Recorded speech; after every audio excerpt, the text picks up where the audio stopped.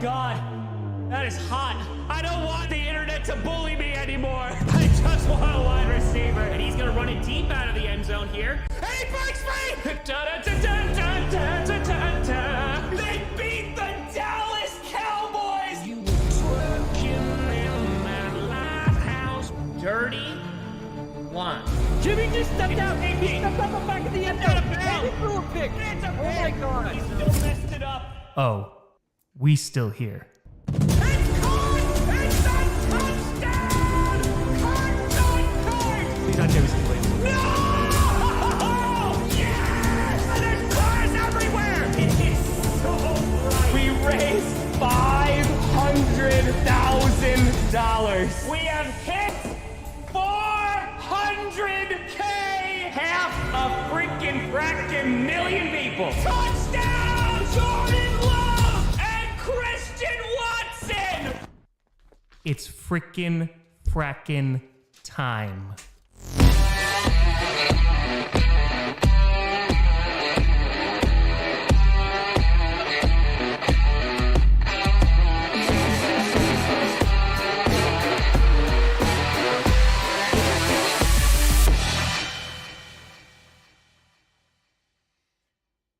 Grossi Posse Packers!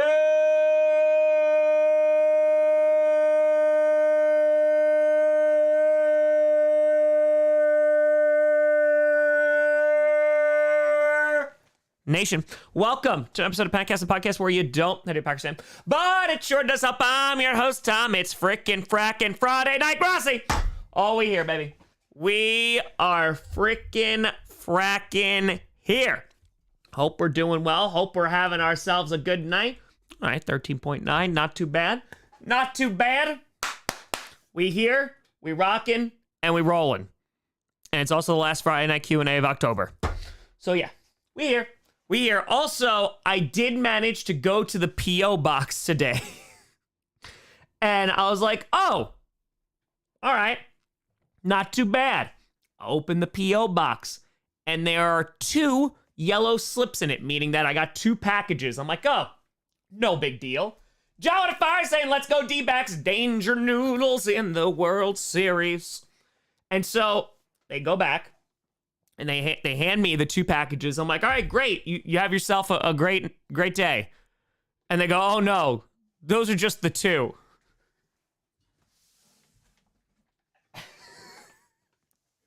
It's been 2 weeks. 2.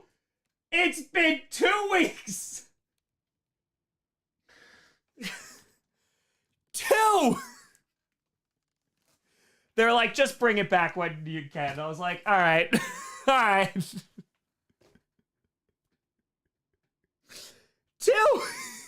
It's been 2 weeks. So, yeah, that's how there we go. So, we got mail time. Fallen Tom, it's Friday. Feels good to finally put an end to a long week. Week 8 could be even more chaotic than week 7. We here for it. Yes, we are here for it.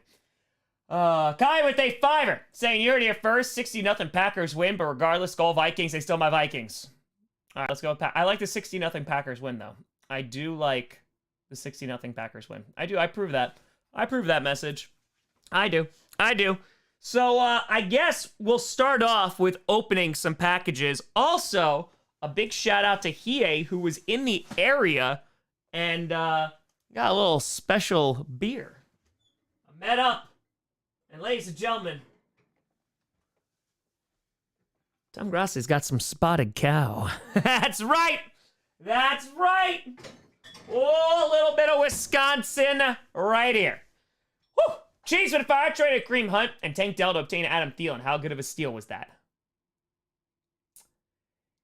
Yeah, I mean, I don't know how much Thielen is going to do. I think he's like kind of a wide receiver too, but yeah, probably going to get more than out of the other guys. James the Fire, will you be handing out goodies on Halloween? Yeah, I got leftover candy, so, yep. Oh, yeah.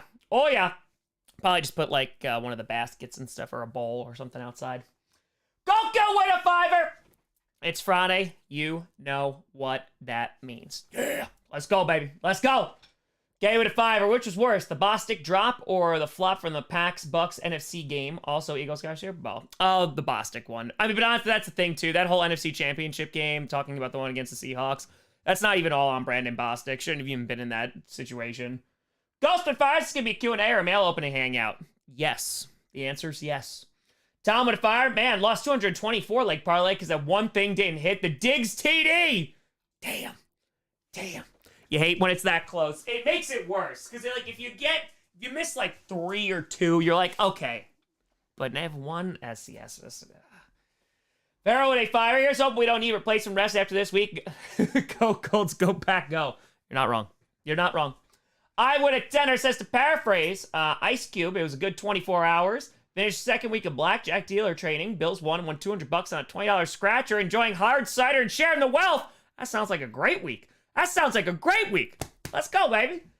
RJ, do you think Howie Roseman goes for next? I'm not picking up any of my phone calls just out of fear that it's Howie Roseman trying to get me to sell something. KT with a 10er, got my first manager check. Let's go. Want to help out a good man like you. It's the only thing I'll say as a Bear fan, but go Pack, go. Let's go. And first manager check, let's go. Hell yeah, congrats. That's amazing. It's amazing. Matthew O'Toole, watch Love Find a Groove, know my Vikings luck. Please God, I hope so. I truly hope so. I hope so. Where's my dog? Well, Moosey's right there. He's right there. Clifford! We're at 20. Happy Friday. Do you think officiating would be better if they find the refs for bad calls? They find players for no socks. Only makes sense to me. Go Lions. Yeah, I'm sure within that contract they're not able to, but an additional layer of accountability, because we also don't know like what the accountability level is for the NFL refs, would probably go a long way. But then again, that might already exist, not like fining in that way, but you know, again, that just goes back to the transparency conversation, right? Because it just makes everything look 10 times worse. James with a 550 saying, do you have any plans to have a meetup in Philly since Canada was trying to suffocate us all this summer? Maybe if I go to WrestleMania, potentially. Adam with a terrifying your channel recently. Been enjoying channel. When do you release NFL scripted videos? Those come out on Monday afternoon. All right, this is from the Amazon Fulfillment Center, so this one doesn't say. I don't know about teaching history. We'll see. We had one last week, but we'll see. Oh my God.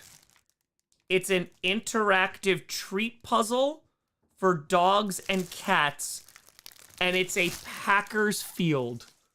That is pretty phenomenal. Joshua Tur was accountability in the NFL anyways. You ain't wrong. Hold on, oh wait, no, that's not a note. All right, there's no note, but thank you. I don't know who sent it, but that's amazing. Oh my God, and it moves. Exercise your pet's mind. Dash, you're gonna work out today. I appreciate you. There was no card. Or I would think then. All right, this is from Capsby Dad. All right. Let's cut it open on here. Oh yeah, that's pretty awesome. That is pretty awesome. Yeah, Moosey gonna work out that mind today. Michael with a 5er. Most wins this year, the Lions or the rest of the division combined. I think the rest of the division combined, but Lions will still win the division, I think. Colts win at 20. That's why I say Perna did his power rankings right with the team on a bye. He's supposed to put teams going into a bye off the power rankings to make sure the curse wheel doesn't curse a team that's not playing. That is 100% inaccurate. And I know it's inaccurate because he put the Chargers in there a couple weeks ago too. Yeah, no, that's inaccurate. It's the ones that are on a bye because then he can't rank them. It has nothing to do with the curse wheel. It has to do with, like, they didn't play this last week, so he doesn't know if they're good anymore. And that's a direct quote from Brandon Perna. That's a true story. True story. It is. Necro and Terra got some Allagash White today. Gotta say, pretty good. Also, there are plans to not to replace the Wildflower jersey or not yet. Not yet. I mean, it's also like in the middle of the season. I'm not going to, but not yet. Not yet. But Allagash White, though, pretty good. Barry from Scotland. What's going on? Misty with a 5. We all know your feelings towards the Vikings, but I want to get your opinion on their announcer, Paul Allen, because I think he's one of the best. I mean, he's a bit of a troll to Packers fans, so not really for my taste, but that's what rivalries are all about, you know? Diego to fire. Tom sees the Packers aren't calling plays that utilize the strength of their skill position players, and I hate that so much. Why? Isn't it so much fun? Isn't it so great? It's not frustrating at all. It's not frustrating at all. Hey, Tom. Name is Andrea. I'm a nurse from Texas, a big football fan, and even a bigger fan of your work. Hope you like this small gift. Ooh. Ooh. What we got her? What we got here?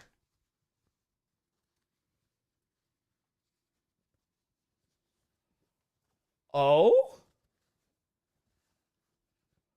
First of all, this fabric is like badass. That's freaking awesome. That's pretty cool. He says very calmly. That is pretty cool. I have merch. You just go to the link. It's all on the link. It's on Teespring and stuff. So, Dakota $1. The Broncos Friday injury report is out as clean as I've ever seen. Only one player questionable. Maybe you could. Maybe you could finally beat him. Maybe. Maybe. Hat. It's beautiful. It's beautiful.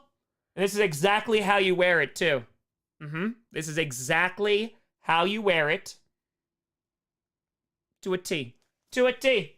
Sakiko to fire. My cat Leo recently got put down today. Hope all the cat teams win for him. Sakiko, I'm sorry about that. I'm sure that Leo had a good life, and I apologize. That's the worst thing. I apologize. It's always rough with the pets. It's always rough. I hope things get better soon, my friend. And thank you very much, Andrea. I appreciate you. This is awesome. This fabric is so cool. This is funky. I like this. Thank you so much. Oh, yeah. Oh, yeah. And I got a hat. It's a good day. It's a good day. We got beer, and we got a hat. All right, let's see what we got here. I'm gonna put this here. We're gonna put this all together so we don't make a mess. It's true. Okay. This is from Rebecca in Pennsylvania. Masenko to fire. What realistically happens if the U.S. dollar collapses? Do we send chickens and Allagash White for super chats? Guide us, Lord Boss. I don't need the chickens. I'll take the Allagash, though. I'll just take the Allagash. The Allagash works. That, and then, you know what? Then we could, if it's the Fallout scenario where, like, you know, nuclear wasteland and stuff, I can use the bottle caps for currency, so it just works out. I think that just works out even better. So, we're good either way. All right, let's see what we got here. There is World Series tonight. We got on card. Darren, hey, Tom Chats, my birthday! Want the Saints to win, but that seems like too much to ask for. Well, Taryn, happy freaking frackin' birthday. I hope you enjoy the day and you get everything you want out of it. Even a Saints win. Ooh, pretty butterflies. Ooh, something new for your new Vikings Tears mug. Oh, okay. Normally I would suggest making some, okay, yep. Honey, lemon, ginger, yep. Honey's not on the menu. Okay. Rebecca, I appreciate you. Oh, purple and white stories. What's going on? Almost always in the chat first. All right, let's see what we got here. Let's see what we got. I'm intrigued. Oh. Oh,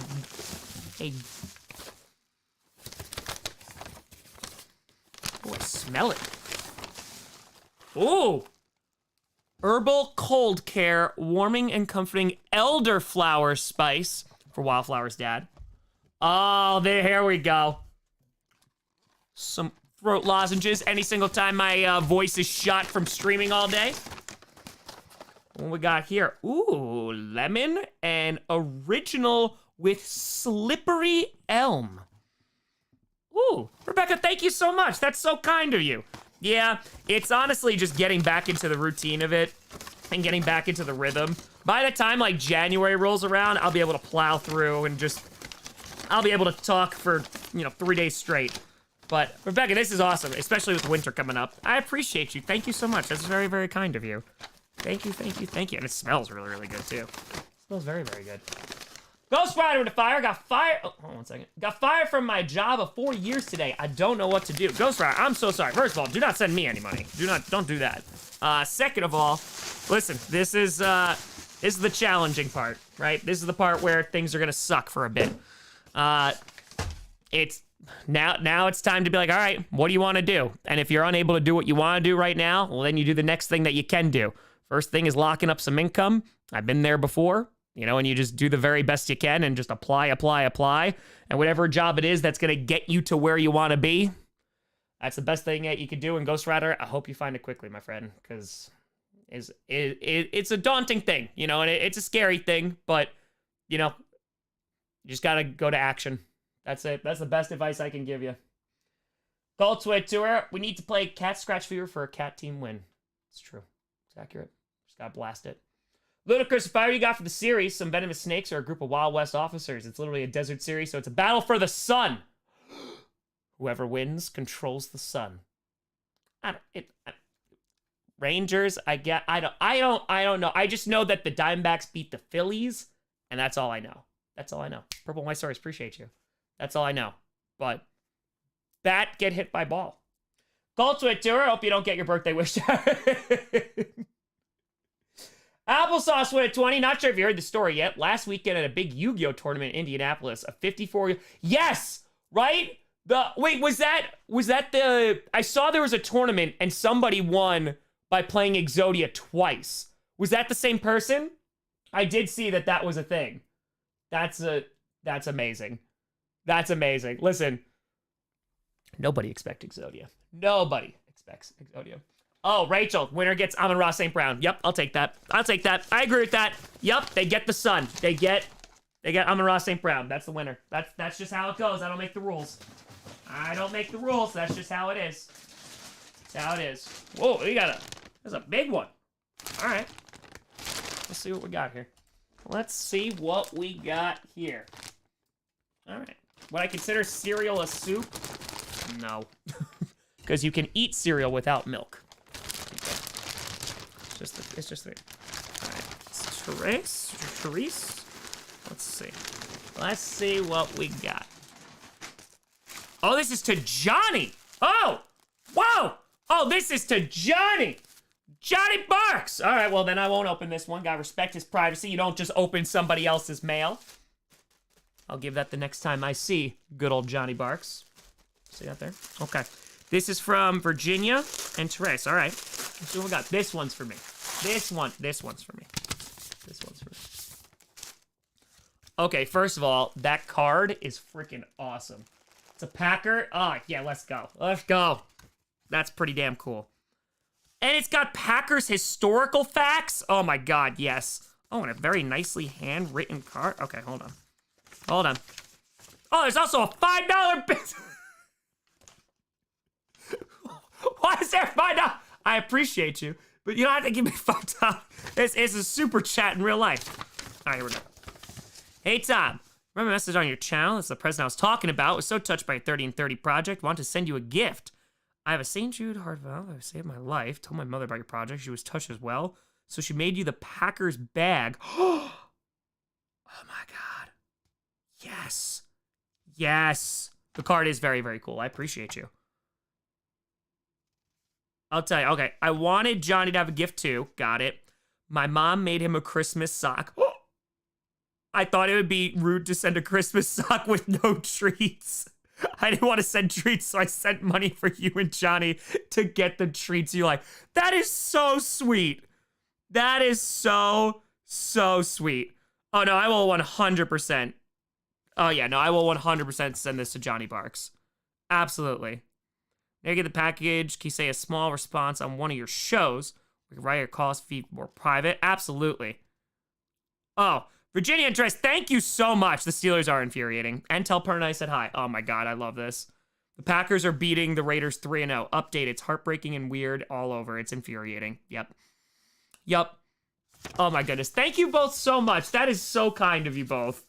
And this is an awesome card. Thank you for the $5 too. That is so kind. Hold on, I'm excited for this bag. Oh, what we got here? What do we got here? Hold on. Oh my God, yes. Yes!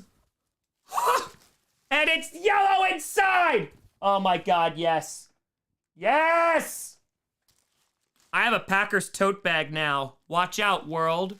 Tommy's going shopping. Thank you so very much, Victoria and Trace. Thank you so much. That was so, so kind of you. Thank you. That's freaking awesome. That's freaking awesome. Oh my God, I love it. And with a fire, CB wide receiver competition from GPS today would be a great first time to space fundraiser. You're not wrong. Dictator, let me talk to you, Grossi. Yeah. Tonight's a contract signed between the tribal chief and the fastest rising megastar, L.A. Knight. Yeah. Honestly, over Roman's run at this point, and Knight is the guy. Timothy, I don't think he's going to win. I don't think they're going to pull the trigger in Crown Jewel. I think the only way at this point he's going to lose is Mania, but you never know. You never know. Ufio to fire. Guess who has one working thumb and broke his wrist playing football for the first time since age 8? I'm sorry. I'm so sorry. I hope you feel better. Lucky to fire. Guess not being an NFL player can save you from the authorities, huh, Tom? Looking at you, Chris Olave. It's true. Stoke would fire. What do the New Jersey Jets have to do this year to stay the New York Jets? I mean, they're okay. They have to defeat the Minnesota Vikings. I don't even think they're playing this year, but they have to do it. That's what they have to do. That's what they have to do. Vincent with a 5. What do you think the most unexpected Super Bowl match could be this season?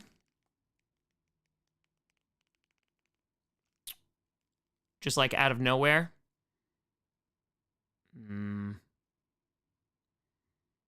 Lions and Browns. There you go. Unexpected. Definitely would be unexpected. Would definitely be unexpected. Nothing else. Inapula. Let me just toss this bag real quick. We still got a few packages left. And we got more bubble wrap in case I need it, which is also very helpful. It's true. It's true. It's true. A lot of unboxing, yes. Maxi and Fire, wish the Bills offense used the players we drafted like our offense. A lot of Bills fan bases glared at the coaching staff holding this unit back. Oh, I know. That coaching staff is a little bit on the hot seat right now. I know. That's been there. I mean, you guys kind of survived last night. So I'm not surprised. I am very curious to see how they kind of adapt for the rest of the season. If they do at all. Ufio Tour, craziest would be D-backs versus Rangers. Oh, that was true.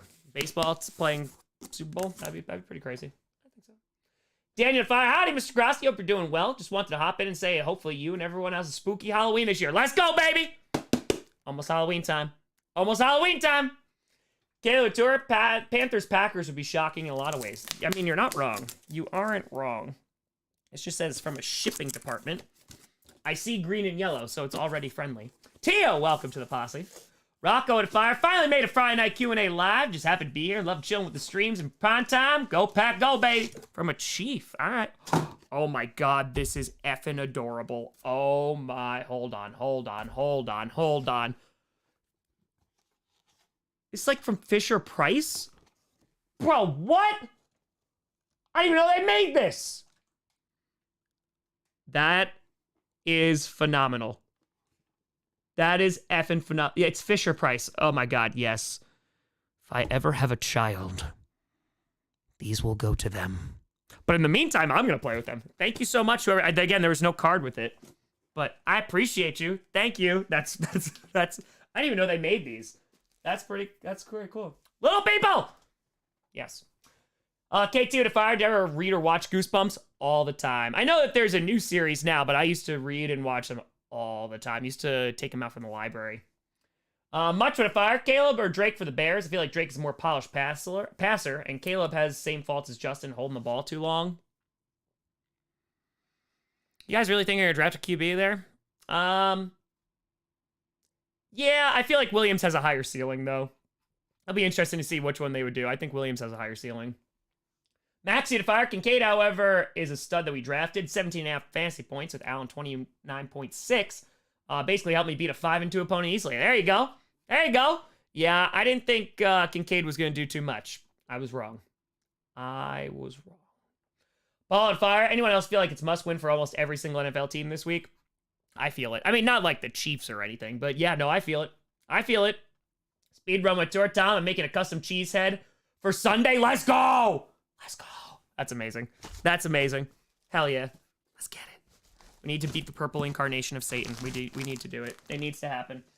It does need to happen. All right, let's see what we got her. This one. Oh, this is from Green Bay, Wisconsin. Let's see. Taylor, thanks for gifting a membership. I appreciate you. Thank you. All right, let's just get this guy. Boop. All right. Oops. There's a note. Certain character from the lore recently sent you a certain puzzle as a gift that, while I found it funny to see the reaction of a Packers fan to it while I was lying with the character, maybe needs a bit of redemption. Lambeau's renovated 2001. Yes. Oh? Joe! You crazy son of a gun. Hold on 1 second here. Hold on just a second. ASMR here.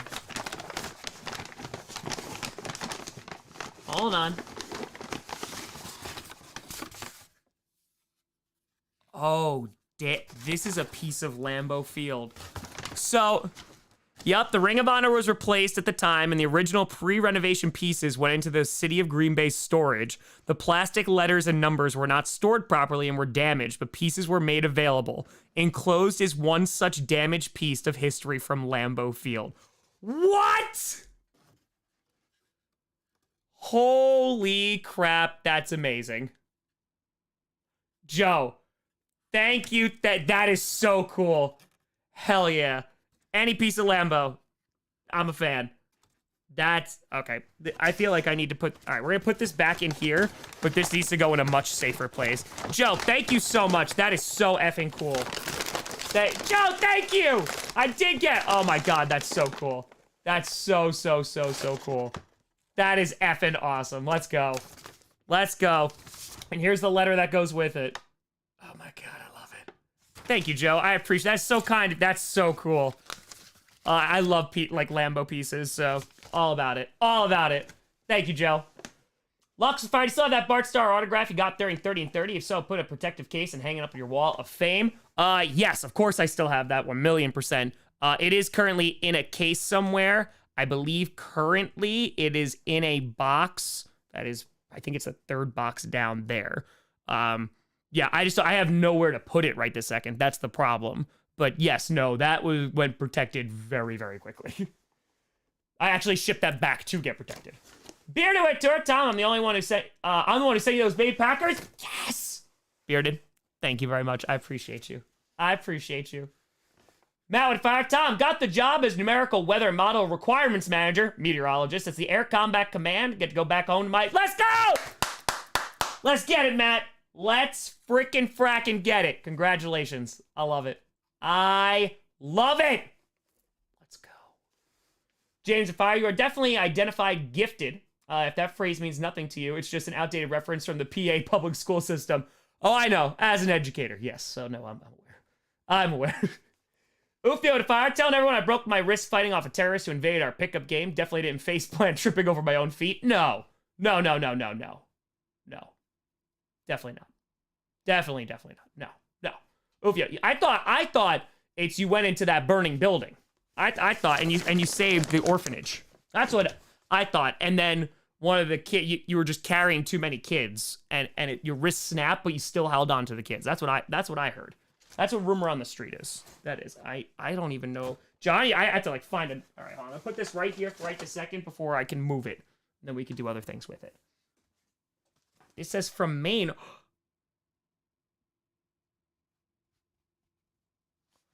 It says from Maine with love.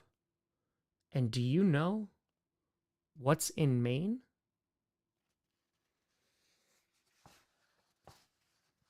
It's from Allagash. CJ to Fire went undefeated with the Packers on Madden, so that means they'll definitely beat the Vikings, right? Exactly. Go Pack, go. Exactly. That's all you need. That's all you need. All right, hold on. Hold on. The brewery's in Maine. Hold on. Hold on. Let's see. Let's see. Did they send you yeast? Maybe. Maybe. Hold on. I don't want to cut whatever is in there, so. Cheers. Love Allagash. Something to wear because it's getting to be football weather outside. If you haven't been, Portland, Maine is a great town. Good beer, good food, and even a cryptozoology museum. Hope you and the zoo stay warm. Take good care. Cal, what? Oh, it's from Cal! Oh my God, yes. It's An Allagash beanie. It's an Allagash beanie. Yes, Cal. Thank you so much. It's perfect. It's perfect. Yes. Yes, yes, yeah. Allagash is from Maine. Yes. Allagash is in Maine. True story. True story. Ghost with tour, no way. Yes, way. Ufio with tour, they were obese orphans, snapped my wrist in two. But you still did it. But you still did it.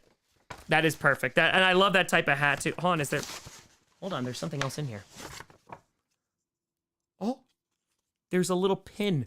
There's an Allagash pin and a sticker. Oh, things are just looking up today. Things are just looking up today, I'll tell you that. I'll tell you that much. Oh yeah, and hold on one second. Yeah, Kel also sent me a postcard from Vermont. Thank you, Kel. Appreciate you, appreciate you. Best of luck with the marathon coming up. Marathon coming up. All right, let's see what we got here. Got a couple more. This one is from Aaron in Wisconsin. We got a sticker.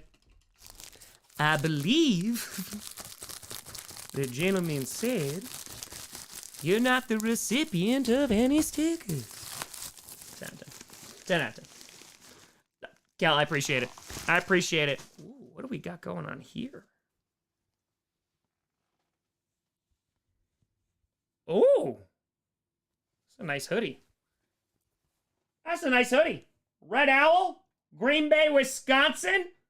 All right. Much with tour. I don't think the Bears will take QB just in case. Yeah, I don't think they will either, to be honest. I mean, unless, like, is really not the case. This is really nice. Thank you so much. There was no... Oh, no, there is a note. There it is. There it is. It was buried. Hey, Tom. Not affiliated with the business except as a customer. A local family-owned place in Green Bay. And the last remaining Red Owl grocery store in existence. There we go. Like to visit when I'm in town, so I grab one for you. Stay warm. Hell yeah. From Aaron. Thank you, Aaron. And by the way, he said, note the year of establishment. 1969. Nice. Nice. Darth the Tour, SmackDown's in Milwaukee. Oh, is it in Milwaukee today? There you go. There you go. Nice. Nice. Hufflepuff Wood Tour, KC 19-1 plus Super Bowl. Can't upset the Swifties. It's true. It's true. It's accurate. All right, this one is from the NFL shop. Oh no, this can't be good. This can't be good. It's never good. Whenever it comes from the NFL shop, that means it's like the Lions or it's the Vikings. There's nothing good that can come out of this. Nope, it's not the Lions and Vikings though. It's not the Lions.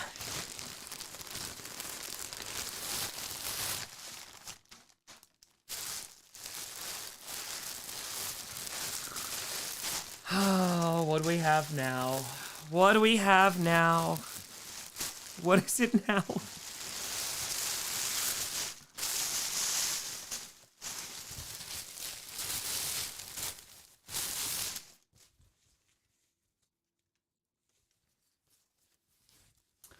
Yup.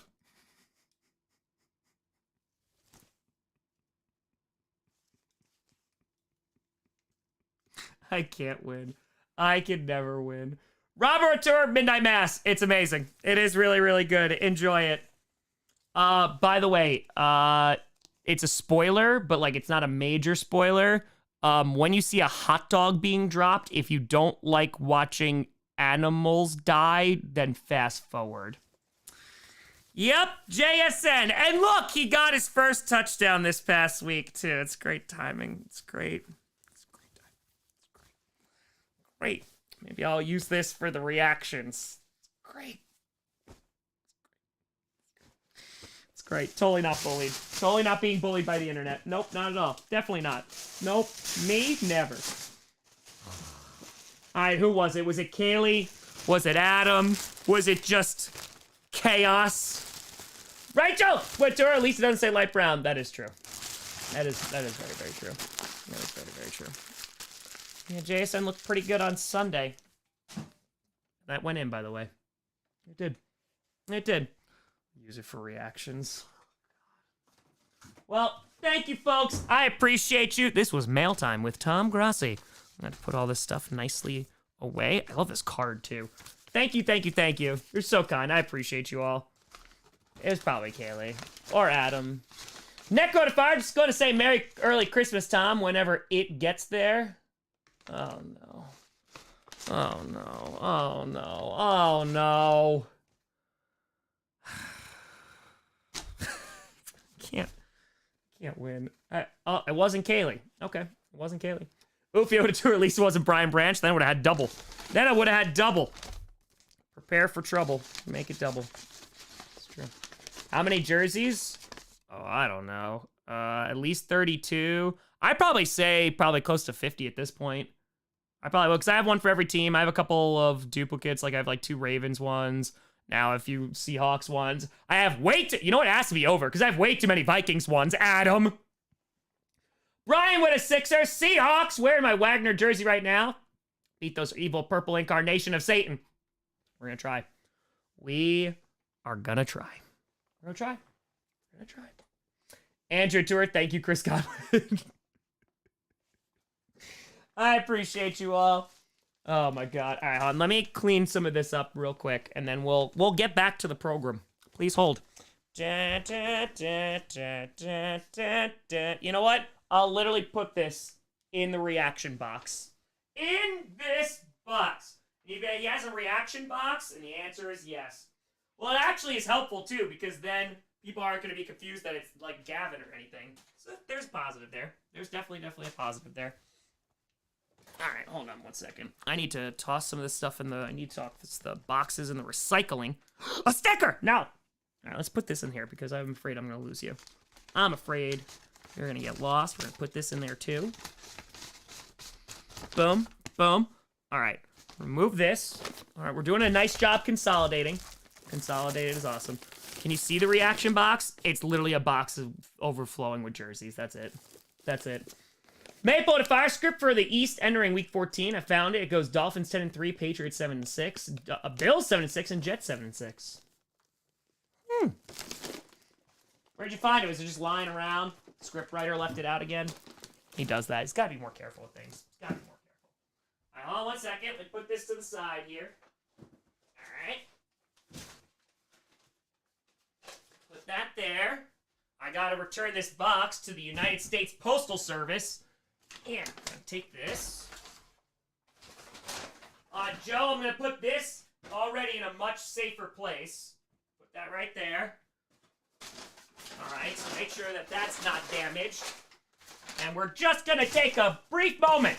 Hear a word from our sponsors. Oh, wait, I don't have any. Okay. Make sure that this gets properly recycled.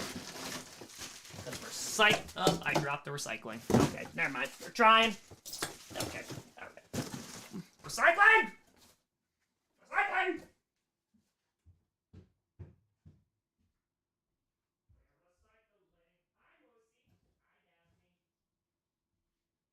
That will go in there. Oh, we spilled water all over the floor! Why we can't have nice things?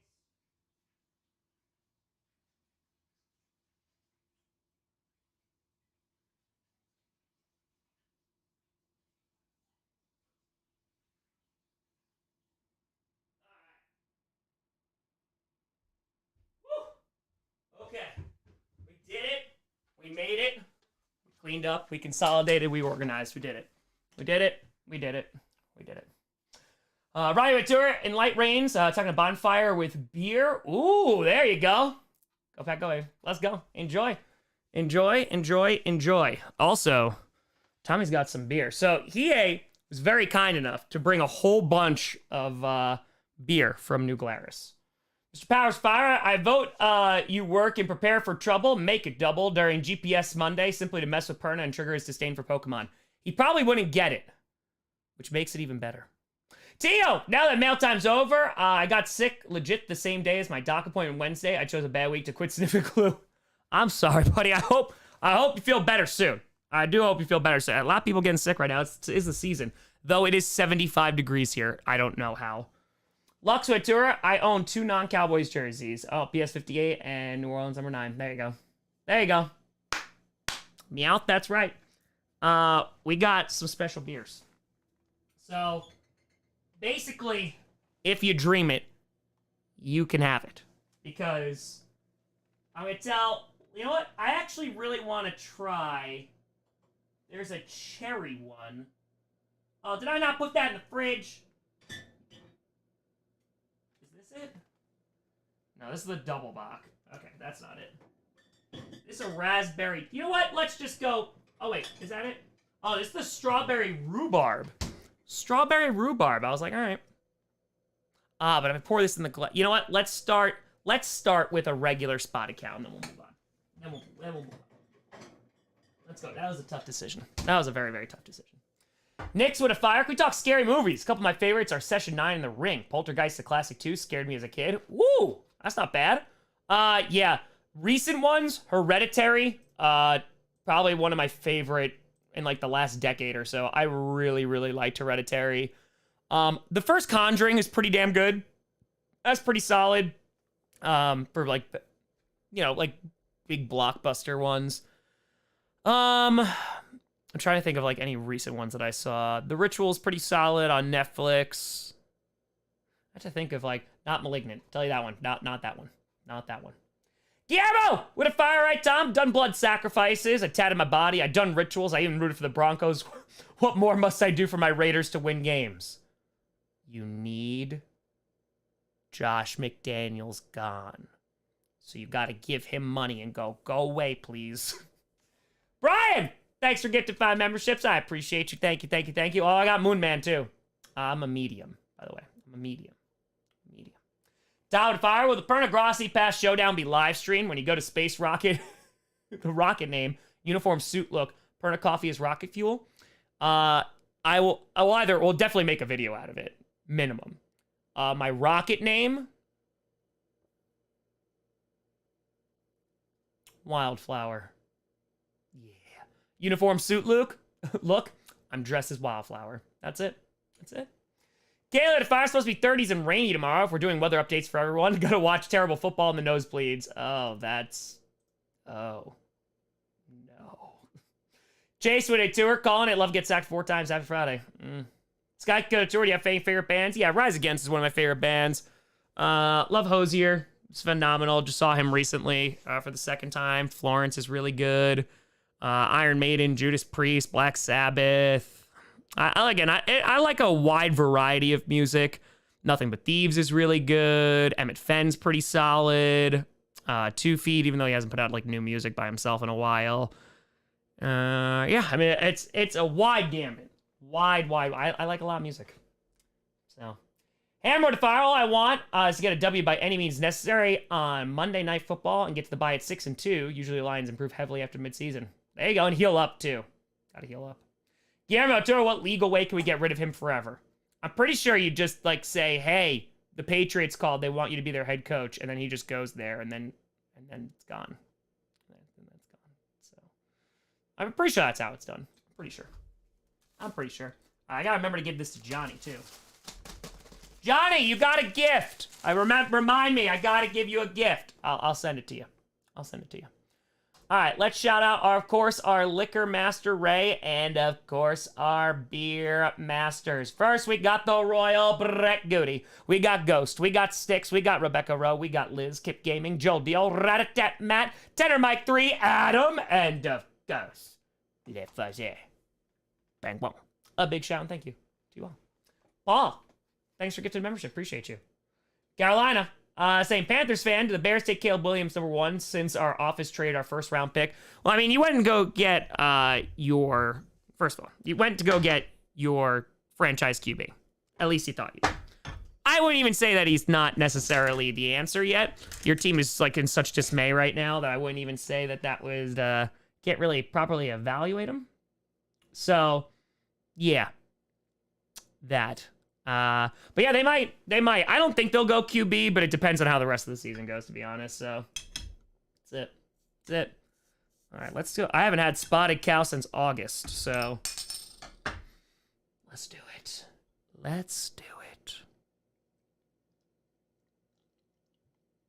Oh yeah. There it is.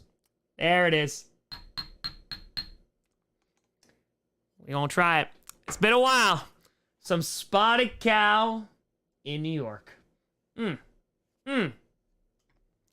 Cheers. Carolina with tour, if you don't take offense to that word. I mean, personally, I just don't think as a former educator, you shouldn't use that, so. But that's why I kind of ignored that part. But yeah, the Panthers, again, you better hope that Bryce Young is the guy. Amica, saying 19 months. You got any Halloween plans, Tom? Costume ideas? I'll probably be covered in mud. Here's what I'm thinking. I will probably dress up. I'm probably gonna have to do a members Q&A that night too. So that's gonna be a thing. And yeah, that's probably, I'm gonna be working and then also doing, yeah, it's just work. I'll probably dress up as something though. Ghost with a fire appears at the post-game parody. Didn't come in yet. Don't worry, I can wait. Oh, in the mail? Yeah. Is it in like a package or an envelope? Easy with a tour. It's been a while. AAA with a tour. Watching Grossi is like listening to smooth jazz. Next super chat. And I hate smooth jazz. Cheers, folks. I appreciate you. Some solid spotted cow right there. Magic Man, welcome to the posse. Appreciate you. Oh, let's see. George with a 9er saying, All Black is coming. South Africa, you have no chance. New Zealand will win the Rugby World Cup for the 4th time. Let's go. Let's go. I still want to go New Zealand. I still want to go. It has not changed from last night. I still want to go New Zealand. Very badly. And I'm like trying to talk myself into going because it seems like the only chance that I would have to go, let's see. Let's take a look at a calendar, shall we? Ghost of Tour is an envelope. Yes, I did not receive that yet. Of course, I will let you know when I do. All right. Oh, that would work. That works actually too well. Oh, man. I could make that work. Uh-oh. Because the Super Bowl's on the 11th. So if I leave the 18th and I'm gone for 2 weeks, come back the 3rd, it's not time for free agency yet. Ooh. Just to tour, I think Dresden was justified. No. Dresden's rough. Dresden was rough. Damn. I'd have to look it up and, like, see if I can make it work, like, actually, like, for me, though, in terms of scheduling and stuff. A lot can happen. Sky Killer to Fire Tom, I know you watch wrestling. What are your thoughts on Dakota Kai, and do you think she wins the women's title in the future? She's a good wrestler. Yeah. I wouldn't be surprised. I'm trying to think. Because the W... Like... Maybe within, like, the next couple years, maybe? Potentially? Maybe? I don't know. I like her. Coda Fire. Hey, Tom, I've been a fan for about 3 years. Always wondered, how did you get your intro song? It's one of my favorite YouTube openings. Oh, it's just a YouTube free song. It's called Garage. That's it. Yeah, it's super easy. Yeah, no, I found it, and I was like, oh, I like this. You know about, like, yeah, the regular intro song? Yeah, it's this.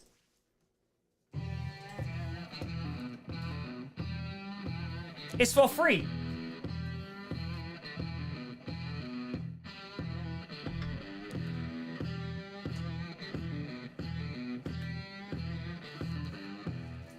So yeah, that's the theme song. That's the theme song right there. It's free. It's for free. I've seen, because it's funny because like on other channels and stuff, people have used it and they're like, that's the Packcast song. So. Magic with Fire, didn't know why my message didn't send with my member. Is there a lesson tonight? Also, what do you want, what do you do during the off season? Always wanted to know. I haven't decided on a lesson yet. I might. I'm just kind of see how I feel. Kind of play it out. I also haven't looked at it if I am going to stream a lesson, so I'll be literally going like right off the cuff. And off season, I still put out content 5 days a week. Yep, put out content 5 days a week. Football stuff, coach gets done during the summer. So, no shortage of content. Actually, probably next, this upcoming summer, is probably going to be the last summer that I put out content 5 days a week. Because I wanted to make it 5 years. Wanted to do that. And yeah, it'll be 5 years in August. So then maybe I'll take like a day off every now and then. During the summer, not during the regular season. 10 out of 10 are borderline starting to hope if the commies aren't going to the playoffs, they just suck complete with no false hope. These 7-8 win seasons are making me crazy. Am I wrong? You are not. The worst thing that you could be in the NFL is not bad. The worst thing you could be in the NFL is mediocre. Because then you're like picking around like that 10 to 15 spot. It's like a good draft pick, but it's not enough to get like a generational talent, or at least, thought of like one of the highly touted draft prospects. So yeah, no, I hear you. That is a legit thing. So, Sis, Turi, thoughts on homeschooling? It depends on the parent. I mean, that's the easy. It depends on this parent, but also depends on the student too. If you have an education background, obviously that's going to help a little bit.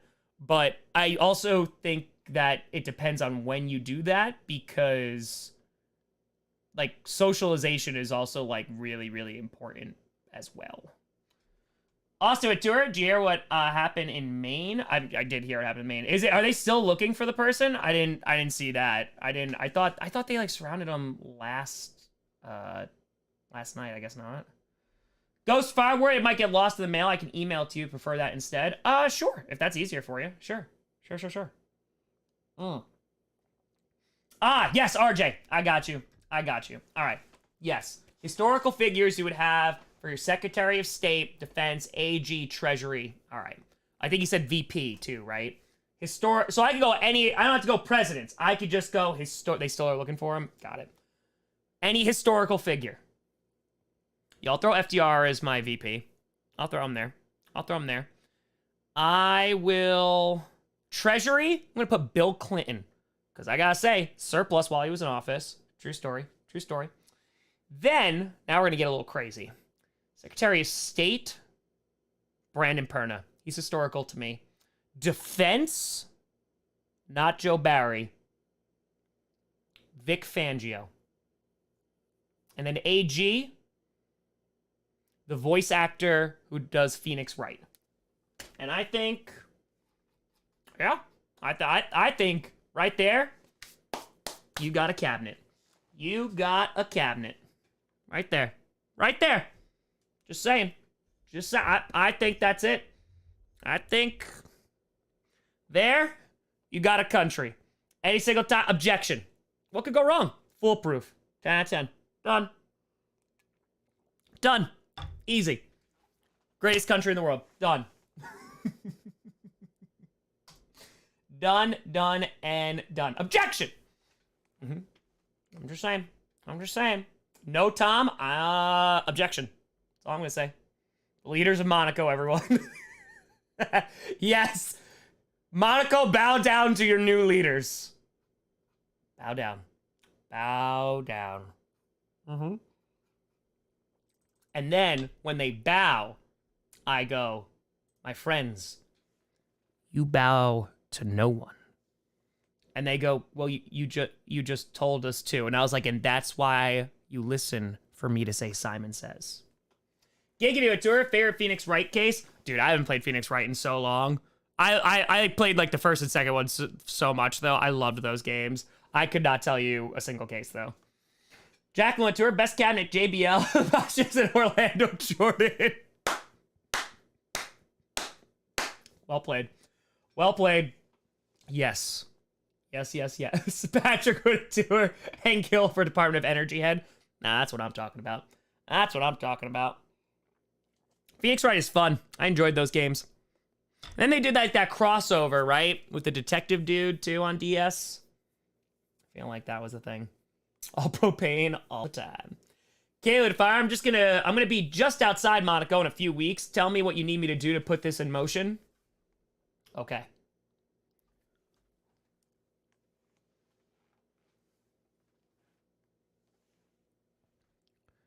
Kaylee, here's what I need you to do. I need you to get whatever you need to grow corn. When you get to Monaco, You find a plot of land, it's hidden away a little bit, plant, right? So then corn is going to grow. And then once the corn wars break out, which they inevitably will, I will go, there is corn on this land. It is now mine. And that's how that works. That is how that works. So, and if they say that makes no sense, I go, bring it up with the AG. Objection. Can't. Reese with a fiver. M4 Perna makes a national day of mourning for the Broncos. Yeah, it's gonna happen. It's gonna happen. It is. It will. Scott with a fire. Just want to say thanks for not crapping on my Lions like you usually do Vikings and Bears. Trust me, being a Lions fan has been miserable enough as it is. Oh, don't worry. Give yourself a few years to be good. Then I'll start crapping on you too. Don't worry. Right now you're getting a pass, but not for long. Gabriel with fire. Tom made something for you. Is it okay I email it to you too? Because if I print it, it drops in quality badly. Sure, Gabriel. I appreciate you. That'd be awesome. Thank you. Thank you. Cheers. Let's see. GB with a tour. Alexander the Great has to be Secretary of Defense. Yeah, why not? Why not? Could be worse, right? Right? Right? Stephanie! Thanks for gifting 5 memberships. I appreciate you. Appreciate you. Peach with a tour. If you had to pick another team to win the Super Bowl, who?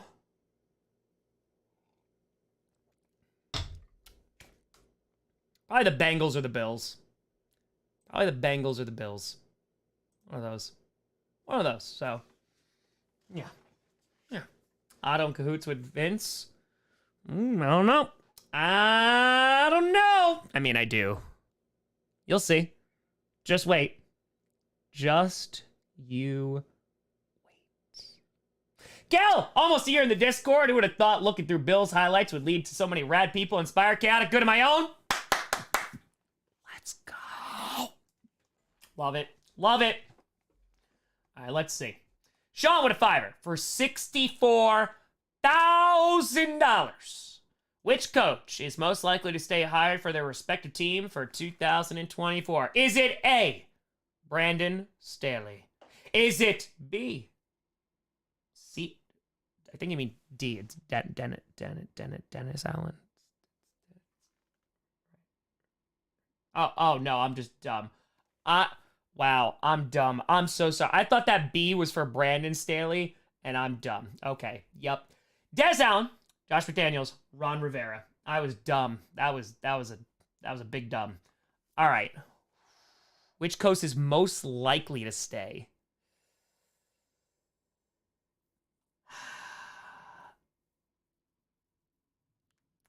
People aren't going to like this answer. I think that it's more likely that McDaniels probably stays. I think McDaniels. That contract is like, it's too insane. It's too insane. So, yeah. Don with tour, cornbread and football. Hell yeah, let's go. Let's go. Gifted memberships are temporary. You get them for a month. BR with 8 fire. You should watch the World Series. It's on right now. Tell me when it's Game 7. Graph with fire. Favorite history-related media, included Age of Empires 2 and Mike Duncan's podcast. I mean, it's going to be just, like, fictional work. Like, 1917 is probably my, like, favorite World War I movie by a long shot. So, They Will Not Grow Old, too, is really good as a documentary. Peso! 28 frackin' months. Love this community. Thank you, Top, for all you do. Hail Mons and fins up, baby! Peso. Appreciate you. Let's go. Oh, it's in the blood is here. What's going on? How we doing? Phantom with a 7. So which NFL team is this season's official laughing stock? The one that's the butt of most social media jokes? Broncos, Jets? No. Broncos were there for a while. Bears were there too. I mean, right now, I gotta be honest, it's probably a little biased. Maybe just because I'm just getting a lot of it. Packers are up there right now. They're kind of getting laughed at a lot. Ghost with a fire for the history lecture. Could be something science related. Always a big fan of science. I mean, there's science elements that are usually incorporated into some stuff, but I talk about it more like as a whole. Like I talk about how science influences culture, which influences art and stuff like that. You're talking about like legit scientific revolution. My lesson on that's like, it's solid. It's all right. Alex Turf, my favorite history movie is Das Boot. Das Boot. Alex Turf, oh, and Gettysburg. Yep, Gettysburg, solid. Maxi Tour, all acquired Western Front. I still haven't seen it. Still haven't seen it. Joshua, I don't know how many fans there are in New Zealand. I will 100% have a fan meet up in New Zealand. Samuel at a fiver. I'm debating on going an hour drive to log where Mahomes played to watch Texas Rangers on Halloween weekend. Yay or nay? How long are baseball games? Well, like 3.5 hours, something like that. Depends, of course, it goes to extra innings and all that great stuff. But why not? Have an opportunity. Why not? Kip with fire, working at a high school football game right now, and the score is 56-0 halftime. Oh, that's... All right, that's... So the game's almost over, hopefully. Or Mercy Rule, maybe, potentially. I have seen Dunkirk. It's on theaters, too. Oh, that's true. Not anymore, right? It's about 2.5 because of the pitch clock. That's right. That's right. It did drop off. That's true. That's true. Chaos with Tour, whiteboard or blackboard? Dude, I hate chalk. I hate chalk so much. No, yeah, it's whiteboard all the way. Whiteboard all the way. Yeah, no, I hate the way chalk sounds. I hate the chalk on my hands. It's just, yeah. I'm a texture guy. Yeah. Phantom with a 7-bit history film. I'd say it's hard to argue with Apollo 13, especially with the 0G scenes. Ooh, that's actually a nice underrated pick. Again, mine probably 1917. I do love that movie. I also love the way that it was shot, too. I love everything about it. Love everything about it. So, Ishii hates cliffhangers. Sorry. Apollo 13 is a very good movie, though. It's a very, very good movie. So, that's a good pick, though. That's a good pick for, like, a history movie, because I feel like a lot of people don't really consider it that, you know? Apollo 13 is a good answer. Well, people changing their answer to it. All right, that's solid. I mean, I do love space. Space is cool. Space is very, very cool. How cool? Well, Rachel sent me a meteorite. Boom. Look at that. Look. I didn't tell you. Okay. Daniel Tour, Gettysburg soundtrack is unbelievable. It is unbelievable. Okay. So, as you know, every now and then, but you haven't heard about it in a while, because my laptop is broken right now, and I don't have time to get it fixed right now. But every now and then, I like to bid on some things, right? A lot of it's like Packers memorabilia and stuff. I think there's like 1 or 2 things that I want to do. Matt, with you, have you seen Sergeant York? I have not, actually. I have not seen Sergeant York. I don't even know what that is, to be honest. Yeah, no, I haven't. So, right now, on that site, that I didn't get it yet, but I am bidding on it, okay? On the site, there's like a natural science and like kind of showcase. And right now, they have a real Carglodon Megalodon tooth. And I'm like, they have 2 of them. I just want 1. They have that. They have Tyrannosaurus Rex teeth. They got the teeth. They have a claw from a Spinosaurus. And I'm like, what? So Tommy's bidding on some things. Because, I'm sorry, I want to own a Megalodon tooth. Plus, I was obsessed with Megs as a teenager. So, yes. And I'm not talking about like Meg Ryan. I'm talking about Carglodon Megalodon's the shark. That. And also, if I can get a T-Rex tooth, hell yeah, let's go. Hell yeah. No, right now it's pretty reasonable. I mean, it's pretty reasonable. I mean, it's cheaper than some other stuff. Yeah. I think the Megalodon tooth, I think, opened for like $400. And I was like, I'll take a shot. It'll go higher than that, but I'm going to take a shot. Same with Durham, my city's high school lost a football game 107-90. Okay. So they were just like, no defense. Alex with a fire. So 1 full orbit of the moon around Earth. Later, the Packers get to play at Lambeau again. It happened 2 times this year, counting preseason. Ooh. There you go. There you go. All right. Blake went up, Fanny! Boop, oh, excuse me. Boop. for the kitty. Haven't been able to make many streams with work and school, but want to show some love. Maybe a Raiders fan, but I pray for you on Monday. Hey, listen. Lions win, Lions win. It is what it is. It is what it is. But Blank, I appreciate you. Oh, yeah, that was a full-blown voice crack. That was a full... Maybe I should drink some of that tea right there. Blank, I appreciate you. I hope that work and school are going well, though. I do hope that they are going well. Cheers, cheers. Cheers. Nick's with a $5. You announced during the game you are going to Vegas for something special, St. Jude dinner, but maybe not everyone heard. Tell us more about it. Yes, I received... I know, I just hit puberty, guys! I received a box from St. Jude in this box. And I got invited to, let me get the name right. Sapio Tour, congrats on hitting puberty. I've been trying for years. The Legends for Charity dinner. It's presenting the Pat Summerall Award, in which Tony Romo is getting honored. And yeah, I am allowed to go with one guest. Probably gonna bring the Johnny Barks. And yeah, it's pretty effing awesome. That is pretty freaking fracking cool. I'm not gonna lie. Moke went up, Fetty! Boop. That one was a joke. Boop! Saying, guess we better pad the kitty so we can keep bidding on the Meg Tooth. On. Well, that's a good call. That's a good call. Let's see what the Meg Tooth is up to. All right, I'm losing. I think I'm losing all of my bids. So that's not a good start. It's not a good start. But Moke, let's see what we got here. Let's see what we got. Okay. Oh, wow. Okay, yeah, no, that went up. So the Meg Tooth is up to $2,000. Okay. All right. And the dinosaur tooth is up to $4,000. Yep, okay. Nope, can't get that one. All right, well, that was cool. It was nice to dream for a little while, and now that dream is dead. Okay, bye-bye now. All right, maybe I'll try the Meg Tooth still. We'll see how it goes. We'll see. Well, appreciate you. Thomas Switzer, gotta wear the dinosaur hoodie for good luck. You're not wrong. You are not wrong. When it actually comes, like when the auction's over, that's what I gotta wear.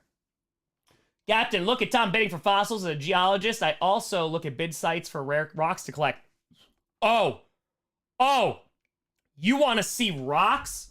Bro, you want to see rocks? Hold on. I'm going to show you from this showcase some of these rocks. Rachel! What if I the rock show I'm going to next month is the same show I got you that meteorite. They also have a plethora of tooth fossils there. I can hook you up. Yo, they got a megalodon tooth. Yo, let's make it happen. Let's make it happen. I also bid on these dinosaur track fossils, which are pretty cool. Okay, hold on. Okay, bruh. Let's, I want to look at... They set this up so weird. Why are you... No. Browse all items. Okay. You want to see these rocks? There's some crazy rocks right now. This is like... I'm not a big rock guy, but I feel like I could be. If that makes sense. I feel like one bad night away from just being like getting all the minerals. All right. So, look at this. Look at that. That's a rock. It's technically a mineral, Marie. But look at this thing. Fluorescent. Look how effing cool this stuff is. Like this is insane. Look at that. I don't even know what that looks like a brain. That looks interesting. But look at this! Look at that! Look at that! Can you to her, Hank? They're minerals, Marie. That is so effing cool. Like, that is so cool. Right? That's pretty cool looking, too. Stella with a fire. Heyman just roasted the Green Bay Packers on SmackDown. What? All right, I see it. That's pretty cool. Look at that. Huh? A Rocco Tour, it's not just a boulder. It's a rock. Then there's that. Okay. Okay, no, okay, all right. Yeah, I just gotta make sure. Okay.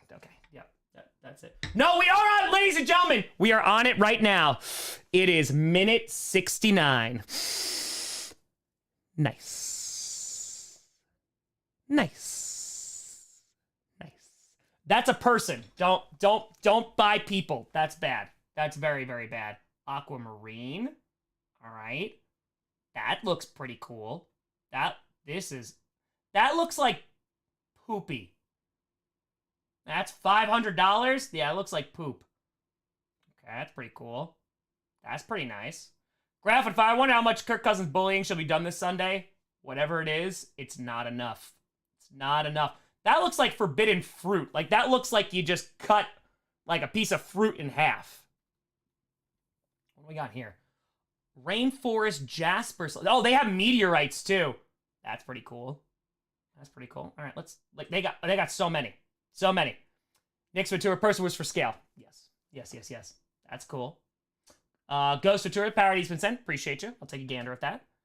Matt with a fire. Sergeant York was a Medal of Honor recipient after World War I. Single-handedly 132 German surrender in France. Sabadon even made a B song about him. Hell yeah, that's awesome. That's dope. Jacob, Tom, it's been awesome 12 months. You see Heyman take a shot at the Packers. I didn't, Jacob, but I appreciate you being here for 12 months. But someone just said that too. I'm gonna have to go listen to that, Mr. Heyman. Mr. Heyman. These are cool. That's cool too. That one's all right. Woo! It's a gemstone from Brazil. That's nice. That's nice. These are pretty rocks. Huh, it's from Afghanistan. All right. These are cool. Ghost Tour History Lecture. Space. Like that? I'm sorry, that's awesome. Scott Latour, they look like Pokemon badges. That is so effing cool. That is so cool. Tell me that's not amazing. That is beautiful. That is beautiful. Oh my god, it's so cool. Dude, bro, like rocks are awesome. It's an opal. These are all opals. These are gorgeous, man. Bro, like, let's be real for like a hot second. And maybe I'm wrong. Maybe I'm wrong. I'm just saying, how did we let diamonds get so popular when that is so effing nice? Like, come on, man. We could do better. We could do better. Look at these things. Look at that! Look at that thing! My god, this is beautiful. This is beautiful. All right, that has a little sparkly in it. That's kind of cool. That's kind of cool. Okay, all right. Ooh, that looks like a guitar pick. That's what that is. Oh, now we're into fossils. Oh, now we're into fossils. Woo. Look at the fossils. Fossils, fossils, fossils. That's pretty cool. That's pretty... Hold on, let's see. This is where... So this is also the site for people, like, who have insane... Like, look at this. Like, this... They sold dinosaur, like, fully intact dinosaurs for $2.7 million. Like, what? Yeah, that's not... No, this sold for $1.3 million. The largest gold nugget from, like, the Western Hemisphere. The Boot of Cortez. I'm sorry, that's effing awesome. Bro, if I ever get to a point where I just have, like, FU money, I'm still just gonna help people. But I 100% will get a dinosaur. Absolutely. All right, so right now, the reserve for this is $95,000. Yeah, this is for, like, you know, people who are, like, filthy rich and have nothing else better to do. This is a Martian meteorite. Ooh.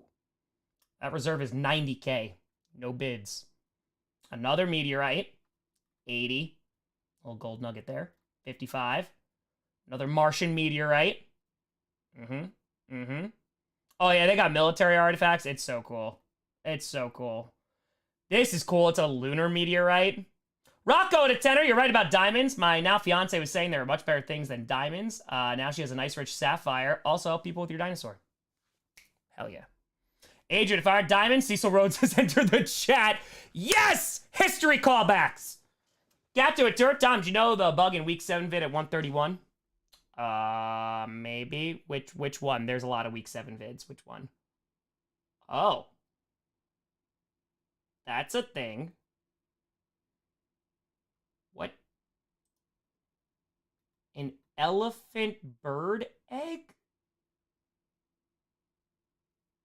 That's a big egg. No. That's a no. No. No. Ooh, but another meteorite. That's cool. Fossil. Another meteorite. A lot of these don't even have bids on them, too. Another meteorite. These are cool, though. These are definitely cool. That's pretty cool, too. That's pretty cool.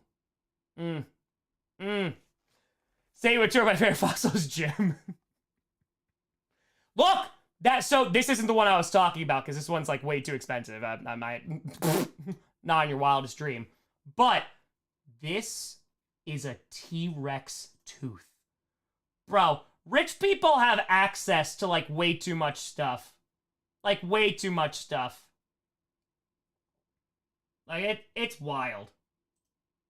But that is so effing cool. That is so, so cool. Like, I've told you, like, they have, like, Titanic stuff. Like, they've sold stuff. Yeah, original piece of wood from the Titanic. It sold for $631. Like, what? What? And, of course, you got, like, the sign stuff. This is, like, a piece of coal that was recovered. That's pretty crazy. I'm pretty sure there was, like, a log book. It sold for 23 grand. No, I gotta go highest first. Let's see. Okay. Oh, man.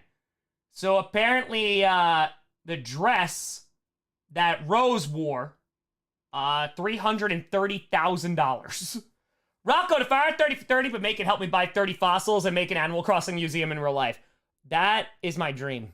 That is just my dream. It is. It is. Babe Ruth, the New York Yankees player contract. Dude, I'm telling you, like, this stuff that's on here is insane. There you go. Leonardo DiCaprio. Created while on board the Titanic. That's pretty nuts. Janine, diamonds aren't really rare. This is because De Beers advertising, collected rocks, and made jewelry when I was a kid. Oh, I know. Oh, I'm very aware. It's a bunch of BS. Darth and Fire Tom, would you stream next year's Daytona 500? Your reaction for this year was entertaining. Also, would you stream WrestleMania 40? I might go to Mania 40. I'm not against streaming NASCAR again. I'm not. There you go. There's a Super Bowl ring. There's a Super Bowl ring. Macedonian coins. I'm telling you, the categories they have, too, are, like, nuts. Like, if you go to history stuff and just go to all historical, or not, all sold, and then, why are you so zoomed in? Stop it. Stop it now. Okay. Yeah, so, like, 103 grand, 2.7 mil. This is like an OG copy, like one of the very first ones of the Declaration of Independence, which sold for like $2.9 million. Yeah, first edition of the Declaration of Independence. That's pretty crazy. That's pretty nuts. Neil Armstrong's one and only lunar module flown. Yup, that's pretty nuts. Alan Firestream NASCAR again. Be more than happy to join this time around. It'll be a lot of fun. You'll see. We'll see what happens.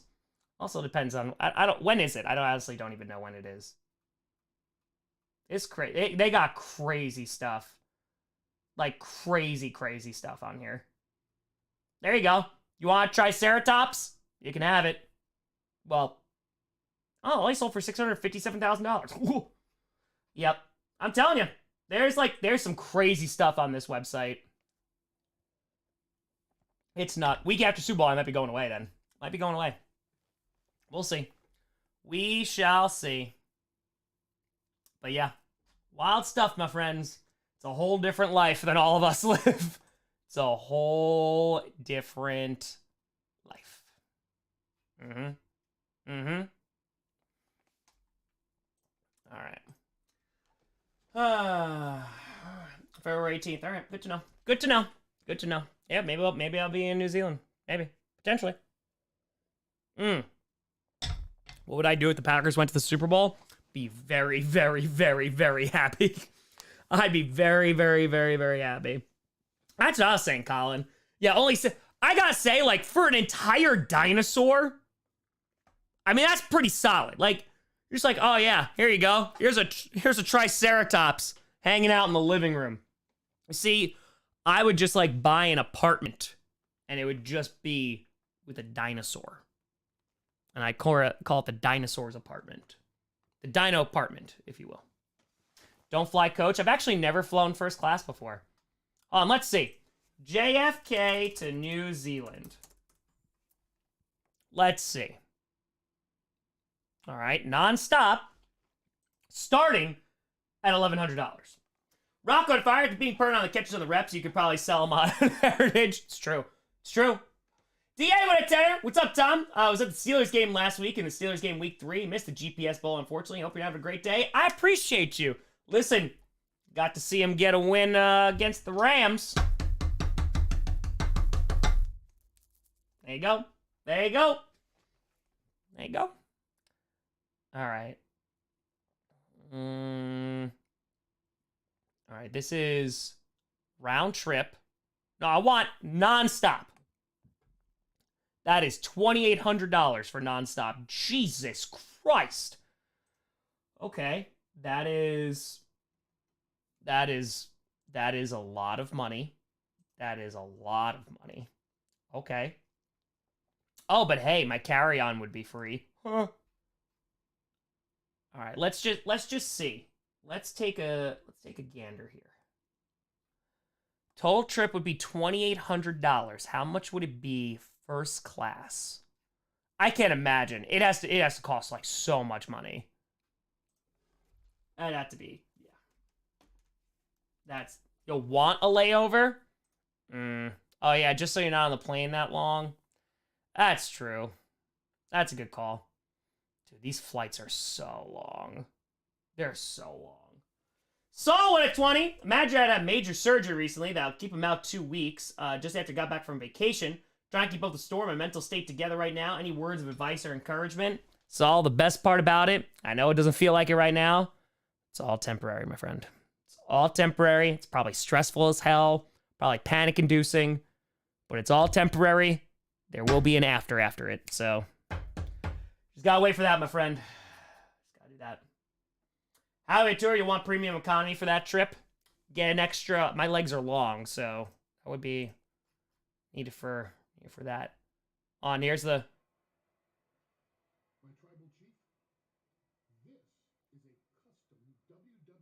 Oh, it's the Packers belt.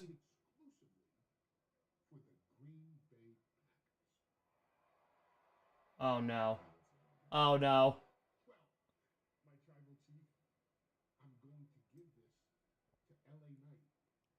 Gonna.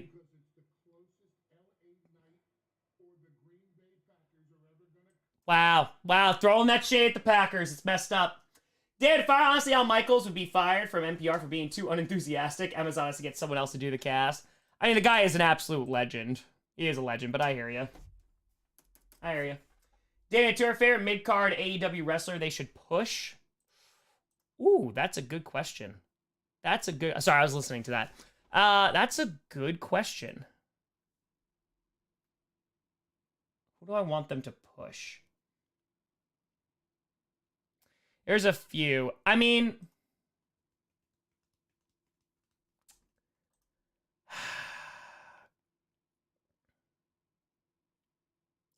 No. I'm trying to think of like someone who just hasn't been pushed recently. I like Wheeler. I do. I like the way he wrestles. His promos are like pretty solid. But yeah. Let's go you to Wheeler. Why not? Yeah, I'll do that. Marcus with a 6er saying, see the article about Pete Carroll cartwheeling into a whiteboard to motivate players? I have, yes, and it's pretty phenomenal. It is pretty phenomenal, yes. It is. Wardlow, I mean, I just don't... He's a big guy. They took him off... he lost so much momentum. Like, that was the big problem, so... Yeah, that was too bad. Well, that's cool, Bruce. Oh, so you got a Gemstone and Fossil collection? That's pretty awesome. Michigan, every time Tom takes a drink, it says, we all drink. Red Skull, it is my now full-time job. Yeah, it became my full-time job in 2021. I was a teacher for 6 years and did this for 6 years. Until now, this is my sole job It is, and it is. I don't have it's my local museum. I don't know, Bruce. I don't know. I did see the Ric Flair and Sting segment. Yes, I did. Yes, I did. Are there ever too many rocks, Rachel? Are there ever too many? Can you have too many rocks? All right, on. Let's, if I was to teach tonight, let's see. Do I even have this ready? I have to delete some emails. Good God. Do I need any of this stuff? I don't think so. Delete.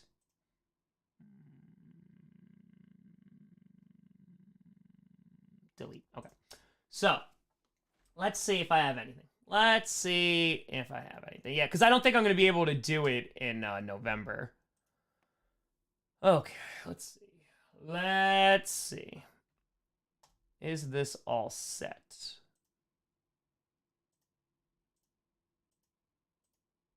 Okay, yeah, there's that. It's a great story. All right, hold on, let's see. Let's see what we got here. A lot of pictures. Might have to do... I would teach World War I. It's just like a massive lesson. It would take a while. It would take a good long while. It's 93 slides. So it's long. It is long.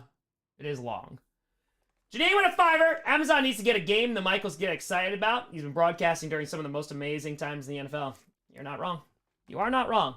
You are not wrong. Yeah, as a big lesson. A lot of it is pictures and media, but it's a lot. It is a lot. And honestly, I'd probably have to freshen up on some of this. All right, so maybe if I have some time, maybe next week. I have to take a look at that again. I'd have to take a look at that. Yeah, it's my AP version of World War I. It's a really great lesson. It's a really, really good lesson. So, but yeah, we'll see. We'll see. I mean, we're still chilling. I mean, we're only an hour and a half in, so we're rocking. We're rocking. Let's, you know what? Let me try this strawberry rhubarb beer. Let's try this. Strawberry rhubarb. I don't know if I've ever had this one. Maybe once. Maybe. But yeah, let's try it. Let's try it. Let's try it. It's for Euro. Going, yeah. All my lessons, for the most part, are for Euro. Or global. But the ones I would actually, like, teach here would be all my AP lessons. I wouldn't teach gen ed stuff. I go a little bit more advanced, like a tiny bit. Still high school stuff, but... Ooh, Aaron, there you go. There you go. All right, let's see this. It smells really good. It's really, really good. Oh, that smells really good. Ooh.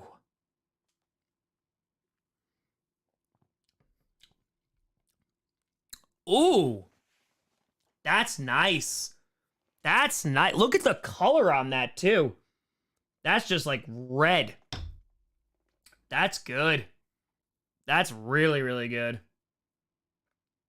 I like it. I like it. I dig it. That is a really nice color. That's really nice. Really, really nice. It looks like a Christmas tree. It is very, very good. Yeah, strawberry rhubarb from New Glarus. I like it. I dig it. Why not? It's not that tart. I thought that's what I was kind of like waiting for. I was like, nope, never came. Never did. Never did. Didn't say, I didn't, so no drink. No drink. It's true. It's accurate. It's accurate. All right, villain arc song. Villain arc song. Carolyn, happy Halloween weekend. Can't tell if I like the strawberry rhubarb beer, but I do like pie. What's your favorite type of pie? Probably apple pie. Or give me peanut butter chocolate pie, which is not really pie, it's just cake. Anthony the Fire, got a question for you. What Titan Do you want to see the legendary monsters? Ooh, or kaiju? Ooh. Ooh, that's a really good question. Ooh, what do I want? I don't know if like they'll actually do it well though. That'd be like my big concern because they threw a bunch of them in there in that second Godzilla movie.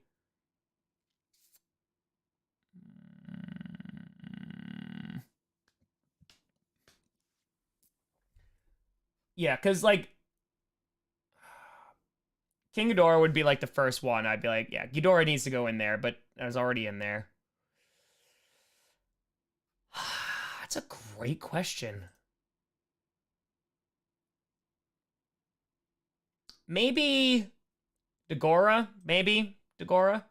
Maybe. Adrian with a $5. It's Haunted Alliance incoming, metaphorically and figuratively. I mean, listen, I love teaching about World War One. I love teaching about World War One. It is, and I think it's also like really good for it's good for like what we've learned too, because we did post World War One, we did imperialism, so like this would fit like right in between and also like make some further connections there. You know, maybe I will. Maybe I will. Scott, what a tenor. My best friend just bet on me $100, so here's 10% of it.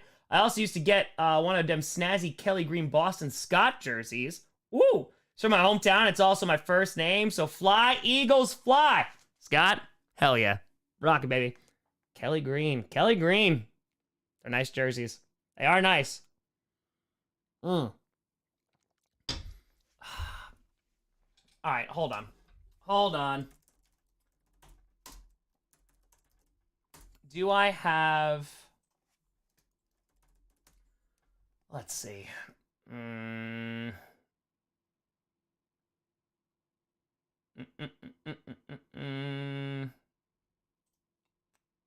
Let's see here. Let's see.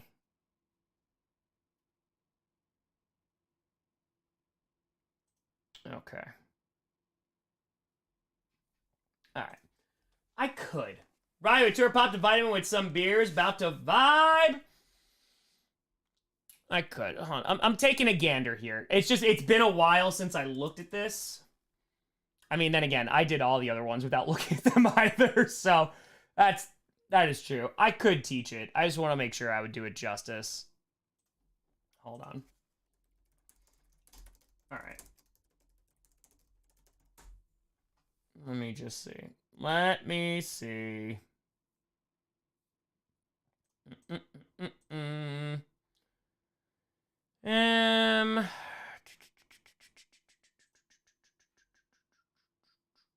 It's like so good. It really is really good. It really is good. I would. Yeah, we might do history. I'm just looking through this and making sure. Yeah. All right, let me see. Let me just pull this up one more time. Maybe. Maybe. Yeah, we'll see.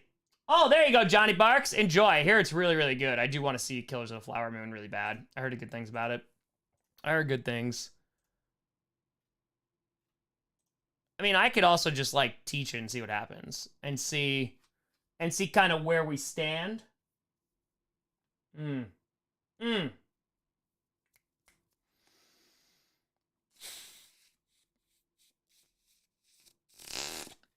I think I could pull it off. I could pull it off. Yeah, you know what? I could do it. I could do it. I could do it. I'm feeling confident about it. SJ with a 20. I'm a Devils fan watching the game right now. They have one of the best offenses of the NHL, but the D is dog crap. The Giants have dog crap offense, but good D. If I combine them, do I finally have a team? The New Jersey Giant Devils. I think it works. I think it works. Go get your vitamin. Oh, I would. I would. Oh, yeah. Answer villain arc song question. Ooh. In the trenches. In the trenches.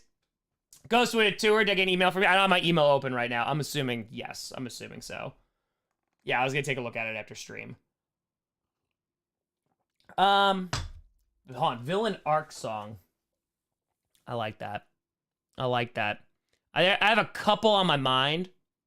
Dead Metro, happy birthday. Hope you enjoy the day. Let's go. Let's go. Hell yeah. Julia Hart's theme song is very, very good. Sam Whittour, hopping on the vitamin train. Let's get taught. Well, now there's anticipation. It's a good lesson. It is a very, very good lesson. I want to think of this villain arc song, though. That's a really good question. I mean, just like, be prepared is, it wouldn't be my personal, but like, phenomenal villain song. Be prepared. Lion King, obviously. Agent Fire, you know, you want to talk about what happened after Wilhelm dropped Bismarck like Taylor? Yep. Yep. Yep. All right, hold on. I honestly probably have some songs saved that I would be like, yeah, I could do that. I could do that. All right, let's see. See, here's the thing. There's like certain songs I have listed, but Villain Arc is such a good one. It's obviously like a darker song. I'm like kind of leaning into be like instrumental.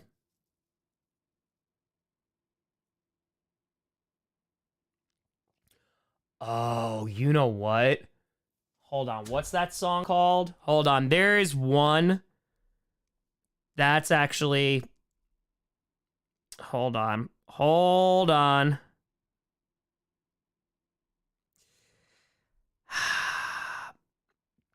There's like, all right, there are two that are in my head. Scout Tour, Villain Arc song, Down with the Sickness. There you go. There you go. That's a good song. That's a good song. I probably...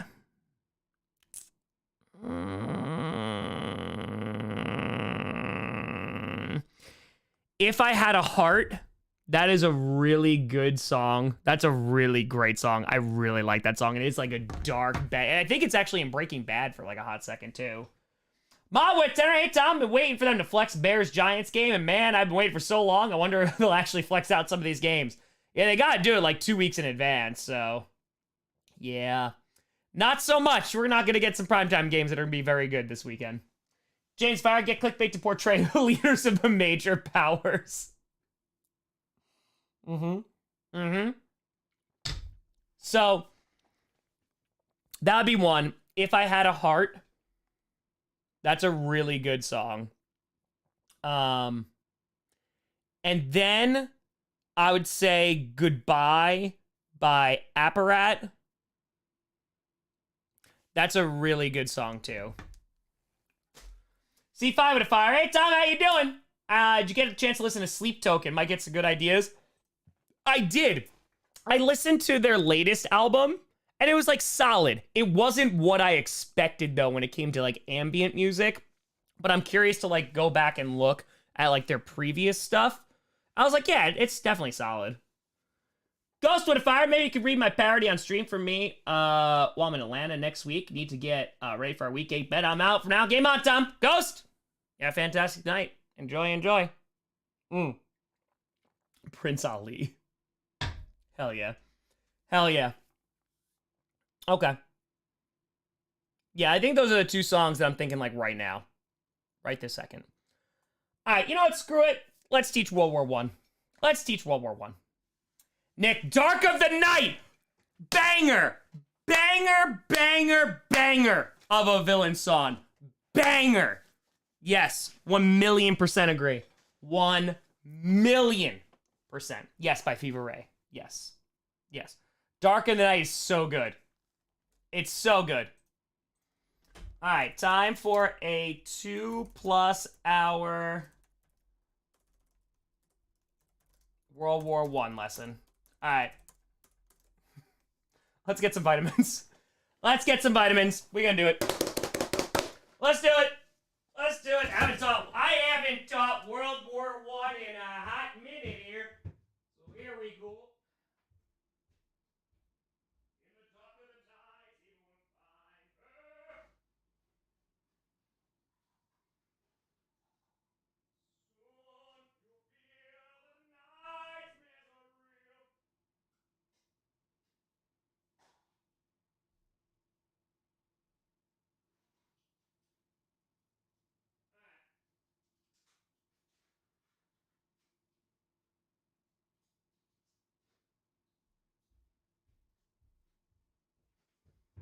In the dark of the night, he will find her.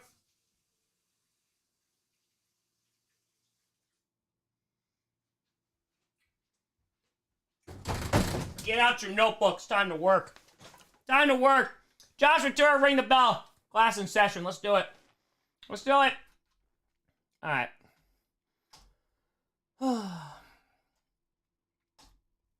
Okay. So this is like one of my favorite topics to teach about. Obviously, my favorite is post-World War I. But, yeah. Bust through the door. That's it. We're gonna get ready. Get everything all set up. Tom, what's your favorite non-English song? Check on Lisa Unlasting. All right. That sounds solid. Sounds solid. Okay. So let's slideshow this guy right here. I'll move myself out of the way if I need to. Sean, with a fire. Sadly, I have to drop out for now for the lesson. Closing at work and stuck here till 10. Dropping later. Have a great night, Tom. Let's go. C5 with tour World War I mustard gas vitamin recommendations. Jesus. Dude, yeah. Just the vitamins. Just take the vitamins. That's it. SJ to fire. Every time I jump on a Fry stream, I potentially get a free history lesson. I'll take it. Why not? Where all these super chats come from? Trace to Arkansas moved World War I to 8th grade history. I'm mad. Damn. Damn. Yeah, I saw that, Jim. I did. I watched it before. Scott with a fiver. Even though you use it, I highly recommend Confrontation from the Jekyll and Hyde musical. Ooh. All right. Notorious went 8. Time to Mal me for the 500th time. Don't worry. So the way that I teach, so I'm going to be very honest with you, because you also have to look at it from the perspective in which I'm teaching it. In that this is for an AP Euro class. The AP does not focus on like military history. To be completely honest with you, they usually don't even focus on individual battles.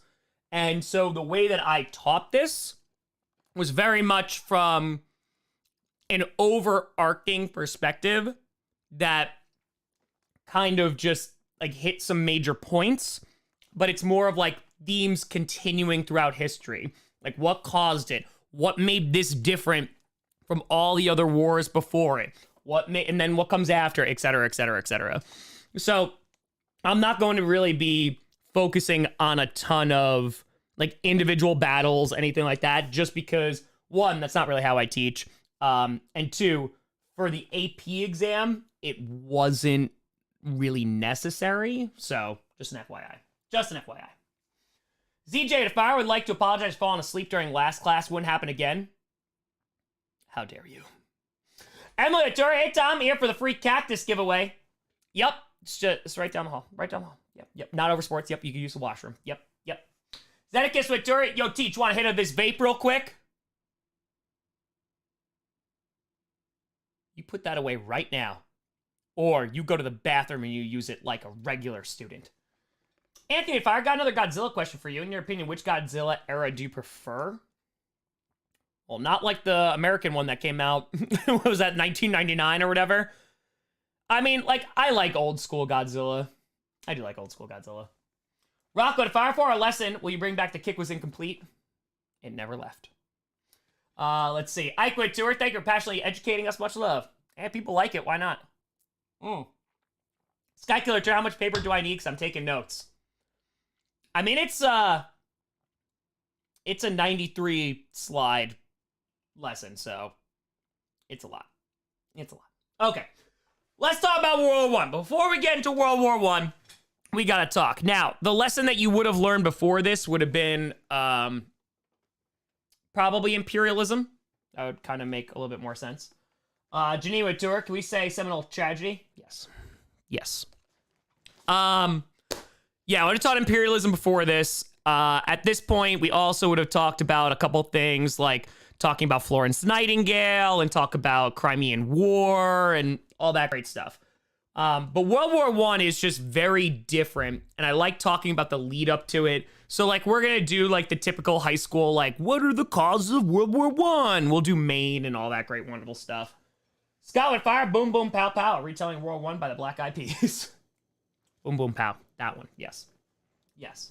Zombie by the Cranberries. Alan with a fiver. Oh, they found him dead? All right. May he rot. May he rot. And just hope the families can find some peace, which not gonna be an easy thing. Mitch, you can use the bathroom. Yes, you can. You can. Yeah. Well, everything, like, World War I is an event. It really is. And it is, like, insane. Just the amount of, just like, what happens in this war. The Western European countries are so not prepared for this, but they think they are. And that's why I find, like, this stuff really interesting in talking about the everyday person, because you have to get into the mindset of someone going off to war in Western Europe. And I'm going to tell you, a lot of it from Western European countries was excitement. There was a lot of excitement to go to war. Dark Return, Porch Archduke Ferdinand. Comment, if I would I missed that led you deciding to do this as a history minor. Gonna stay the entire time, and you better do World War II next week. I don't know about next week. World War II, I'm doing this more because, like, I don't think I'm gonna be able to do it in November, but potentially I'll try World War II. That's a long one. SJ to fire. Last super chat for a while, so I could let you teach, but I told my mom about you, and she likes listening to you more. You did your own teachers. I love it. Let's go. Let's effing go. All right.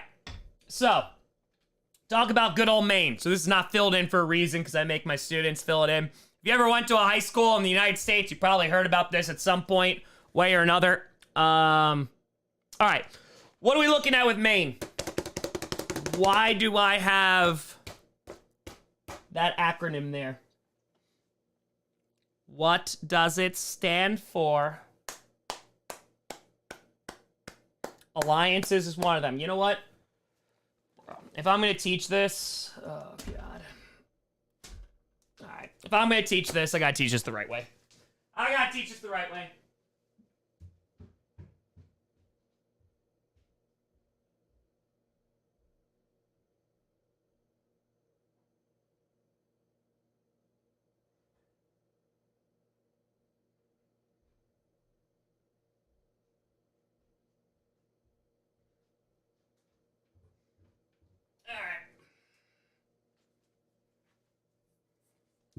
Okay.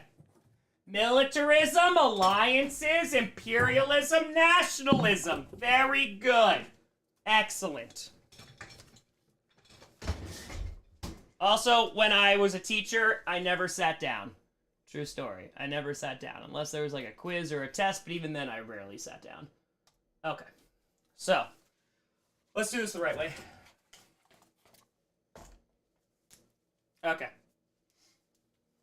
So, by the way, if I was teaching this, like, for reals, this also would, this in itself would take, like, an entire class period to talk about. Because, like, I really, really elaborate on this. Probably won't go into that much depth here, but, yeah. Okay. So, we got Maine. Right? This marker is trash. Dying of fire. Hold on. Now, wow, we're going... Now we're going old school. Hold on. Now you're making me get out my bag. It's my teacher bag. This is actually made of cork, by the way. True story. True story. All right. I should have a marker or two in here. There we go. These are good markers. All right. Where did my I have an eraser in here. I probably have my eraser in here. I do have my eraser in here. Perfect. Okay. All right. Oh yeah, we're going back. We're going way, way back. It's the teacher bag. There we go. That's so much better. Okay. So, talking about Maine, said in the chat before, right? These are like the traditional causes of World War I that is taught in like every single gen ed history class ever. But in AP, I elaborate a lot further on them, and it's not just memorizing this acronym. It's instead understanding it. At this point, you should already have a decent understanding from being in the class of like what's going on here, right? So, militarism, alliances, imperialism, nationalism. Okay. Yes, it's crappy handwriting. Get over it. Okay, so militarism. This is one. I know you like can't see that. Okay. Militarism is really, really important. What does militarism mean? And do not look it up on Google because I don't care. I want you to be able to define it. That's the whole point. What is militarism? Harley, appreciate you. You came in on a good one. What is militarism? I'll move the beer so I can drink it. Buffing up the militaries of the countries. Sure. War and stuff. Solid. Big guns, bigger boats. True. Building up the military. Country that focuses on the military. Sure. Something about war, strength of the military. Yeah. So making the military stronger. All right. So what is going to cause this to happen? Why would this happen? Why all of a sudden would a whole bunch of countries start building up their militaries? Why would they do that? Like out of the blue. Yep, good old arms race. Excellent. Love it. Okay. So you got an arms race. What does that mean? You're just racing on your arms. So, an arms race is really important. So, there's a couple things that's going to happen. There is going to be an arms race, which, by the way, if you want to get involved in an arms race, you need a whole bunch of resources. Somebody said that already. You need a whole bunch of resources. Where are they getting the resources from? Where are they getting the resources from? Africa is one of them. Yes. Imperialism. Excellent. Good. Something that we already talked about in the last lesson. Wow, I'm going like hardcore teacher again. So yeah, we already talked about that in the last lesson. So this is going to, the Industrial Revolution changes the game completely, right? Completely and totally changes the game. So now there are bigger weapons. There's planes that are starting to be used. Tanks, which by the way, the World War I tanks suck. They keep on getting stuck. So it's basically a disaster. All these new types of weapons are starting to get developed, right? So it's tied to imperialism because they're getting a whole bunch of resources from these places, and a lot of them are converting them to what will build up their military. 1. 2. Why is an arms race, like why is that going to influence a country to build up their armament? Why is that going to help them build up all their weapons? Yeah, tanks sucked. Tanks sucked in World War I. They were awful. They were awful. Territory, fear, to keep up, defend themselves, make themselves look good. Yes. Stelio with a fire grease from Germany, super duper great guy. Appreciate you. Thank you.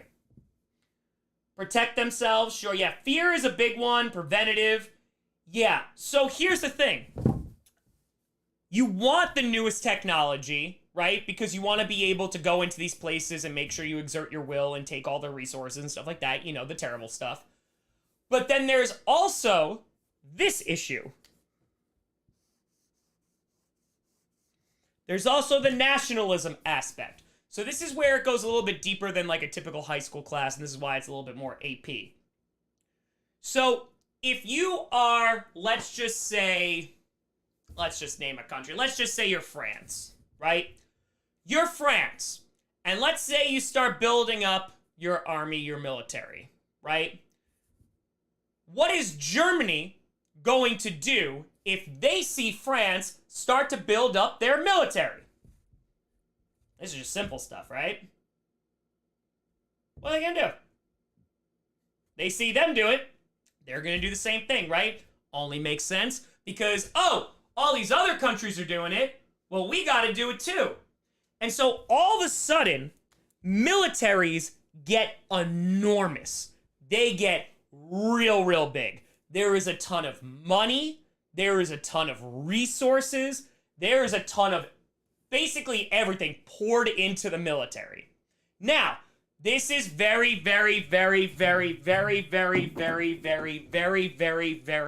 important, okay? I can't emphasize how important this is.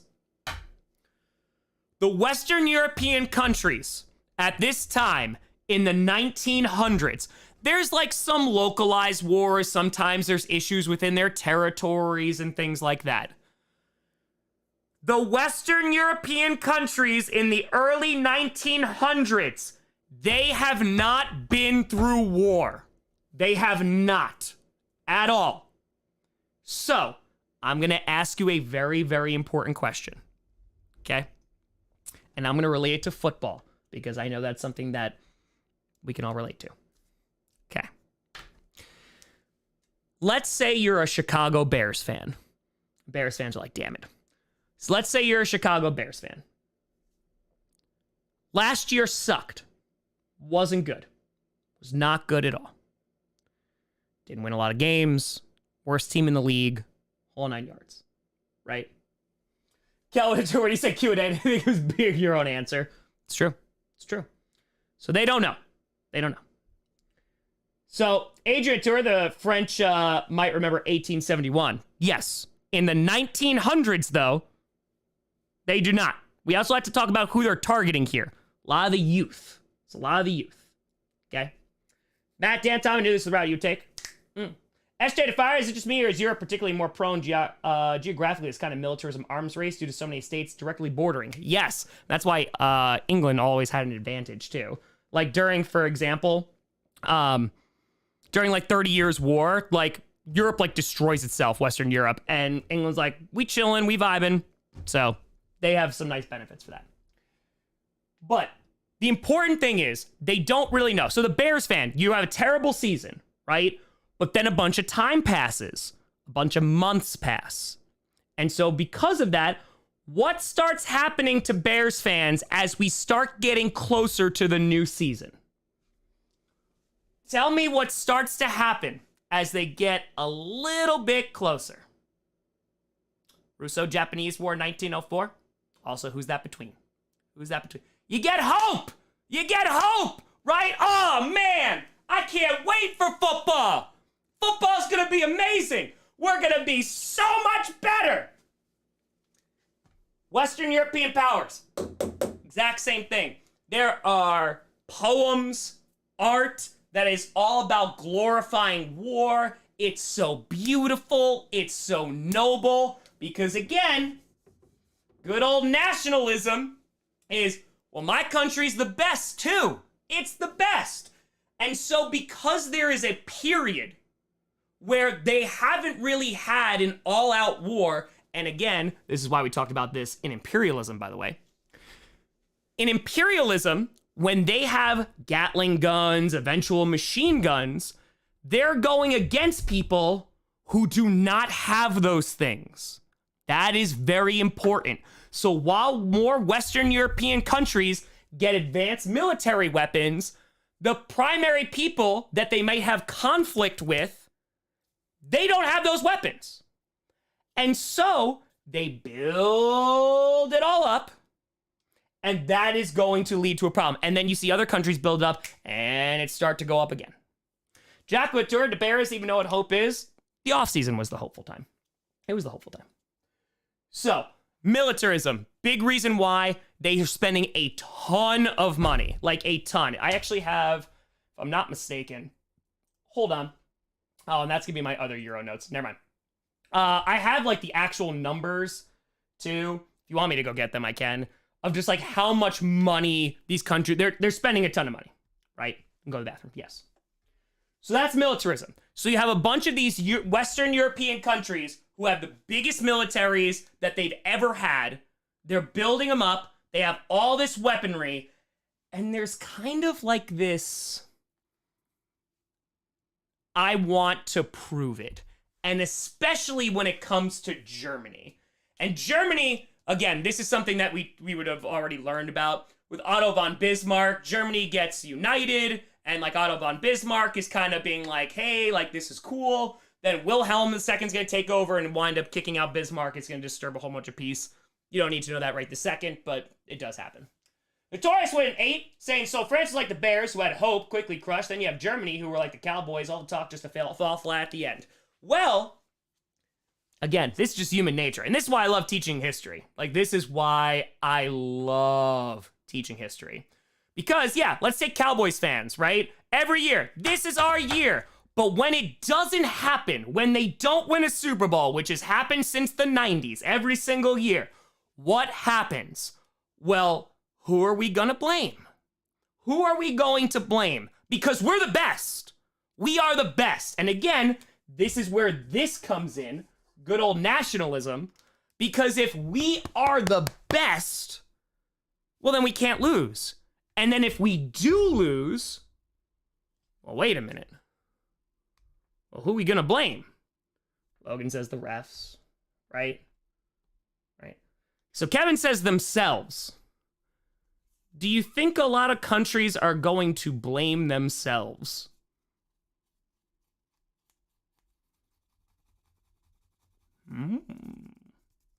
Just to I always forget how relatively young Germany is. Yeah, they're like brand spanking new. Tsar Nicholas go to Super Bowl. Yes, Harley. Yes. Right? No, they're not going to blame themselves. And eventually they will blame leadership. They will blame a whole bunch of other stuff, right? Scapegoats. You see where this will eventually go. So that's militarism. They all got big weapons. Now, this is a thing that by itself, alliances, this is not a bad thing. By itself, it is not a problem at all, right? But what is the problem with this when we're talking about this kind of context? Notorious would take 3 years, so in this case, the Treaty of Versailles. Oh, yeah. Oh, and more. Oh, and more. Why is the problem? Nick's with tour. War is a racket. 1935. Some people get very rich. Oh, you're not wrong. Not wrong. Right? One person's attacked.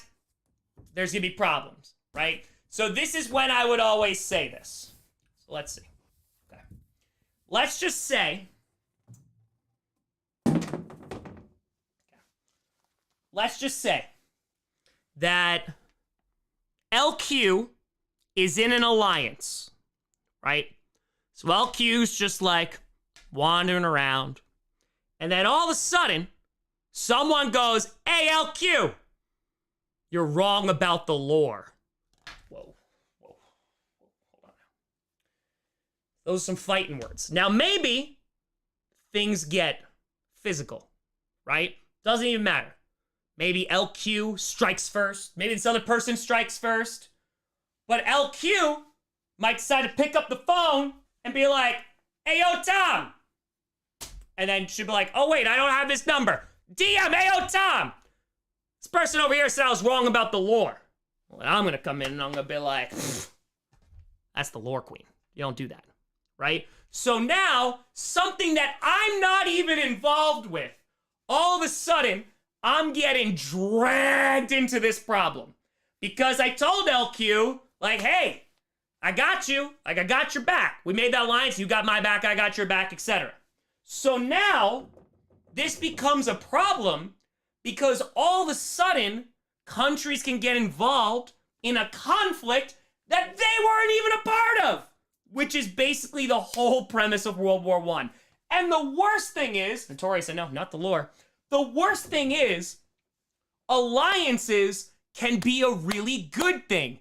Because what are the point of alliances? Like, why would you even do this? Why would you get into an alliance with somebody? Think about it. Think about it. Protection, good. There we go, Nick. Supposed to be a deterrent, right? Because if you, and I always used to divide the kids up and be like, if you're an alliance, you're an alliance, you're an alliance. The thing is, one person is not going to go up to LQ and say, hey, your lore is dumb, and punch her in the face, because then there's gonna be consequences, because the whole Grossi posse is gonna be like, no thank you. So it was supposed to be a deterrent to stop any conflict from happening. Now, the problem is, as I already said, when you have a whole bunch of military might, and on top of that, you have a whole bunch of countries that are now working with one another, it's a recipe for a bad time, right? So, Adrian Fire, the telegrams? Yeah, I mean, we'll talk about telegrams. Telegrams cause lots of problems. It's Nick Whittour. Grossies are going to be an exam? No. Only if you want there to be. So then you have this. So now we got the I. So now you have imperialism. All right, marker. So why is okay, but take out the moral problems with it right now. Like, obviously we talked about the horrors of imperialism in the last lesson, but what is wrong with imperialism in the context of potentially leading to war? What is the problem with that?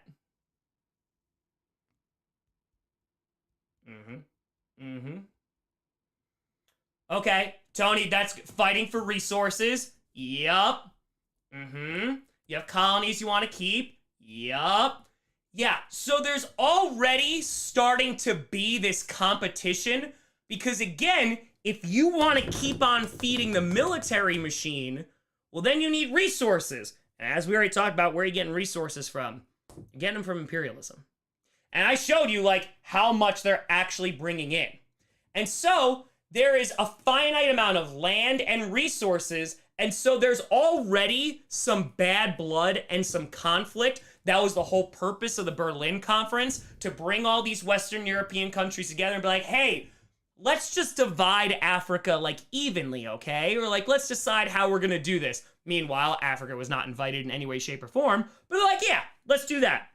So, imperialism, there's jealousy, there's competition, and there's a want for more land and resources, right?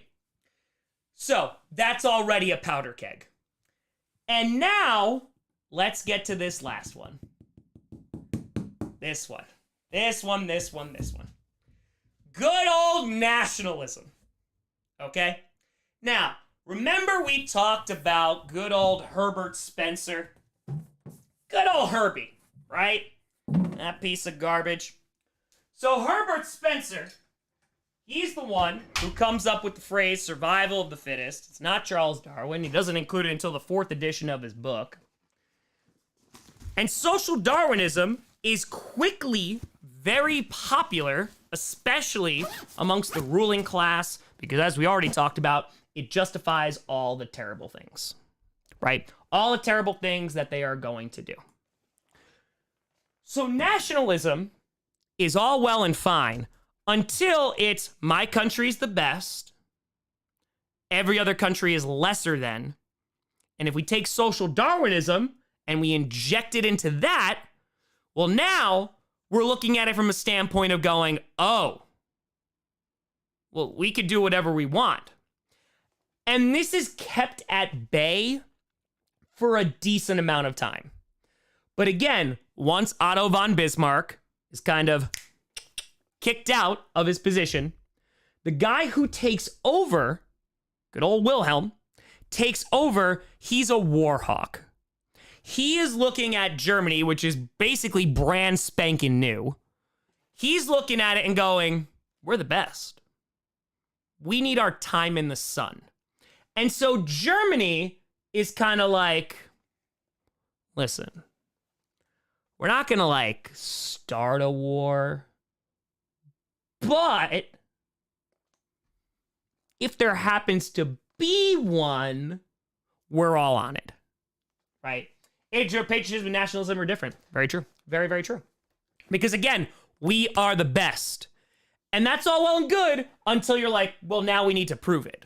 Well, how do you prove it? Well, we got a crap ton of military might. We got people that are going to back us up. We got land and resources that we want to take. Uh-oh. Uh-oh. Ryan Maturi, yeah, that was just talked about in the chat before. Yep. So hopefully the healing process can begin. Now, let's go back to here. So again, this is just Western Europe. We haven't even started talking about what's going on in Eastern Europe. We haven't talked about any of this stuff. But this in itself is also a powder keg. Because you have a lot, we talked about it before, how like science, even pseudoscience, is going to influence culture, ideas. They haven't been to war in a while. And because of that, war is something beautiful. In a lot of minds of Western Europeans, war is, because again, it's a young generation. They haven't experienced war. Oh man, if I go to war, I'm going to be a hero of my country. They're going to love me. Some dangerous stuff. Josh Ventura, nationalism, tribalism, and it's a human flaw. And that's why I love teaching history. Because this is stuff that's like, it makes sense. It makes sense. Oh, romanticize all the way. All the way. You know what? Let me get my numbers. Hold on. Let me get my numbers.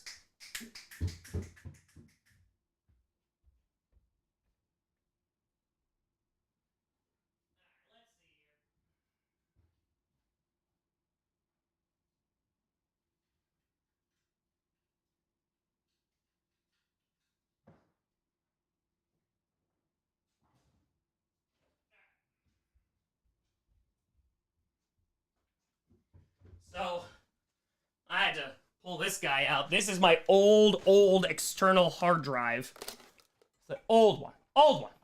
Lucas Stewart, sorry, Professor, the World Series on. What's the lesson? World War I. Good old World War I. Alex Stewart, history lecture from time. Love it. Hell yeah. All right. Hold on, I gotta plug this bad boy in real quick. I bought this like 15 years ago. I have like all my stuff on it too. So, please hold. I gotta get numbers going. Numbers. All right, which thing should I not unplug? All right, I'm gonna be muted for like the hottest of seconds.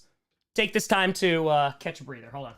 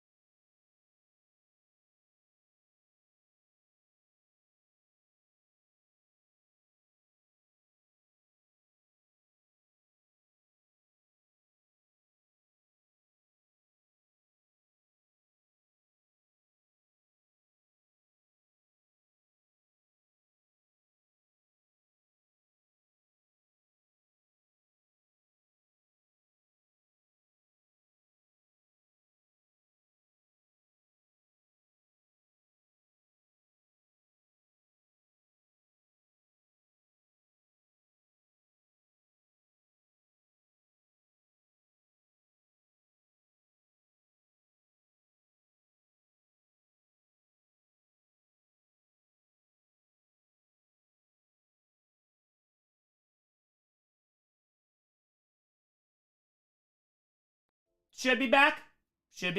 Yes. Okay, we're back. And we moved the camera too. It was just a ghost. Don't worry about it. All right, hold on one second. G. Whittour, leaders of Europe, all related to family infighting. Oh, there's some of that too. Nick Whittour, learn more from you than actual teachers. I appreciate you. I mean, I was an actual teacher, but I catch your drift. All right, hold on. Let me move the camera back. Move this guy over. Whoop. Okay. All right, let's get back down to it. All right, I should have my numbers in here. All right, let's see. This is good old Maine. Blah, blah, blah, blah, blah. My numbers should be here. Oh, that's my other numbers. Damn it. Sorry, I got the wrong one. All right, regardless. The militaries are like insanely big. yeah, the amount of money and resources they're pouring into it is like insanity. And yeah, all right, I have other numbers for you though. Don't you worry. Don't you worry. Okay, so that's good old me. I apologize. Yeah, there's a couple different numbers here. So this is good old Otto von Bismarck, rocking and rolling. He kind of keeps, he's kind of the main man responsible for the unification of Germany. That's a whole thing. Germany, like also, like the Franco-Prussian War is like really ugly. France kind of goes through some inner turmoil. There's blockades in Paris. They wind up killing their own citizens. It's a disaster, right? But good old Otto von Bismarck says, I shall not live to see the Great War, but you will see it, and it will start in the East. He knows who has taken over for him. So he knows. He knows. He knows this is going to be a problem. He's kind of kept this little bit of peace that's been going on. But once you put in a Kaiser who is all about proving that they are the best, it's going to be an issue. Saint with a tour. Got pics from your teaching days you could show us. I got some old, like, ID badges. Probably lying around somewhere. Okay. So, let's take a gander here at some of the alliances that we were talking about. All right. Notorious 3 say, police that mustache. It's true. So, you have, like, some primary alliances going on. Again, this is kind of like regular gen ed, high school stuff. So, up there, over here, wow, what a journey. Speaking of World War I, please tell me you know about the Harlem Hellfighters. Oh, yeah, that's some pretty standard American history. Yeah, every American history class I've ever taken kind of talk about the Harlem Hellfighters. Hell yeah, it's badass. So these are the primary ones. Of course, you got Germany, you got Austria-Hungary, which is a dual monarchy, which is a mess in of itself. And then you have Italy. Now, something really, really important. Germany and Italy at this time are relatively new countries, because before this, Italy was very divided. That was one of the reasons why, for example, you ever wonder, like Christopher Columbus, like why Italy didn't send him over, like he's celebrated by Italians and all this great stuff. Italy really doesn't have that central monarchy that is going to be able to afford and send Columbus over on his voyage. So he's going to have to go to Spain. Again, this is like really, really old stuff. But when it comes to talking about Italy and Germany, there is that kind of connection in which they're like, hey, like we're kind of new, you're kind of new, let's be friends. Then there's Austria-Hungary already. A bunch of Germans are living there too. And then, of course, you have Russia, you have France, and you have the UK, right? Or Britain. So, technically, Russia, man, see, this is a whole different lesson in of itself. The history of Russia is, like, fascinating. It is fascinating. Because Russia, I like to explain, they've always wanted to sit at the big kids table. Always. Always. And every time that they've made an attempt to either move into Western Europe or be taken seriously, Western Europeans are kind of like, not really. Take a walk. So Russia is kind of desperate to be in with the cool kids. Cave on with a fire. Wish I could stay and watch this lesson. It's my favorite time period to learn about. I learned about World War I. It's a great time. Well, I mean, great time to learn about. Not a great time to go through. So, all this is going on. Russia is also dealing with a lot of issues. They have a czar. There's some turmoil within the country. But I want to also be very, very clear. There is a lot of turmoil going on at home. I mentioned France before. It's happening in Austria-Hungary. It's happening in Germany. But war is always a really good distraction from issues going on at home, which is why I brought that up during imperialism, because if you're imperializing, like you're getting all these resources, you're building up your economy, all this stuff, and it kind of distracts from like, oh yeah, like we don't have health insurance. Oh yeah, like my kid's arm got chopped off at the factory. Like, oh yeah, I'm breathing in things that are gonna kill me. But look how awesome we're doing, right? Ludicrous of Fire, World War I's my favorite historical event. Absurd and interesting in the descent of humanity. I plan to own a 1911 for the historical value. Good old reliable. There you go. Let's see. Fig with a tour. History lesson on my birthday. Happy frickin' frackin' birthday. I hope you enjoy the day. Agent tour, Russian autocracy. Yes, paradox. Absolutely. Absolutely. So, now we get to good old Franz Ferdinand. Okay. So let's back up for a hot second. Let's back up for a hot second. Okay. So, you see, right over here. Good old Balkans there. So, good old Eastern Europe. Again, if I had more time, we would get a little bit more in depth with it. But what is starting to happen, just kind of like the long and short of it, what's starting to happen is this. Remember how I mentioned nationalism and how it's all in these like Western European countries, all that great stuff? It also is in other places as well. And Austria-Hungary is attempting to kind of flex their might on the Balkans and Eastern Europe because they're like, hey, like we kind of own you and like we want to make sure that you stay this way. But nationalism is starting to occur in these places. And so people are starting to talk of like, well, like, what if we don't want to?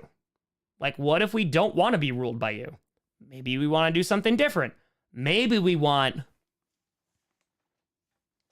independence. Very, very bad. If you're Austria-Hungary. Agent, I wasn't even supposed to be here. Franz Ferdinand. You're not wrong. So there's Franz Ferdinand. There's his wife, Sophie, as well. This is one of the last pictures of him taken before he is going to wind up being assassinated, which is going to kind of be like one of the major reasons why World War I is going to occur. Everything, yes, Austria-Hungary, a ton, yes, exactly. So there's a ton of different nationalities that are going on as well. Okay, Gavrilo Princip is the guy who eventually assassinates Franz Ferdinand. It's an insane story. He's part of this group called the Black Hand. I think at this point he's 19 years old. But he's part of the Black Hand. And there is a plot when Franz Ferdinand, the Archduke, is visiting, that they are going to assassinate him. Now, the story of how this happens is pretty crazy. It's pretty insane. Now, a lot of it has been exaggerated over the years. Like there's thing about a sandwich and all that great stuff. But what I can tell you is that Franz Ferdinand actually survives. He survives the assassination attempt, or at least the first one, that day. So the Black Hand, they go. There's a motorcade with a bunch of different vehicles. They wind up throwing a whole bunch of, like, I think they throw like a grenade. They throw some explosives in there. It blows up the wrong car, so it doesn't kill Franz Ferdinand. Franz Ferdinand winds up driving away. One of the members of the Black Hand, trying to flee from authorities, jumps off the bridge that they're on. He winds up breaking his legs, and the cops are like, all right, we're gonna get you. He winds up biting into a cyanide pill, and he winds up, it doesn't kill him, and it just poisons him and basically like makes his teeth fall out. It's a disaster. But Franz Ferdinand winds up surviving that one. Hollywood tour, we've all made big whoopsies at age 19. Exactly. All whoopsies. Notorious with an 8. Imagine the Archduke had the plot armor of Rasputin. True story. True story. So anyway, what winds up happening is Gavrilo Princip, this guy right here, right? He's like, man, I just wanted to kill Franz Ferdinand. It's not my day. So he starts walking away because Franz Ferdinand drives away. And there's like always that like made up story about like the sandwich and all that great stuff. But unfortunately that did not happen, even though it's a great story. So basically, if I'm not mistaken, they were on their way to go to the hospital to like visit the people who were just involved like with that bombing of like the assassination attempt. And his driver winds up making a wrong turn on the wrong street. And he goes to put it in reverse, and the car winds up like stalling out. And on the corner of a delicatessen where you could go get sandwiches is this guy. So Gavrilo Princip is like, hey, I'm so sad. I just wanted to kill the Archduke. So he's walking, all depressed. Maybe he's thinking about getting a sandwich. Maybe. It's just upsetting. Down on himself, right? It's like, damn, you can't even kill an Archduke. It's terrible. And then, on the street, in front of him, it's the Archduke in a stalled car. So he walks up, and he shoots him. So there was actually kind of like an investigation into the driver because they were like, there's no way. There's no way that he's not involved. They didn't find any wrongdoing. But what happens is this is going to set off a chain reaction that is going to eventually lead to World War I. Because if we go back real quick, oh, and Sophie too. Yeah, Sophie, it's so depressing too, right? They're talking about the children because he does get Sophie too, and Sophie's like talking about the kids, and then he unfortunately she passed away. It's a disaster. It's a disaster. It's sad, and this is going to be significantly worse momentarily. Netco to fire. If we get to the Christmas Truth, the Sabaton song is sick as hell and needs to be heard. I can't play it on stream because of copyright, unfortunately, but I agree. I agree. Geneva to fire. Franz Ferdinand shows up on what is basically Serbian Independence Day. It would be like King George III showing up on July 4th. Yes. So it is not happy, funny times. Alp Stewart from a shot that would change the world. Oh, yeah. Oh, yeah. Because if we go back, right, Austria-Hungary, the Archduke, who just got assassinated, is in an alliance with Germany. Uh-oh. Germany, the one who's like, yeah, I want to fight, like, all day, every day. So he gets assassinated in June of 1914, right? It's the picture from the scene. Sophie's there. They're, like, worried about the children. Passes away. Tragedy. Not really great stuff going on, right? Yes, he was actually a little bit more lenient, too. Yes. So, this is the cell that they put Gavrilo Princip in. If I'm not mistaken, again, it's been a while since I taught this. I think, like, he winds up getting super, super sick. He eventually passes away. But, like, this is the tiny cell that he is kept in. But people are furious. They are absolutely furious at this point. So, oh, by the way, when I was saying big numbers before, I just remember numbers. We're talking about like 1 million troops, like ground troops. That's what we're talking about right now when we're talking about militarism and building that up. So, this happens. So, Sophie dies. Franz Ferdinand gets assassinated as well in Sarajevo. And it is this Black Hand group. It's a terrorist group, or like they call themselves nationalist group. And so, this is where some problems come. Now, you don't have to take all these notes. Oh, no, it was advertised that Archduke Franz Ferdinand was visiting. Oh, it was advertised. It was advertised. So, you don't need to take all these notes, but I throw all of this at you because of how insane these chain of events are. Necro to fire. Fun fact, the Archduke's car, 9 car accidents after the assassination before it was officially taken off the road. I did not know that one. No, I didn't know that one. I did not know that one.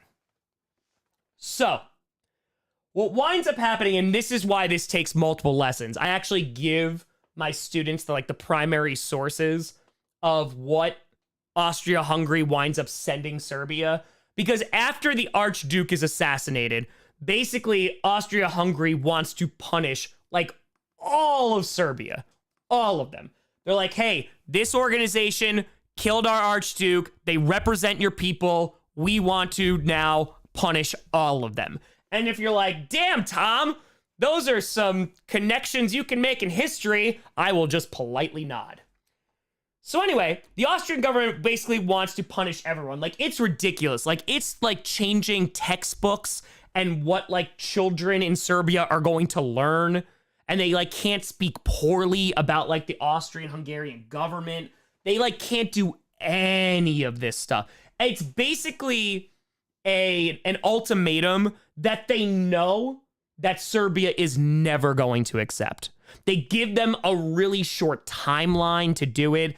And it's just like outrageous. It's like controlling newspapers. It's talking about changing textbooks. It's talking about like all this stuff. Like you can't say anything bad about Austria-Hungary, right?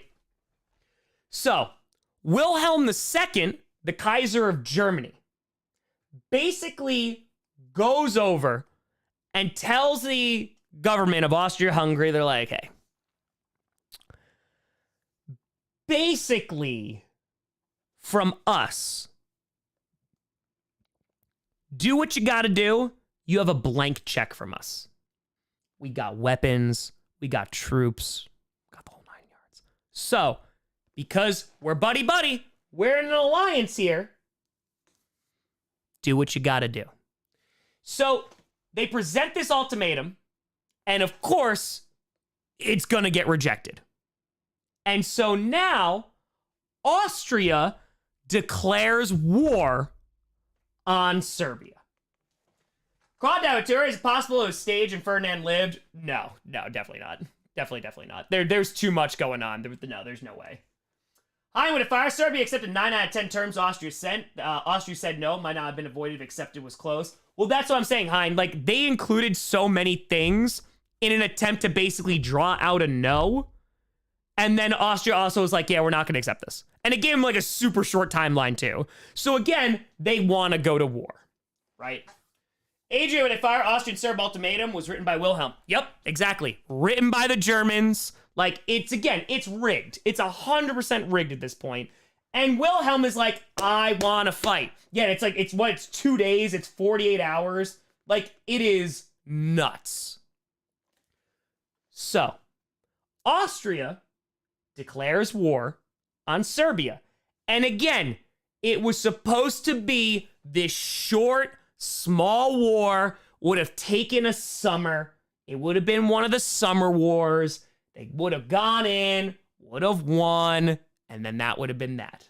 But Germany is also there too. Kermit with a $5. Got the opportunity to visit the World War I Museum in KC this summer. Definitely worth the visit anytime if you're on the fence about it. I saw it. I didn't go to it, unfortunately. During 30 and 30, I definitely want to visit. Definitely. Josh with fire. Sounds like lessons weren't learned. Sounds like U.S., Al-Qaeda, Israel, Hamas, and others. Decades of unnecessary war. Because history is just the study of people. And people do a lot of crap the exact same way. So, they think it's going to be super duper short. It's going to be fine. So, the problem is, now that you have these two countries involved, when again, it really should just be between Austria-Hungary and Serbia, Germany is now involved as well. Justin with a tenor. Tsar Nicholas and Kaiser Wilhelm II actually worked out a deal to defuse the situation. Tsar Nicholas only turned his back on the deal when his nobles called the Tsar a pushover. It's a little more than just calling him a pushover. But yes, there is also some bad blood going on between Germany and Russia, which will also continue into the next World War that you will talk about. Yes, they were going to have that was when World War I started. They'll have the troops home by Christmas. So, Germany, I want you to be very, very clear here too, because like, this is also how quick things move. So, June 28th, end of June, right? This is when the Archduke is assassinated. Less than a month later, the ultimatum goes out. Then again, now there's war. And now countries are going to start declaring war on one another. That would a tenor out of curiosity. Think Germany had any connections to the Black Hand and the assassination or to establish and test their views on social Darwinism? I wouldn't go necessarily. Here's the thing. I don't think they're going to have ties with the Black Hand or anything. It's more of like they are hoping that war would occur because that would be the perfect stage because William II always is like, Germany needs its time in the sun. Basically, like, let's show off how amazing we are. We know that we are the best. And so this is kind of an excuse for them to utilize it. They don't even need to set it up. But once this happens, they're just like, yo, Austria-Hungary, we got you. And now we can do that.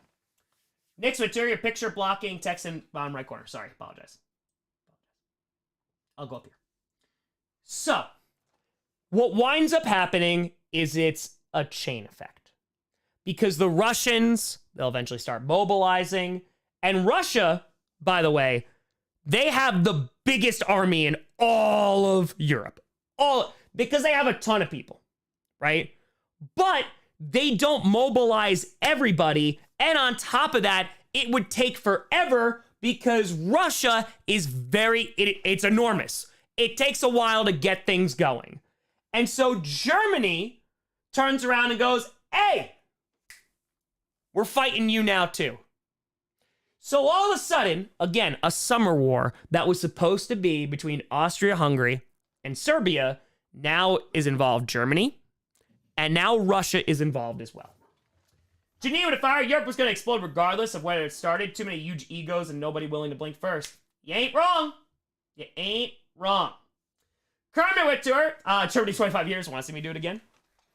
So this goes on now, right? And Germany very quickly is going to find itself in a two-front war, but we'll get there. Because in August 3rd, because again, if we go on back here, remember, so Germany, buddy-buddy with Austria-Hungary, against Russia. Russia and France and Britain are all in an alliance as well. So, if you now declare war on Russia, guess who's getting involved? And again, there is some really, really bad blood between the French and the Germans at this point. And a lot of it is because of the Franco-Prussian War. Not a grand time, right? So going back to this little timeline here, Germany winds up declaring war on France. Cool. So now France is involved. And now Britain turns around and goes, hey, well, we're going to fight you now. Because at this point, Germany is like, we want to march through neutral territory, good old Belgium. And I say good old Belgium, even though they're committing the Congolese massacre. They march through Belgium, and they're like, hey, we want to do this. And Britain's like, whoa, whoa, whoa, whoa. Like, they're neutral. They're not in any of this. And Germany's like, no, we just want to do this. And Britain's like, no, you can't do that. Germany's like, all right, well, I'm going to do it. And Britain's like, well, then we're going to fight you. And there we go. Justin, it's funny how Russia banked on just using its size and army size to win the war before realizing, oh, wait, we need to supply this army. Oh, yes. Oh, yes. This is an epic disaster for Russia. On basically every single front, World War I is an atrocity for Russia. So now, at this point, Germany is now at war with Russia, Serbia, don't forget them, Britain, oh, and also France. Have you ever heard Norm Macdonald Germany joke? Yes. Yes. Love Norm. R.I.P. So then Austria eventually declares war on Russia. So now that's another country that's involved with them. And so then Britain and France go, well, wait a minute. Damn it, we're in an alliance with Russia. So, fine. Okay, cool. So now we have to declare war on Austria. Great. And so now, this is where Japan comes in too, in late August. They're also at war with Germany. Now, here's the reason why. This is actually like super important to understand like Japan and why like World War II, they become a heavy hitter in World War II. So Japan goes to war with Germany because, like, they're kind of allies with the British at this point. They're trading with them a bunch, all that great stuff. Josh Fire, history repeats again because right now Russia-Ukraine war is a disaster for Russia. You ain't wrong. You ain't wrong. And so they kind of have an alliance there. But they go to war with Germany, Japan does, because they're hoping that if Germany is defeated, then Japan,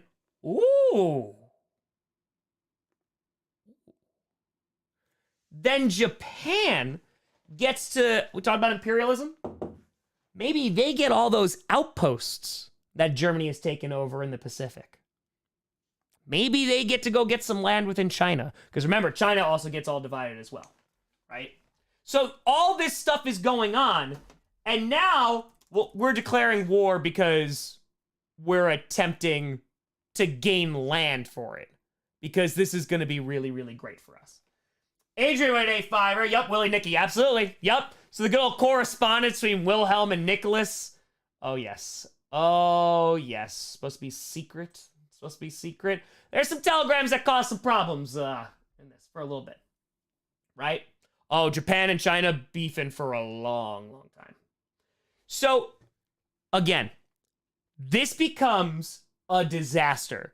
We talked about Maine. We talked about everything that's brewing. And now, it just, because of alliances, because of everything else, it just all out war. All out war. But again, they are not ready for it. No country is. So that's a good old political cartoon, right? So what's going on here? What is going on here?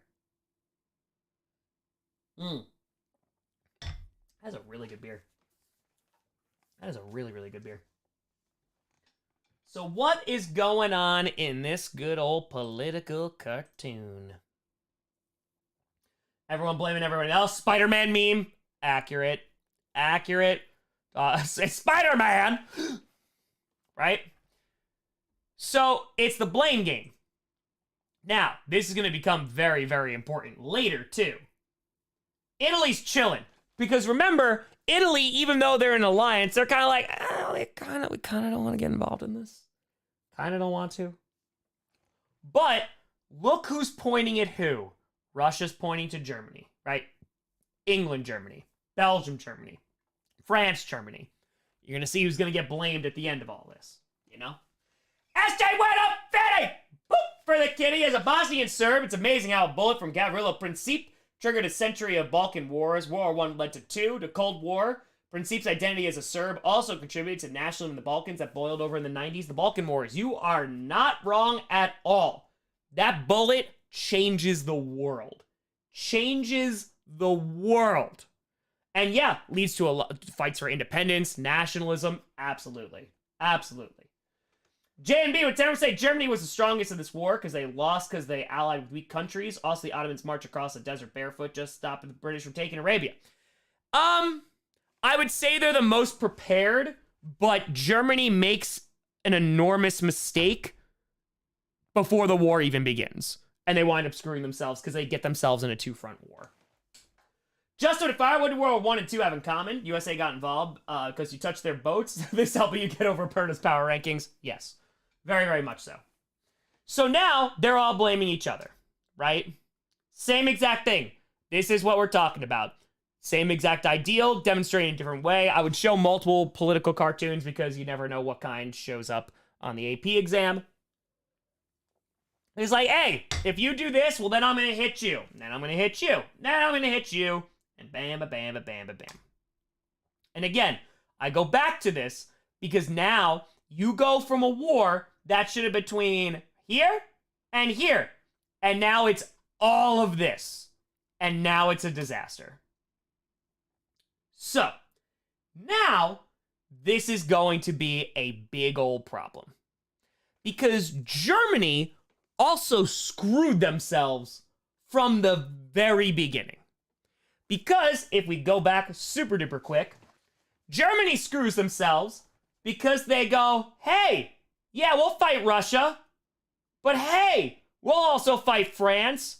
Oh crap. So if the French send in troops here, and the Russians send in troops here, Now we're fighting a two-front war, and this is not going well. Crawdad Tour, War 1 reminds me to hate Woodrow Wilson. Thanks. Yes, Woodrow Wilson sucks. That's what you need to know about this. That's what you need to know about this lesson. So now, here comes the Schleifen plan. Because they have this issue in which they go, all right, we have to fight Russia, who's on that side, and we gotta fight France, who's on that side.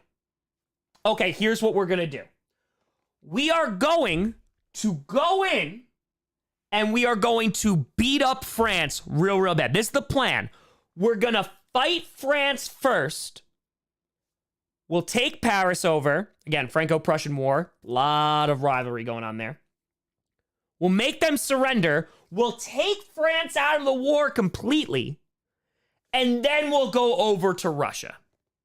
Because the Russians, as we were just talking about, it's gonna take forever for them to mobilize. Because there's so many people, it's so much land. They're also behind on like the Industrial Revolution. They're behind on a bunch of stuff. Like things just happen a little bit later there. And so they're like, all right, we'll be able to do this, no problem. No problem. Carbo Fire raise hand, Mr. Grossi. Will we test it on this? I didn't bring any note-taking material. No test, don't worry about it. No test. Necro Fire, that bad French and German blood is all thanks to the Iron Chancellor Bismarck pulling many fast ones over Napoleon III and also humiliating him. That is an issue. Yeah, Franco-Prussian War like really stokes those tensions. So it gets to a point where they're like, if we ever get a chance to fight one another again, we cannot wait. We cannot wait. So Germany goes, let's go to France first. Now, do you remember what I told you about like the first days of World War I? It was not good. Why is the first days of World War I so bad? Why are they so bad? What's the issue? What's the issue? Machine guns! There we go! Justin with a $5, saying, funny how NATO and the Warsaw Pact work very similar to World War I alliances. Work with NATO and Warsaw because of nukes, but it almost backfired. You ain't wrong. You ain't wrong. Ain't wrong. Zachary to Fire, please search and watch the video Paul Heyman. Oh, I already saw it. I retweeted it and everything. Yep. Gotta get him. So, machine guns. Big old problem. Because, as we were talking about, the Western European countries haven't faced off against each other. They don't know what war is like. They are over in their territories with people who do not have machine guns. First days of World War I, there ain't anything going quick because you're standing out in the field shooting machine guns at one another, everybody gonna die. So we dig a big old hole, trench warfare, and trench warfare is slow. You're talking inches. Samuel Tour, Germany sent Lenin back to Russia at Lenin starts CCP. Yep. Adrian Tour, machine guns in the trenches, not in early 1914. No, the Gatling gun is there. No, we're not in like machine gun trenches yet, but you have Gatling guns that they're using against each other, and like it is a disaster. It is a disaster. Like there's so many casualties, so many people die. And eventually, again, especially as like tech starts to improve as well, you're getting even worse. So it's trench warfare, which is again like moving inches, right? And the Russians also mobilize quicker than the Germans anticipated. Uh-oh. So now they're fighting in France, and now here come the Russians. And so now the Germans go, well, crap. We now have a two-front war. The exact thing that they were trying to avoid. And again, they now have to divide the military might. They need to divide the troops. All that great stuff.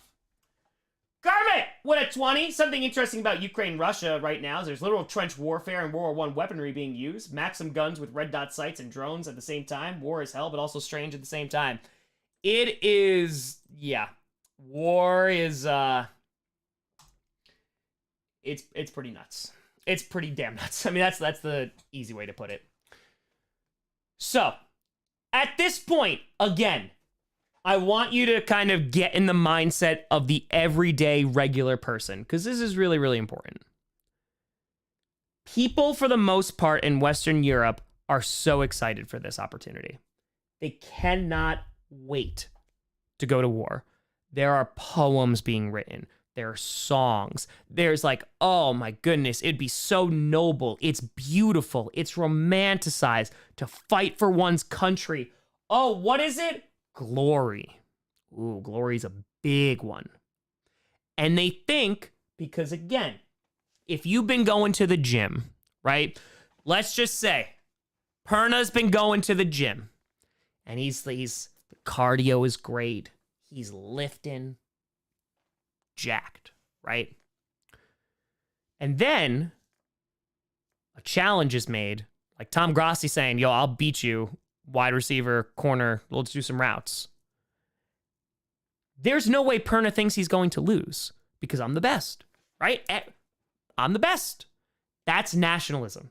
So there is this, I cannot wait to fight with all these weapons. Of course, I'm going to go in there and I'm going to beat the crap out of him. Oh, wait, that doesn't happen? Uh-oh. That's World War I.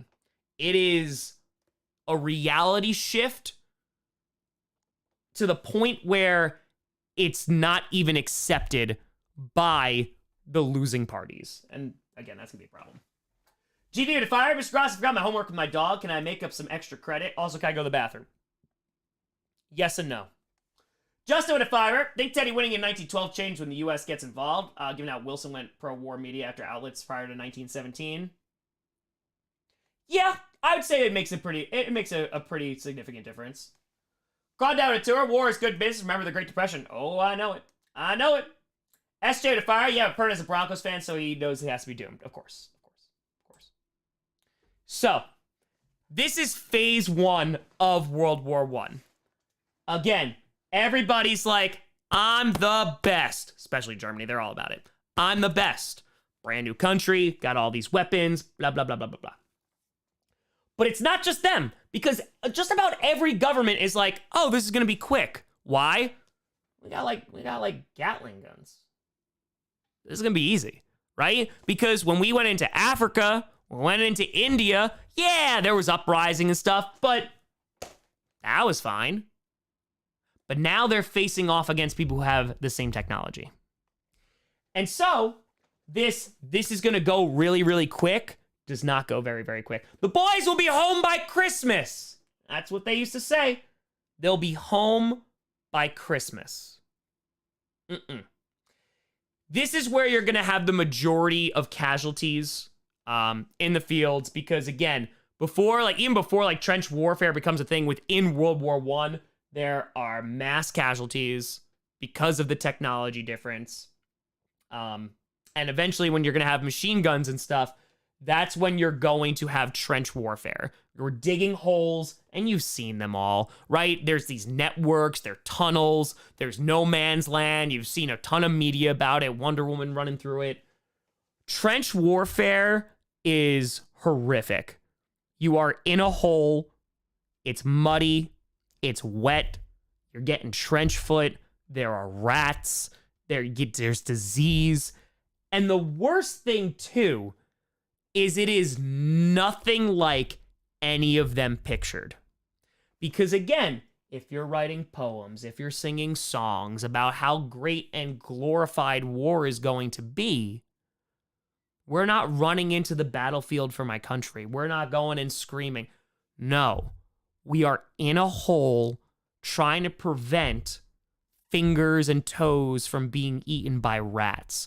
We've been sitting here and we've moved a few inches in a few months. It is a really, really sharp reality check.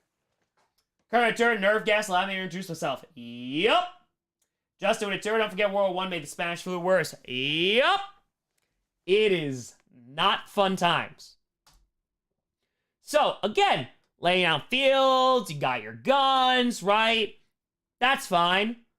Eventually, though, this is like from an old textbook. This is going to turn into trench warfare. And it gets really intense because you have like entire tunnels and networks. You of course have the front line. then you have the support behind them, then you have reserve trenches, then you have artillery that is firing as well. Then there's that good old no man's land in between, and like there's a ton of obstacles in your way for that. But this is the kind of warfare that these Western European countries are now encountering on a mass scale that they quite honestly haven't before. Crawdad tour. I saw that. Yes, that he died. Yep, Carolina. Yep. Jason, with about the Christmas truce. Oh yeah, no, don't worry. We'll talk about the Christmas truce. Don't you worry. So, this makes it like almost impossible to fight against. Because think about this. If you are trying to fight against this, you gotta go across no man's land. You could fire artillery all day, every day. But you're gonna have to go out there. And again, it is why it is inches. It is a war of inches. And then you might lose that again. And on top of that, remember, they're not prepared for this. This is like the famous, like the people on the ground, like you talk about like the colonels and generals, they have no idea what the hell they're doing. They have no idea. 1917 depicts that really, really well. And it's like, oh, well, you know what? We'll die today, like we'll fight today, we'll get some land, we'll lose it next week, and all that stuff. It seems very, very pointless. Agent Fire, I think you're missing the point that soldiers were regarded as scum. The recruiting was aimed at keeping friends together.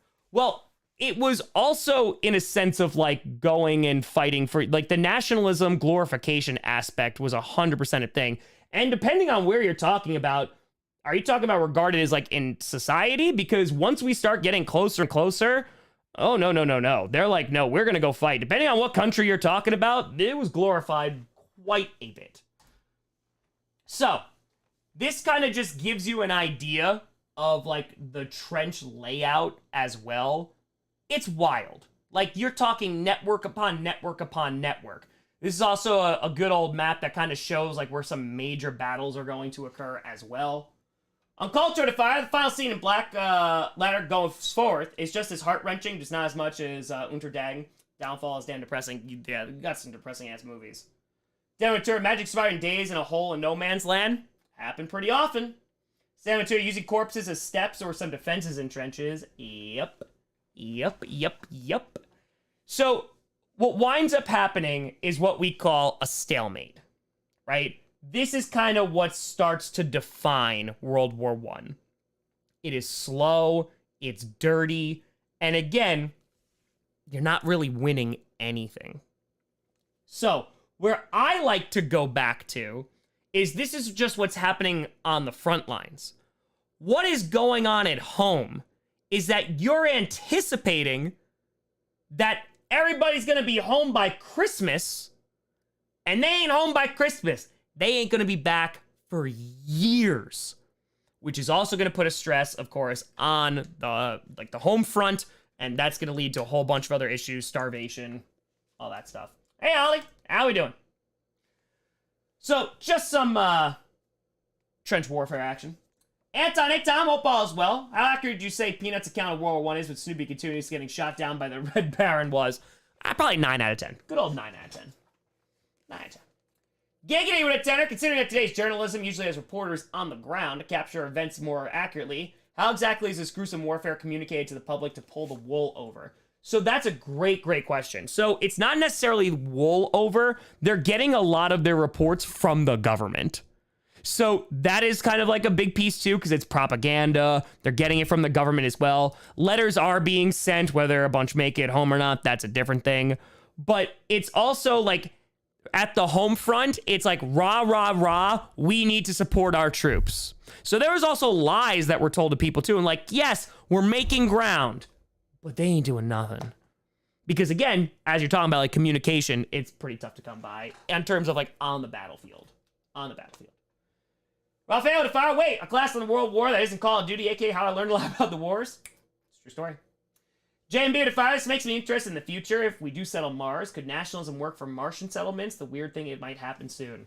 I don't know how soon that's going to happen, but, I mean, again, history is the study of people, and people don't change very often. A lot of it is, a lot of repetition. So, Trench warfare, we're talking about you could literally have like your waist in mud.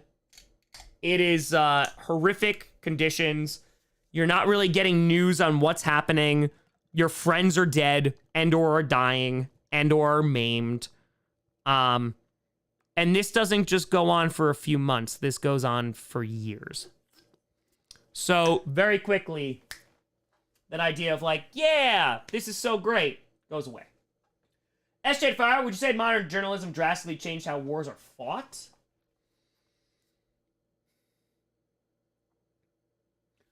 I wouldn't say necessarily journalism. I would say the internet, maybe. Because now you have, like, literally wars that are conducted, like, online. Like, you have cyber attacks that occur between countries. So I'd say, like, that a little bit more, maybe. Geneva, two soldiers in World War I all rolled a nat 1. You ain't wrong. You are not wrong. And again, you're talking about, like, luscious green fields, like, beautiful places that are turned into complete and total wastelands. So you're talking about loss of land. You're talking about loss of life. You're talking about a loss, and this is why, like, this starts to make sense a little bit more. This is why post-World War I, right, is like the lost generation, because if you come back for this, you live through this, you are not the same. Not the same. Kirk Whitaker, thanks for being the hardest working, most relatable YouTuber in the game. Skull made the best team somehow screw it all up. Appreciate you, Kirk. Appreciate you. Monkey with a tenor, just want to let you know that I watch you every day and I love your content, even though you're a Red Packer fan. I appreciate everything you're doing. Keep up the good work. I appreciate you. Thank you, thank you, thank you. Yeah, no man's land, bodies could not be buried. Yep. And again, just from the artillery, destroys just about everything. Just about everything. It is horrific. So, don't have to write any of this stuff down. But this is the kind of stuff that's you could expect on the front line. First of all, it's very loud. Very loud. Because there are literally shells and shrapnel exploding just about everywhere. Right? There's mines going off. You are in the mud, cold, in the dirt, soaking wet, just holding on to your rifle that has a bayonet that's attached to it, just ready to go. And you know that the chances of you being killed are pretty damn high. Or, at bare minimum, you're gonna get messed up. Applesauce with fire, best trips in World War I, Patriots Rams Super Bowl, but it lasted for years. Yep. SJ, the reason I asked that's in World War I, people primarily got their info from propaganda. Governments need to maintain positive public sentiment, and I think a free press makes it more difficult for government to do. I hear what you're saying. I don't think modern journalism has helped that, if anything, because people listen to different news depending on what you want to hear. I mean, propaganda is alive and well today, my friends. Just to attend, interesting how despite government's efforts, word around the front eventually got back to the home front. Also, some fields in France still off limits to unexploded shells. Accurate and accurate. Samuel with a fire. A documentary called America's Time. Maybe. I don't remember it offhand, though, to be completely honest with you. I don't remember it offhand. So, and again, even if you got to the other trench, you're dealing with barbed wire. It's ridiculous. Here's some rats. Because again, you're sitting in the mud, you're sitting in the cold, you're sitting in damp conditions. There's gonna be rats, because there's dead bodies, probably your friends. Rats are eating them. That's why, like, some cats used to hang out in the trenches, too, because they would get to get a whole bunch of free food. But, yeah. Like, this is what we're rocking with. Oh, no, they're big. Oh, no, they're big. And it's actually interesting, talk about connections, too, and someone mentioned about Ukraine. I'm pretty sure, like, I might have been on Reddit or something. There was something I came across, and there was, like, a huge rat, like, outside of, like, a trench. I'm pretty sure it was in Ukraine. And she's like, yeah, those are just some of the issues that are going on. And again, right, you're talking about, and just some of these battles too, because again, this is why I don't get like super duper like involved in each individual battle, because it's more military history and the AP just didn't need to learn it. But you're talking about like 60,000 people dying on like the first day of some of these battles. You're talking about almost 500,000 people going. Like, it is horrific. The numbers that we're talking about, the amount of casualties that we're talking about are so preposterously, like, they're so insanely large that there's no way that country's gonna be able to even recover from this. All right, Terry, here's some rats. And again, look at this. Hanging out in the water. There's the barbed wire. Gonna get trench foot, which, by the way, just an FYI, full disclaimer, you are gonna see some pictures of trench foot. Just letting you know. Just letting you know.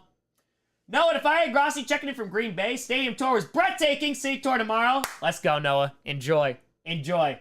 That's effing awesome. All right. So, you know, if you, Notorious for the tour. Oh, yeah. Gangrene. Oh, yeah.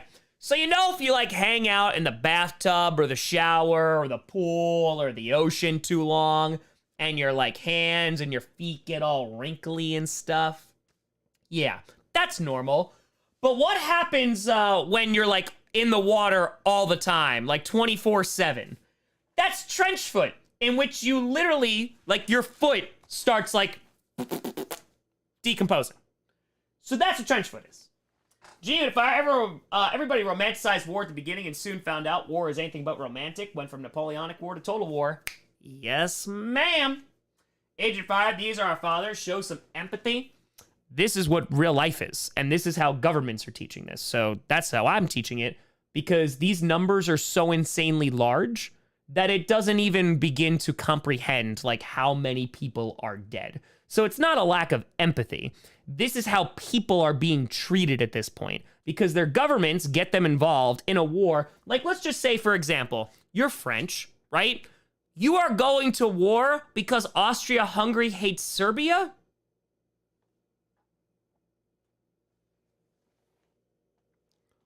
What?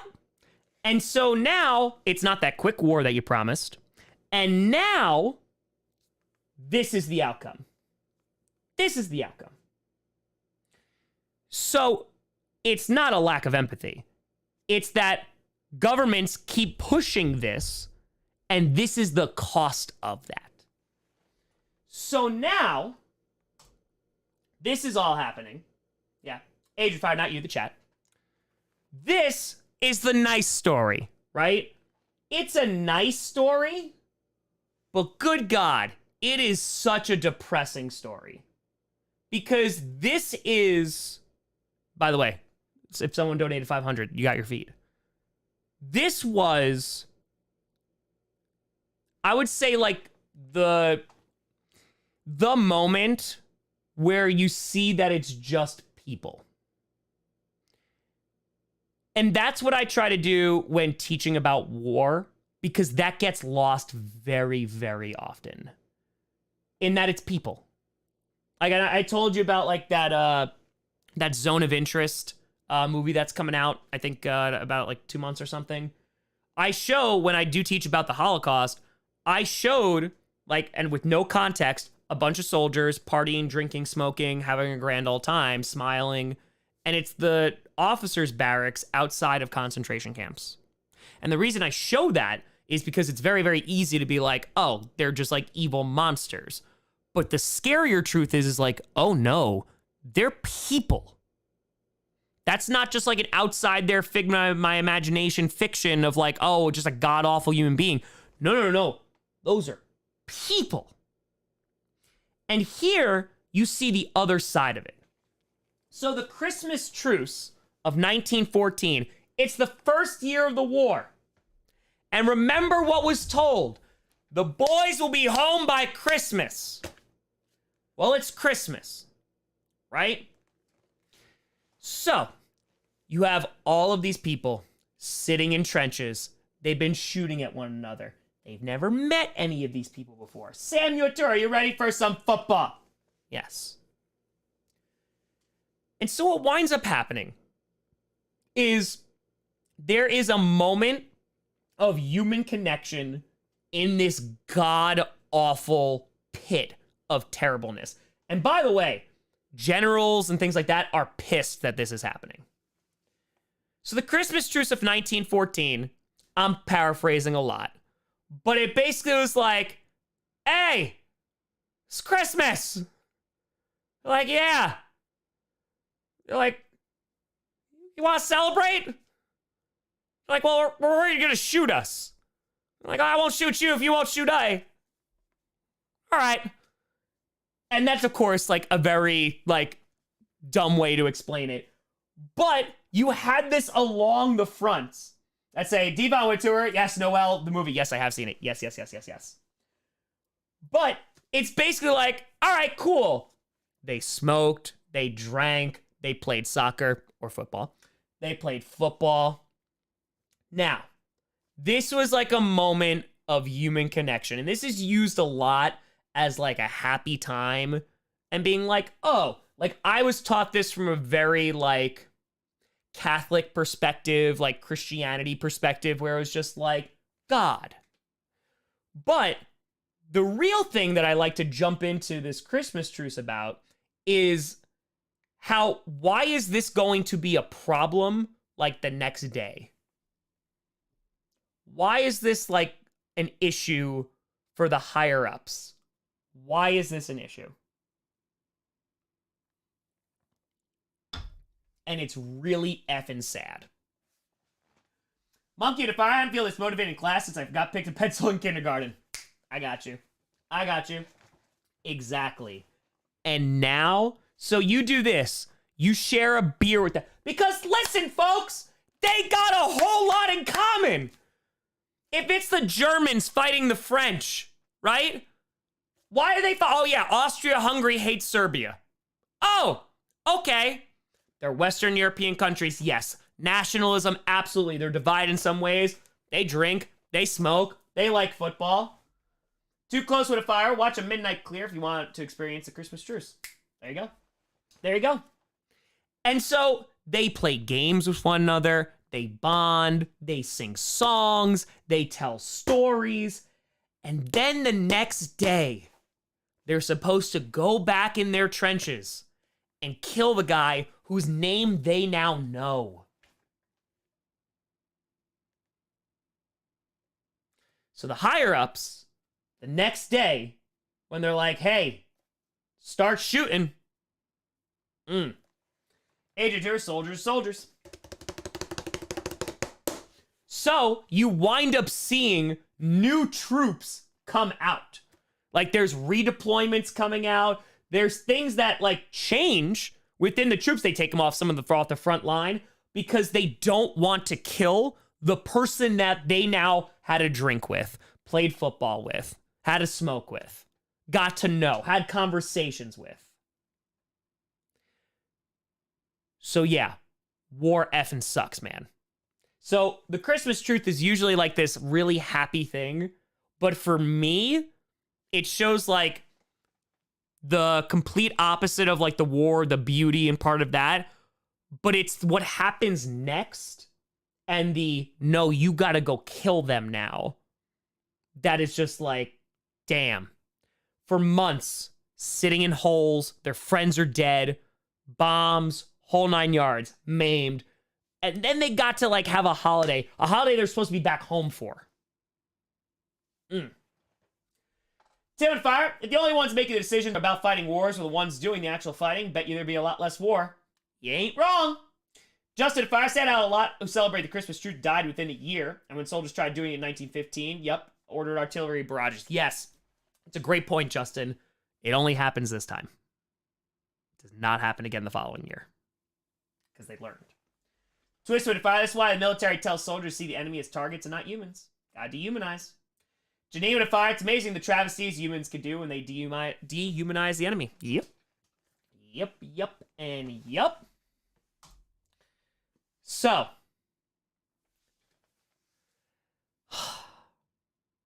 eventually, after a time, Applesauce and Fire, Pern is pretty old. Does he remember any of this when it was happening?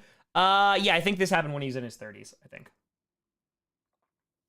So, because trench warfare is a thing, it's not going well. you are going to see a bunch of countries attempt to find ways to break the stalemate. Samuel to fire, how dare you be friends with the enemy? But they're just like us. We both love football, have a girlfriend we want to go back to. Do I have to? So, tanks. Tanks suck. They suck. Why do tanks suck? Can anyone tell me why World War I tanks suck so much? Because they do. Oh, trust me, they do. Why are they so ineffective? Mobility, mud. There we go. First of all, they're slow. Second of all, they're not really tested out too well because they're still relatively new. Chris, welcome to the posse. Appreciate you. On top of that, not really working on the trenches, but the amount of tanks that get stuck in the mud and now they're useless, there's a lot of them. So, applesauce when it fire because you can't turn them. Oh, that's also a problem too. And again, they're super duper young. And so now they go, okay, here's what we're going to do. Gas. Now we're going for gas. Now, gas, chemical warfare, it's ugly. It is ugly, ugly stuff. And when you start talking about this and you start talking about like the original usage for it and that it was like an attempt to like grow more crops because like pesticides and all that great wonderful stuff, and eventually it gets utilized by this. And if I'm not mistaken, that's on me. I just haven't taught this in a while. Hold on one second. Hold on, let me see here. Is this you? Yeah. Yeah, this was it. Okay. So, by the way, won Nobel Prize, by the way. It was Fritz. Oh my god, what is his name? Oh my god, what is his name? I don't remember his name. But regardless, he's a chemist. He winds up winning like a Nobel Prize, whatever. It's supposed to help people. Eventually, it gets used against people, and it is horrific. Now, why doesn't gas work, though? Because it works for a little bit. It works for a little... Beer. Yes. Haber. Yes. I forget the pronunciation, but yes. Yes. Yeah, he won a Nobel Prize. So, wind shifts, blows right back on you. That happens a bunch. And then, gas masks, right? Gas masks become a staple of trench warfare. And again, just take a look. And again, this is stuff that's burning your skin. It's burning your eyes, right? It's not good stuff. And so again, you have wind that's going to occur. You have gas masks that are going to start to become a little bit more normalized. Even horses gonna get their own gas mask. I get that as well, right? And so this becomes familiar. And so because of that, there's an attempt to make like worse and worse types. And then eventually, you're gonna kind of see like it shift off a little bit because gas masks are gonna become like kind of a really big thing at this point. There is, again, I don't know how deep you want to get into this. Haber, the guy who creates this, who wins the Nobel Prize, he comes from a German Jewish family. And gas that will eventually get to the point that is going to be used in the chambers, World War II during the Holocaust. Yeah. It's that's the heavy stuff. That's the heavy stuff. Adrian Wintour, are we conflating phosphine gas which used in 1915 with the tanks in 1917? No. So I'm talking again more as a whole of like why eventually this stuff is not going to work out as well, because this is the part where it's like what are countries trying to do to break the stalemate? So they're trying tanks, they're trying gas, they're trying a number of things that they're pouring more resources and times and all that stuff into to try and develop, but it's not working out. Geneva to fire, gas match the reason. AH has a tiny mustache. There you go. There you go. Okay, so again, this is like what isn't working. Q. There you go. There you go. Trenches, right? Here's your good old tanks, because they're trying anything. Anything. So, again, Adrian, again, to answer your question, that's what this part is, right? So it's like, why isn't it working? You have trenches. Let's try gas. Gas not really working too well. All right, let's try tanks as well. So these are happening throughout different time periods within World War I, but it's combined just so, like, if they're asking in an essay, like, okay, why, like, what with trenches, how did that change warfare, etc., if that makes sense. So as we already talked about, these things are going to get stuck. And as you can see, it's in the mud. And again, this is like newer technology as well. So it's going to get stuck in the mud. It's going to get stuck in the trenches. All that great stuff. It's not going to be a good time. So now, this is where things are going to get a little spicier. Just a bit now. Just a bit. So the trench warfare, there's multiple attempts to break the stalemate throughout the years, whether it's tanks, whether it's gas, whether it's whatever. Okay? There becomes some desperation. And as the years go on, and again, be home by Christmas, now we're starting to go on, oh no, they've been gone for a long time. Now we're starting to get a little bit more pissed and more desperate. Whiskey and Fire won the Nobel Prize for the method that affect climate, I believe. Germany then used him to weaponize it. Yep. Twister to Fire, fun fact, armored vehicles with cannons were called tanks, and ones with machine guns were called tankettes. There you are. So, what winds up happening is this stalemate, countries are starting to get desperate. The British, they're blockading Germany. And so why is the British blockade, why is it such a problem? Why is the blockade for like ports to get into Germany such a problem? Take care, Tanya. Have a good one. Yeah, Milford, yeah, anti-tank rounds would eventually destroy them too. Absolutely. They got also much, much better. Okay. Supplies, can't get goods, food, yes. So now, civilians, like in these cities, are now going to start getting impacted. People are going to start to starve. So now, Germany's like, well. We are going to start sinking the crap out of your ships. Unrestricted, nobody's off limits. We are going to start sinking every single ship. Because the U-boats that the Germans have, that was like a major advantage, right?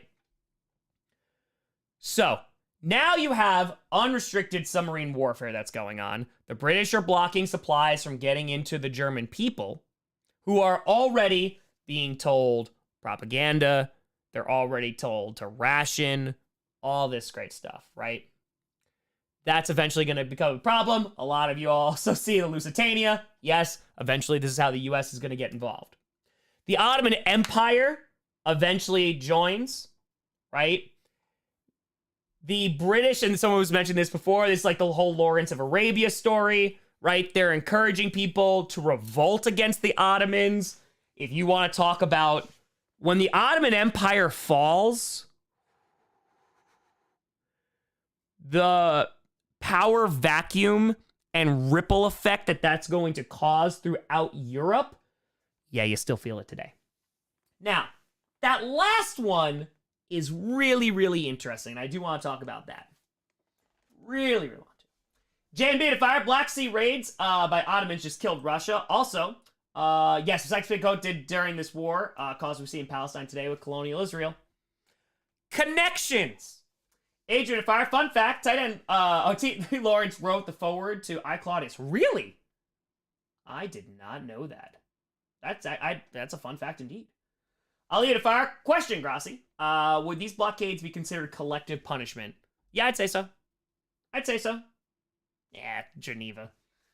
Evo with a fiver. Just got home from work. I didn't know we had class today. We did. We did. Can somebody tell me why the colonies want to get involved? We talked about imperialism. I taught you about imperialism. Why the hell would they want to help? Holly, 20 partial tuition payment. Sorry, it's late. Appreciate you, Holly. Appreciate you. Hope you're doing well, Holly.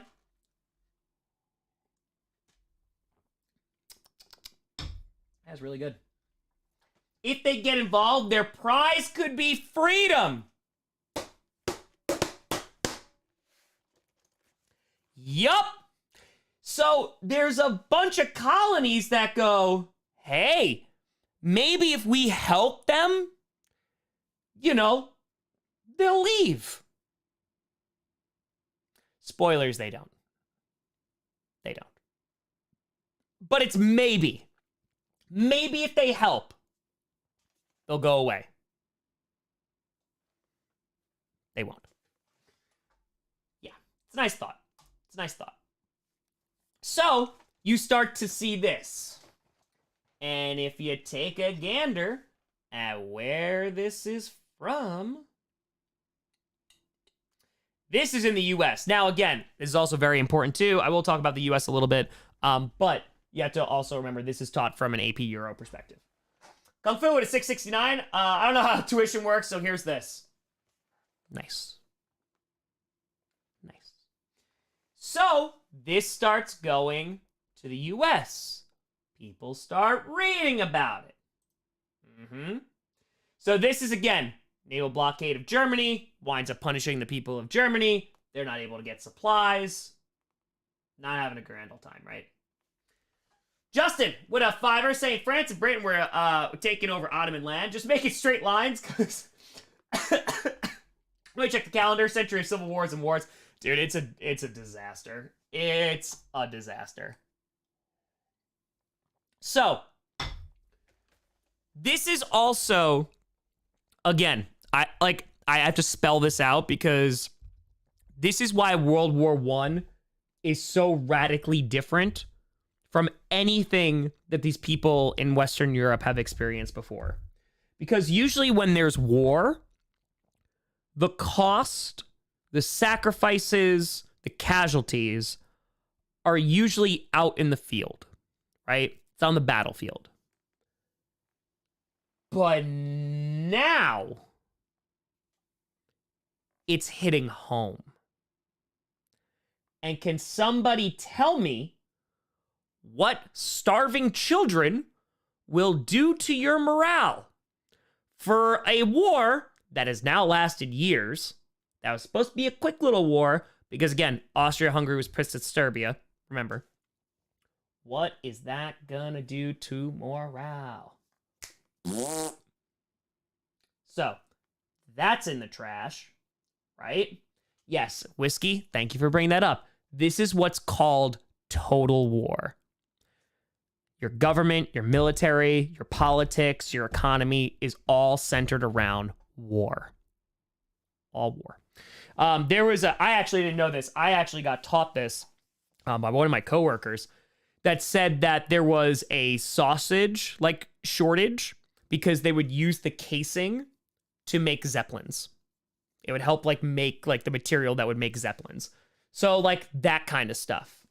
Because you're having starvation and you're having all of this crap start to now hit the home front. So now, let me ask you a question. Okay. Kids are starving. People are not back. They were supposed to be back. They're not back. All this stuff is not going well. If you are the government of that particular country, how do you increase morale? Just do a tour starving people. Well, time for revolution. You will see that too. You will see that too. What do you do? Find a way to win? Sure. There we go, M. Propaganda, baby. Demetrius went tenor. Hey, Grossi, right before Halloween, and we should remind people at this time, Kirk Cousins rents different houses in Minnesota so he can maximize the number of children he can spit on. That's accurate. Trick or treat, it's always a trick with Kirk Cousins. Always. Always, always, always. Always. So, hope you're doing well, my friend. So we talked about some of these big battles. Again, like I would get more in depth if we were in class, but not too much in depth. But like massive casualties. Massive, massive casualties. If you go to some of these places too, like there's memorials that still exist today. So there's a great line that I always include in here. Okay? As war dragged on, the price of peace rose. Ooh. Can anybody tell me what that means? Because if you understand that, you now understand everything that's going to happen after this war. Sunk cost fallacy, I like that. What does that mean? More will die, sure. Resentment, sure.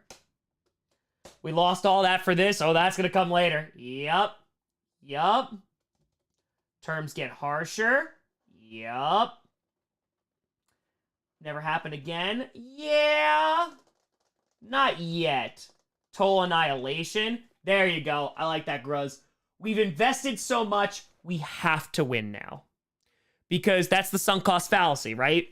If you are sacrificing hundreds of thousands of people, money, food, kids starving, all this stuff, everything is dedicated to the war, well, we can't accept anything else except total victory.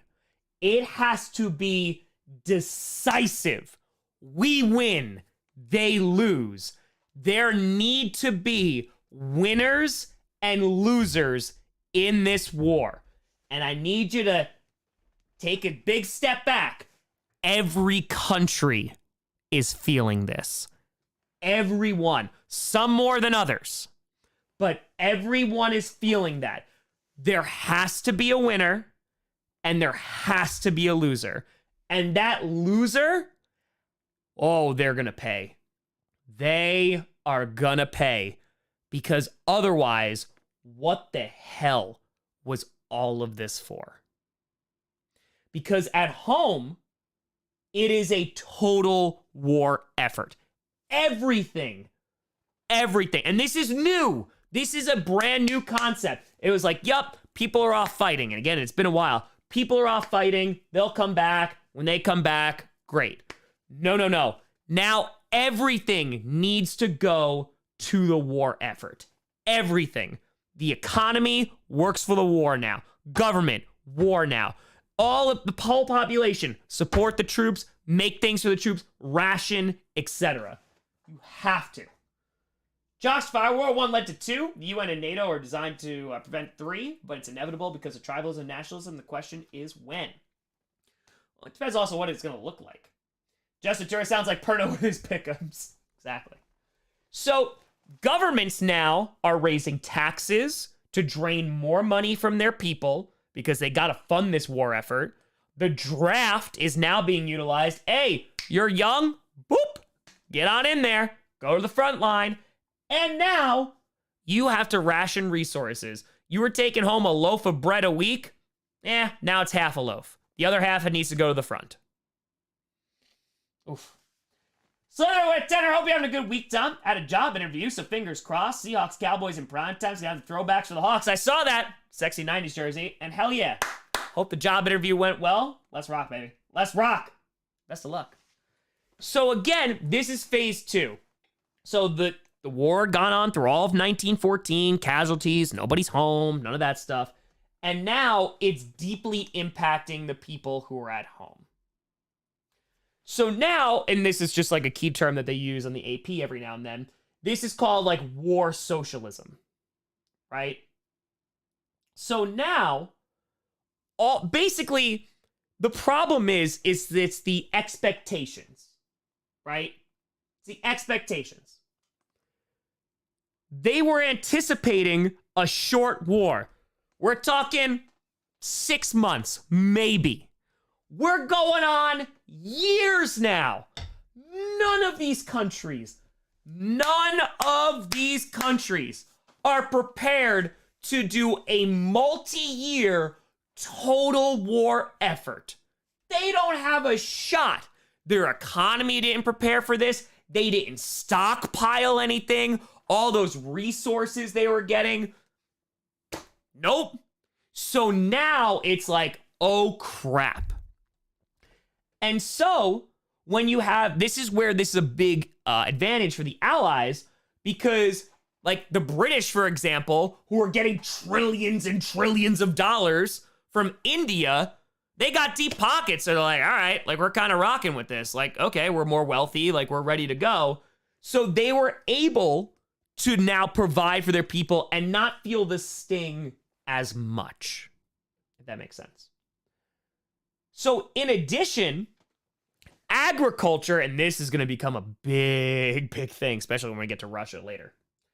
This could become a big thing. Agriculture, the growth of food, that goes for the war effort now. Everything. So whatever you were bringing home, it's less now because that's got to go to the soldiers. Because again, we can't lose. Are we going to lose this war because you want to eat more bread? How selfish of you. Are you serious? Our soldiers, our troops are dying out there, fighting for you, fighting for this country. And they're gonna die because you want to eat more bread? That's the kind of propaganda we're rocking with now. That's what we're rocking with. So it's like, hey, everything goes to the war. Everything. And it's not a good look. So again, this is what's going on in the battlefield. It is miserable. People are dying. You're sitting in mud, soaking wet. There are rats. You are barely making any movement. And at home, your family is starving, or is at least feeling the impact of it, and they are doing everything. And again, there is no end in sight. Countries are desperate. They try. They really, really, really, really try. But nothing's breaking the stalemate. So it's going to be a war of attrition. So, Verdun. So, I have not been here. It is a place that I most definitely want to go for historical reasons, just for respect and kind of just out of the history. But, again, beautiful fields, right? That's what it looks like. And you're talking like so many perished, right? Yes, exactly, Himmel. Yep, I'm going to show you. So literally, there are crypts in here, and the bones of fallen soldiers are in here. So it is very sobering. It is very daunting. So Verdun happens 1916, and it is one of like the major battles. You're talking about, if I have my battle correct, I think you're talking like around like 300,000 people dead, and then more than that injured. So again, like this is brutally horrific, because for the most part, it's trench warfare really slow. But when battles happen, the casualties are massive. Massive. Like, you're talking about, you're talking about, like, modern day stuff. Like, we talk about 9/11 and, like, the horrific loss of life. The numbers are so insane. Like, they're so insanely large that you can't even fathom them. Because it's like, we can't even think that high at this point. So, again, Bones of the Fallen. So, if you ever go here, I have not gone. I always show this to students just to kind of like sober them up and be like, hey, like this, like the respect part, you know, this is real stuff. You know, you can't bury the bodies in no man's land. Like it is, it's horrific stuff. It's horrific. So now going forward, Again, all this is happening. You're talking about hundreds of thousands of people dying. Like, it is horrific. And again, I want to be very, very clear. Going into this, flowers, dancing, can't wait to go to war, glorified, all this stuff. And this is happening because Austria-Hungary hates Serbia. And you're French. Josh, if I would build these memorials to teach the future, never again, then we do it again. You are not wrong. You are not wrong. So, as the war drags, and I mean drags on, we're talking 1917. 3 years of total war. Technically 2, but 3 years of total war. You were supposed to be home by Christmas. You are not. You are hungry. You're rationing food. You haven't seen whoever, family members, significant others, sons, whatever, in so long, years. This puts an enormous amount of strain, pressure, stress, desperation on the home front. So, of course, their morale is going to be hot garbage. Of course it's going to be. And so this is where propaganda starts to rear its ugly head. The things that I was talking about before. We're in 3 years now. So I want you to, like, for example, if you spent 3 years doing something, let's just say like learning a skill, whether it's like playing guitar or whatever. If you, and you sacrificed hanging out with people, you sacrificed money, all this stuff, right? So a much lesser thing. If you just give up now, then what the hell was that for? And now it's like, all right, we're going to try this, but it's starting to reach its end. People are starting to reach their end. And so now, here's the good old United States. So the US is going to get, again, this is taught from an AP Euro perspective, which is why it's so focused heavily on European countries and not the United States. But the US is neutral. I'm using the biggest air quotes ever. It's neutral. But the British are basically getting just supplies. Like, the US is like, we obviously have a favorite here. They're like, here you go. We're going to give you a bunch of supplies and stuff. So, issues start to occur. We'll talk about the Lusitania for a hot second.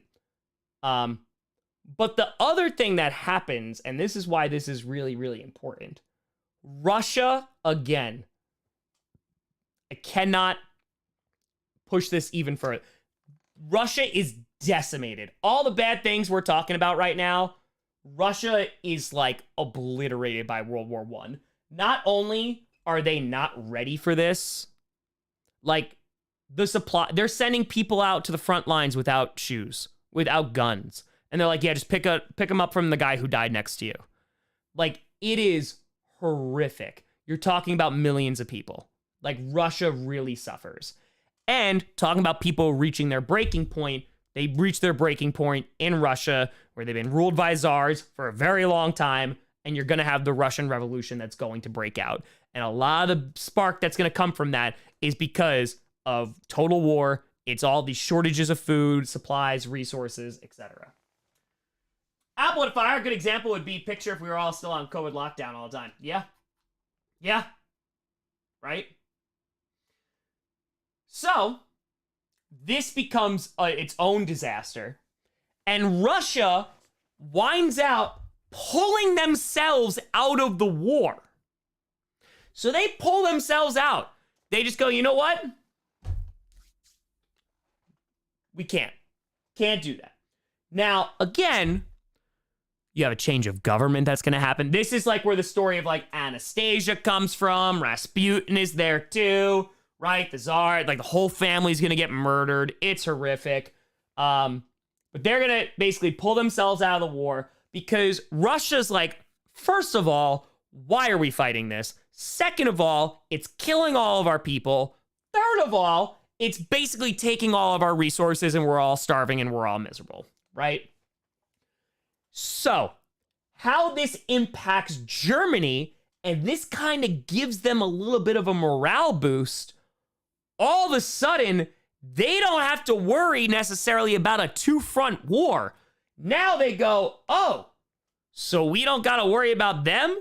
Cool. Let's focus on the Western Front. And that's going to start putting more pressure on the Allies, eventually the United States, et cetera, et cetera. Adrian Tour, Germans moving Lenin. Moving Lenin? What do you mean moving him? What do you mean? What do you mean?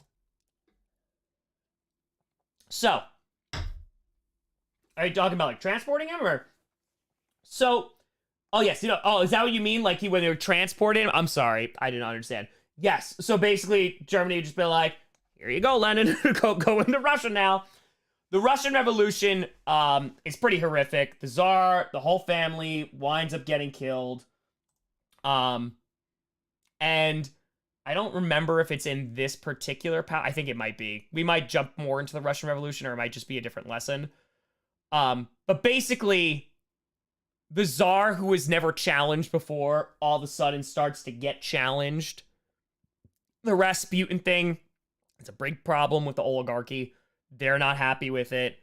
And basically, Nicholas is also seen as like a complete imbecile and like super duper weak as well. Like there's a scene like he goes out to like the front line. He's like, rah, rah, troops. And the troops like do not care about him in any way, shape, or form. We'll get there though. We'll get there.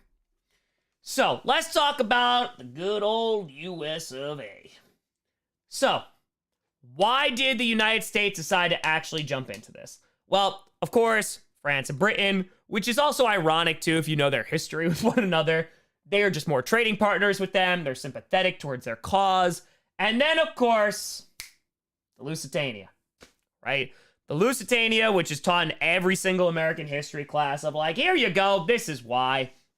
There's unrestricted submarine warfare. The Germans are like, okay, we're so sorry, we won't do that ever again. And the US is like, okay, don't do it. And the Germans get super duper desperate as time goes on, and they just do it again.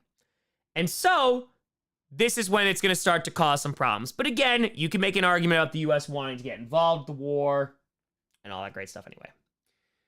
But the Zimmerman telegram is always interesting too. There's lots of rumors about the Zimmerman telegram, but basically Germany like writing to Mexico like, hey, like you help us, United States, like we'll give you territory and stuff. Regardless, this is what I actually focus on because this is very, very, very, very, very, very, very, very, very, very, very, very important. Okay. Culture tour. Oh, got a history lesson. Woodrow Wilson. This is when you boo. This is like when Roger Goodell comes up during the draft. You boo. Whenever you see Woodrow Wilson, you just boo. Just boo. It is the war to end war. Can anybody tell me what that means? Great job booing. You're doing an excellent job, and I'm so proud of you. I'm so proud of you. Woodrow Wilson sucks. Woodrow Wilson sucks forever and always.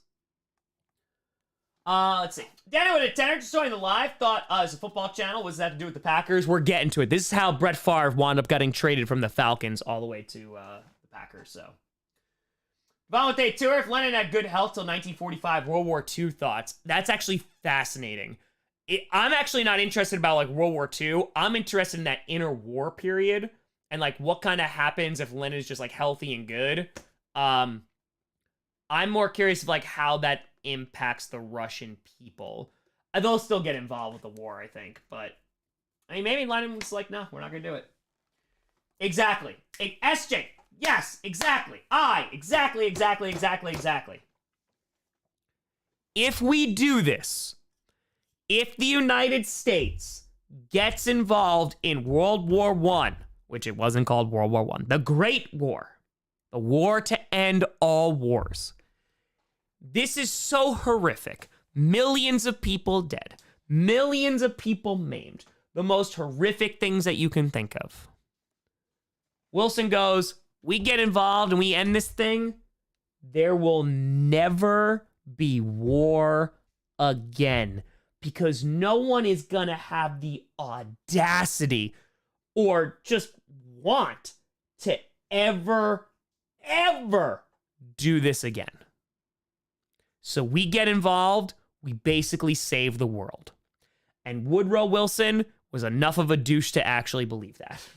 But I want to tell you about that because, again, this is where post-World War I stuff comes in. Well, now, if you're like a young person and maybe you're talking about like the military, well, there's no more wars to fight. It's done. So what do we do? Josh Ventura, the only war to end war ends in extinction. Zach gets through. The only reason I joined is because of a pet project. There you go. There you go. So Lusitania, of course, that is also a major problem. The Germans sink it.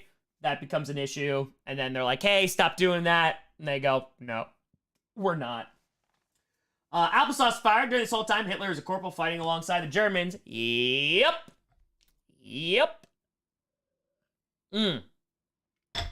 Okay. Now, do we want to have a really difficult conversation?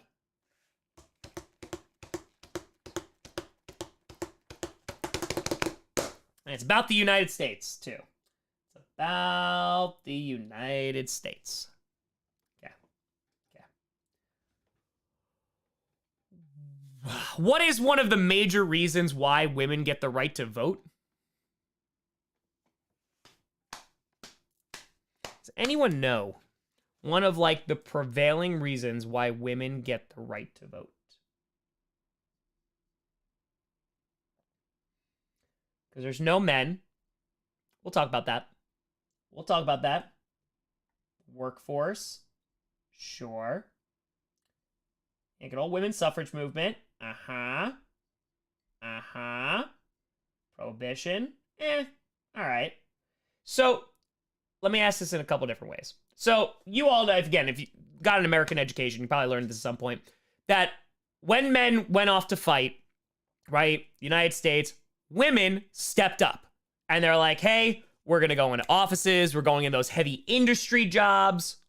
It's great. It's wonderful. Now, right, what's going to happen to women when the men come back? Stay tuned. SJ Fire, is it true or myth that teenager Hitler was spared by a British soldier who didn't want to kill a kid?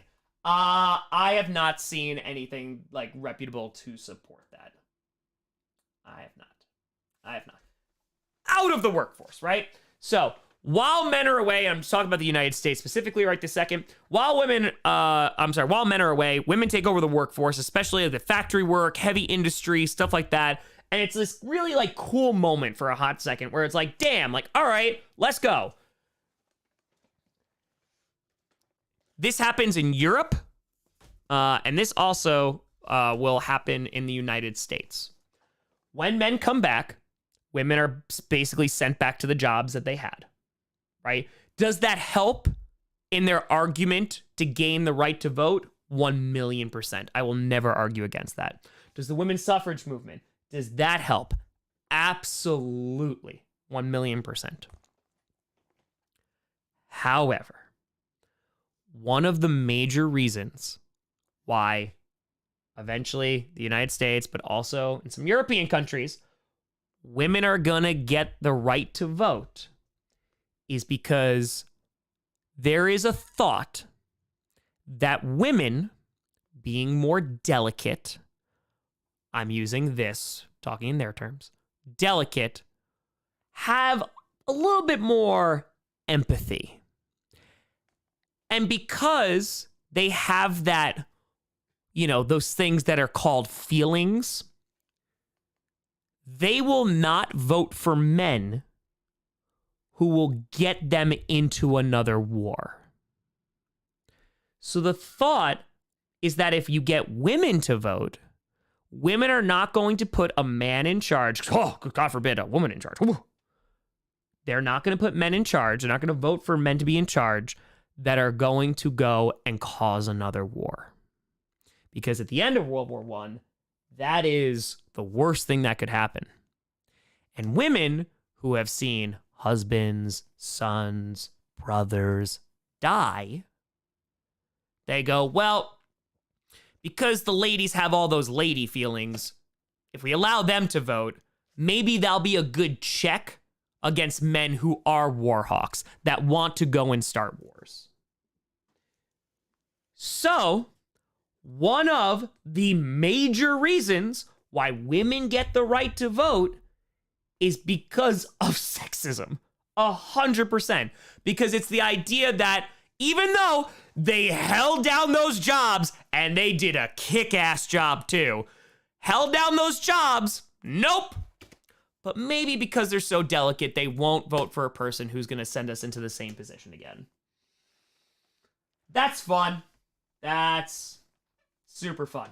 Super duper duper duper fun. All right. Oh, yeah, we rocking. We rocking. Gold Zimmerman telegram. Oh, life. No, I'm not underselling that at all. I'm talking about from a powerful men perspective of why they are even entertaining allowing women to vote. It's not underselling that at all. The suffrage movement, especially when I taught US, I spend so much time on that. And you're talking years and years and years of pushing and pushing and pushing. And that's why I said, that makes a huge difference. That makes a huge difference. There is also an underlying sentiment of the people who are in power, who are men, that go, hey, we can maybe allow women to vote because they won't lead us into another war. That is a very prevailing thought at the time.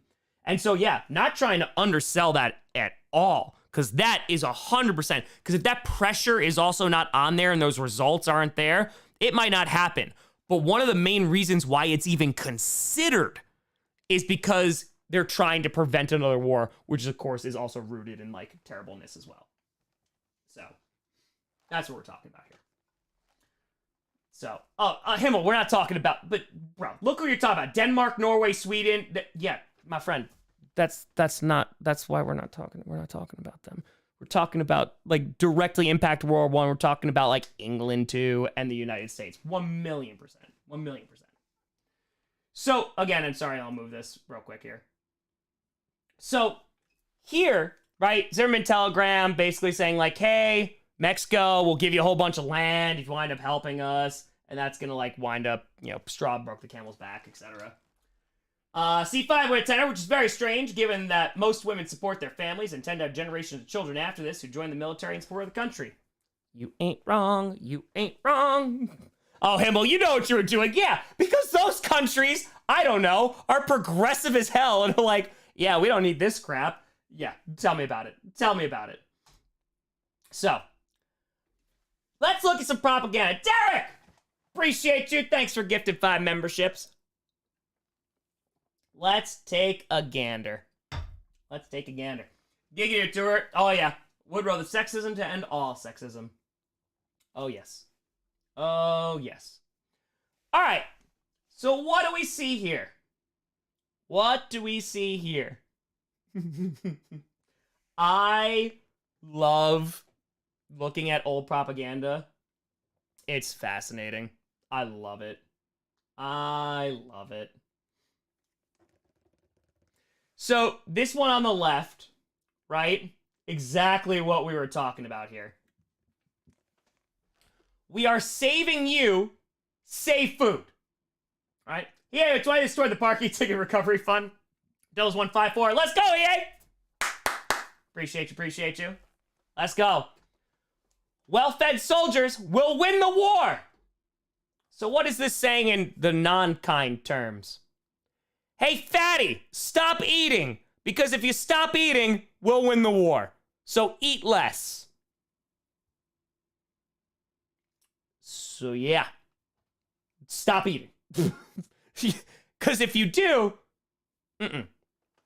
Now, it gets worse. It gets worse.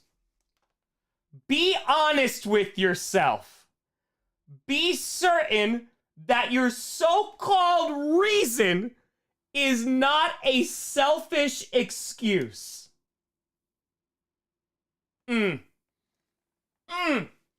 Robert Firestone, we just need to require women to register for the draft progress.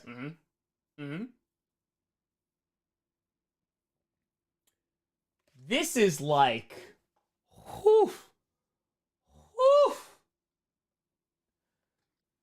Hey, are you just being selfish? Saying that you can't and go and fight for your country? Are you just being a piece of garbage? Oh, so you know what? Yeah, you're only 17. Get out there. You got to enlist. Come on now. Don't be selfish. Here we go. Here we go. Help Uncle Sam stamp out the Kaiser. Wilhelm II hanging out down there. What are we doing? Oh, what's that boot? Third Liberty Loan. Buy bonds. Buy government bonds. Because if you buy government bonds, then you're going to help us win the war. Also, if you stop eating so much, fatty, we're also going to win the war. Also, don't be a lazy piece of garbage and make sure you enlist as well. And now, we got this one, which is one of the most famous ones that you've ever seen, right? I want you. Why is this so effective? Why is this one of the most effective pieces of American propaganda in American history? Why is it? Oh, guilt trips are great. Guilt trips are great. Points to the individual, right? Me? Oh? And I also, I had my students too, because if we were doing this lecture for a while, again, this broke up into multiple classes. They walk, the eyes follow you. So if you put that up, and this is a simple thing. This is also where art comes into play, and this is really interesting to me. If you put this up in a shop window or something, and you walk past it, if you walk sideways, right now, if you walk past your monitor or your phone, you keep it here, the eyes follow you. So you could be walking past and you're looking, those eyes are dead on you. Dead on you. We want you. You. Personal accountability? Woo! All right. That's why they say, for example, if there's ever a medical emergency, you don't just scream call the cops. You point to an individual person and go, call the cops. Because it's that hey, you're the one who needs to do this. Spooky season indeed. Oh, here we go. Also censored. Pervs. Let's look at this. Let's look at the one on the left first. Let's look at the one on the left first. You want to talk about guilt trips? You want to talk about guilt trips? So, listen. Yeah, this is a very famous one on the right. Move that down too. Will you fight now? Will you go to war now? Right? Samuel Tour, join war, fat boy. Join war. Yep, you putty cat. Will you fight now? Or are you going to wait for this? What is this? Somebody tell me. World War I lesson. World War I lesson. What is happening here? Death? Where are they?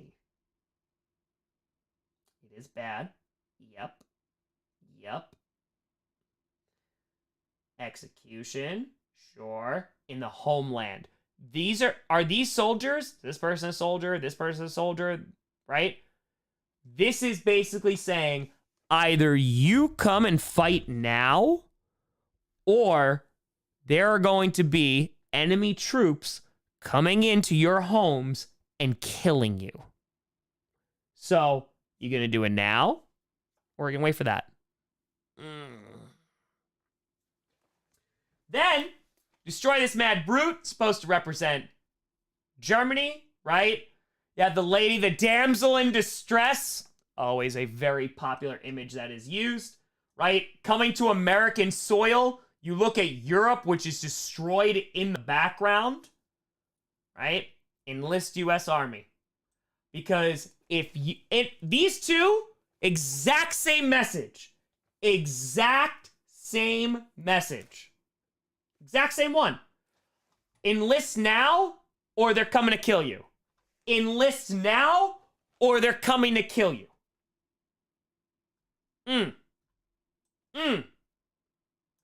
Propaganda. Okay. I'm going to pee real quick. I'm going to pee for the D. Look at the one on the left. It is one of my personal favorite of all time. Look at the one on the left.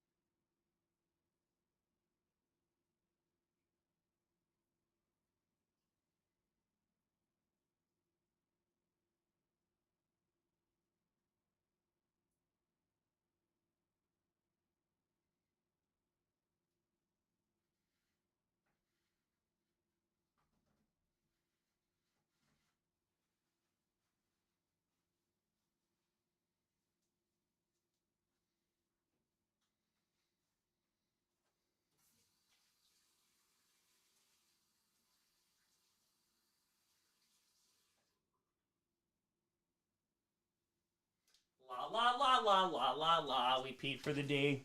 All right. Here we go. So, one on the left, I love it. Applesauce Fry, the uncensored tatas are calling me to fight. Yes. So on the left, it's nice in the... I love this one so much. It really is like one of my favorite pieces of propaganda. Yeah, it's fun in the surf, but what about the men in the trenches?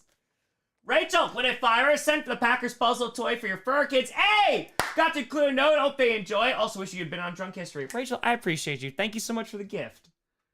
Thomas the Tenor got back from a Halloween barn bash. Ooh, all right. It was such a blast. Got third place as Jordan Love costume. There you go. There you go. So, this is like, this guy too. Just a surfer dude. It's like, yeah, it might be really nice hanging out in the ocean, but do you know about the men in the trenches who are dying? You should go help, and you shouldn't have fun either. Oh, okay. So there you go. And then, the one on the right, your country's call. Isn't this worth fighting for? What is being shown here? It's the Shire. Or it's that Windows PC background. It's one or the other. It's one or the other. Exactly. You're guilty now for enjoying yourself.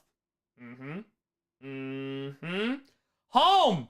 This is home! Oh, is that not worth fighting for? Coward.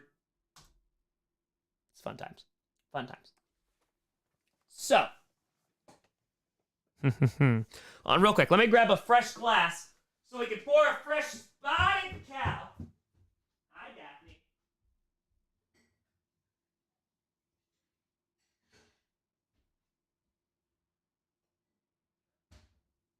Hi, Nabula. I must go teach the people, Nabula. All right. So, propaganda works for like a good little while. But you also have to realize, too, except for the Americans, obviously, this war has been going on for like 3 years now. So it only lasts for so long. For so long. So it raises morale a little bit. But they can't just rely, by the way, we're rousing. We can't just rely on propaganda. C5 Fire, what do I get you need to think about your car's extended warranty for the left one? It's accurate. You're not wrong. Not wrong. So, what else does the government do? And again, the reason we teach about this is because this is where connections are made, because you see the stuff and tactics that governments use in World War I that are directly going to be amplified and used even more in World War II. Twisted Fire, my favorite one is the two kids ask their fire what he did in the Great War. Yep. What will you tell them? That you were a coward and stayed home and ate bread? How dare you? By the way, too, the Americans, yeah, Lusitania, absolutely, Zimmerman, 100%.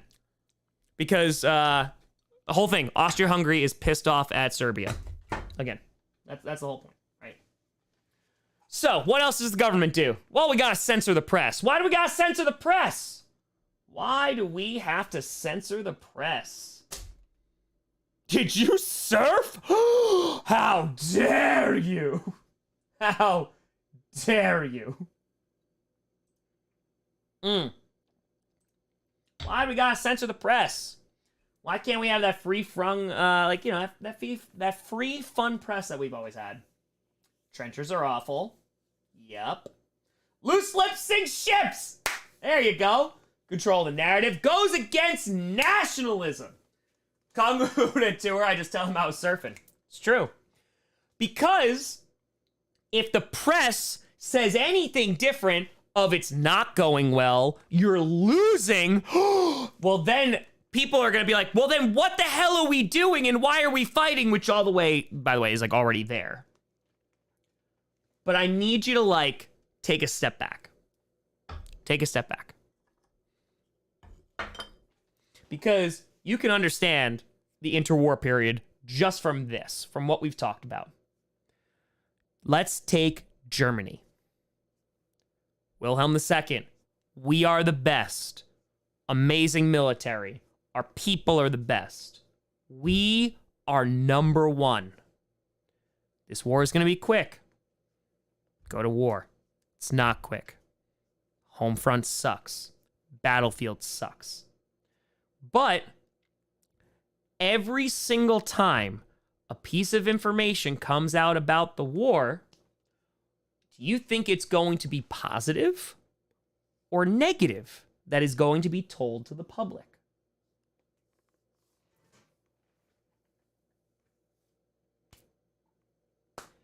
Do you think the information that is going to reach the public is going to be positive, we're doing great, or we're sucking ass? It's got to be positive. So I want you to take a step back for a hot second. You are a regular person in Germany. You've been told you're the best. Everyone's going to be home by Christmas. They're not. So yeah, you're going to stop eating a little bit. You're going to have to start giving up a bunch of stuff. But everything that you are hearing, every piece of information that you are hearing, we're doing well. We need more stuff, though. We're doing well. Our troops are doing well. Why? Because we are the best. And if you say otherwise, if you start saying we shouldn't have been in the war, treason. Straight to jail. Straight to jail. Straight to jail. Josh, Fire Problem today is who is the press? Anyone with a blog, podcast, X account, etc. is the press. Uso Tour, war is like being a Bears fan after preseason ends. So now, it's not only do they not want to hear it, but the governments are making sure that's all they hear. And anybody who speaks out against them, you hate our country, jail, gone, bye, boo-boo, treason. So now, it's like, nope, because we need more people to fight. We need people to say, yes, son, go help the country. Because we're doing so well. We're making great strides here. And what happens if you lose? And you're that random German person. You lose. Wait, how did we lose?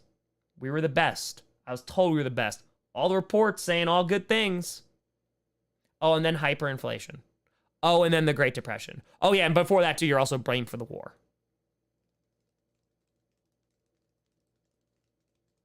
Not a fun time. So, this is what we were talking about women before, too, right? Women are working in war industries, definitely, especially in the U.S., too. They're also taking over factory jobs, heavy industry, nurses, of course, 100%. That starts with Florence Nightingale on the Crimean War. And eventually, that is going to help lead to women's suffrage, right? So this massive movement that is going to occur, which makes sense because women are going to go into these jobs, and when men get back and they're like, okay, leave, and women are like, well, wait, are we just gonna pretend that didn't happen when we kind of just saved your ass? And then, there you go. Notorious with a 3er saying, treason schmeezin, can't catch me, big man. Yep. Stabbed in the back. There you go, Justin. Stabbed in the back. So, women in the workforce, and they hold it down. But again, this is also like why I'm telling you about the thoughts about women from men who are in control, and kind of a leading sentiment amongst men in this time period. It was, okay, thanks. Bye now. Wait, what?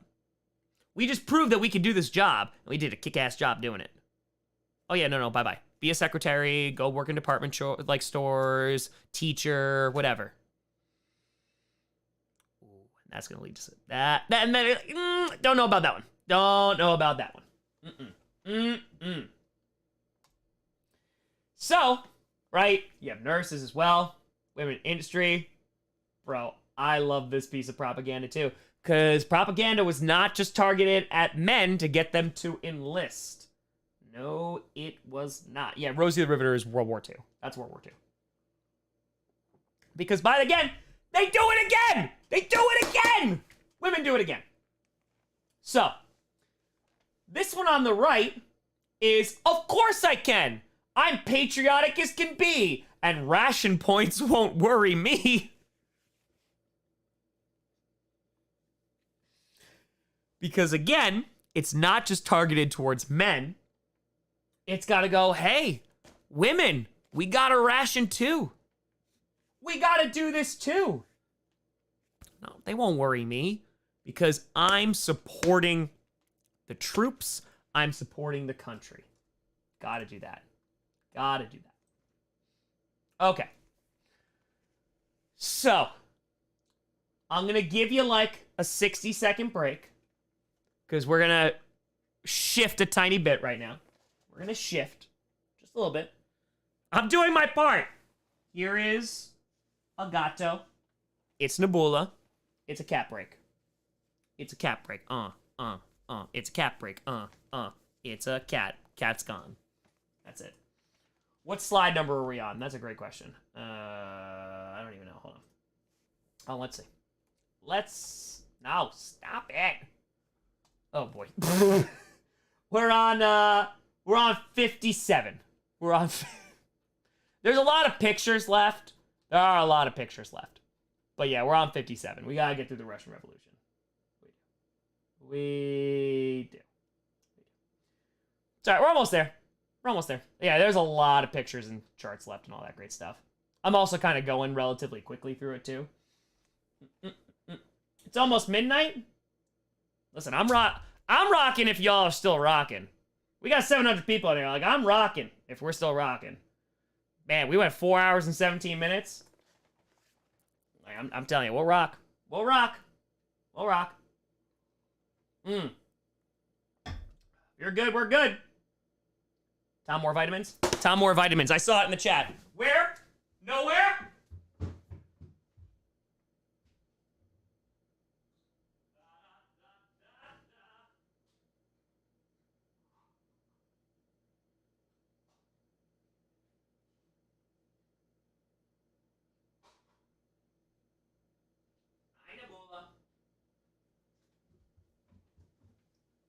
Okay.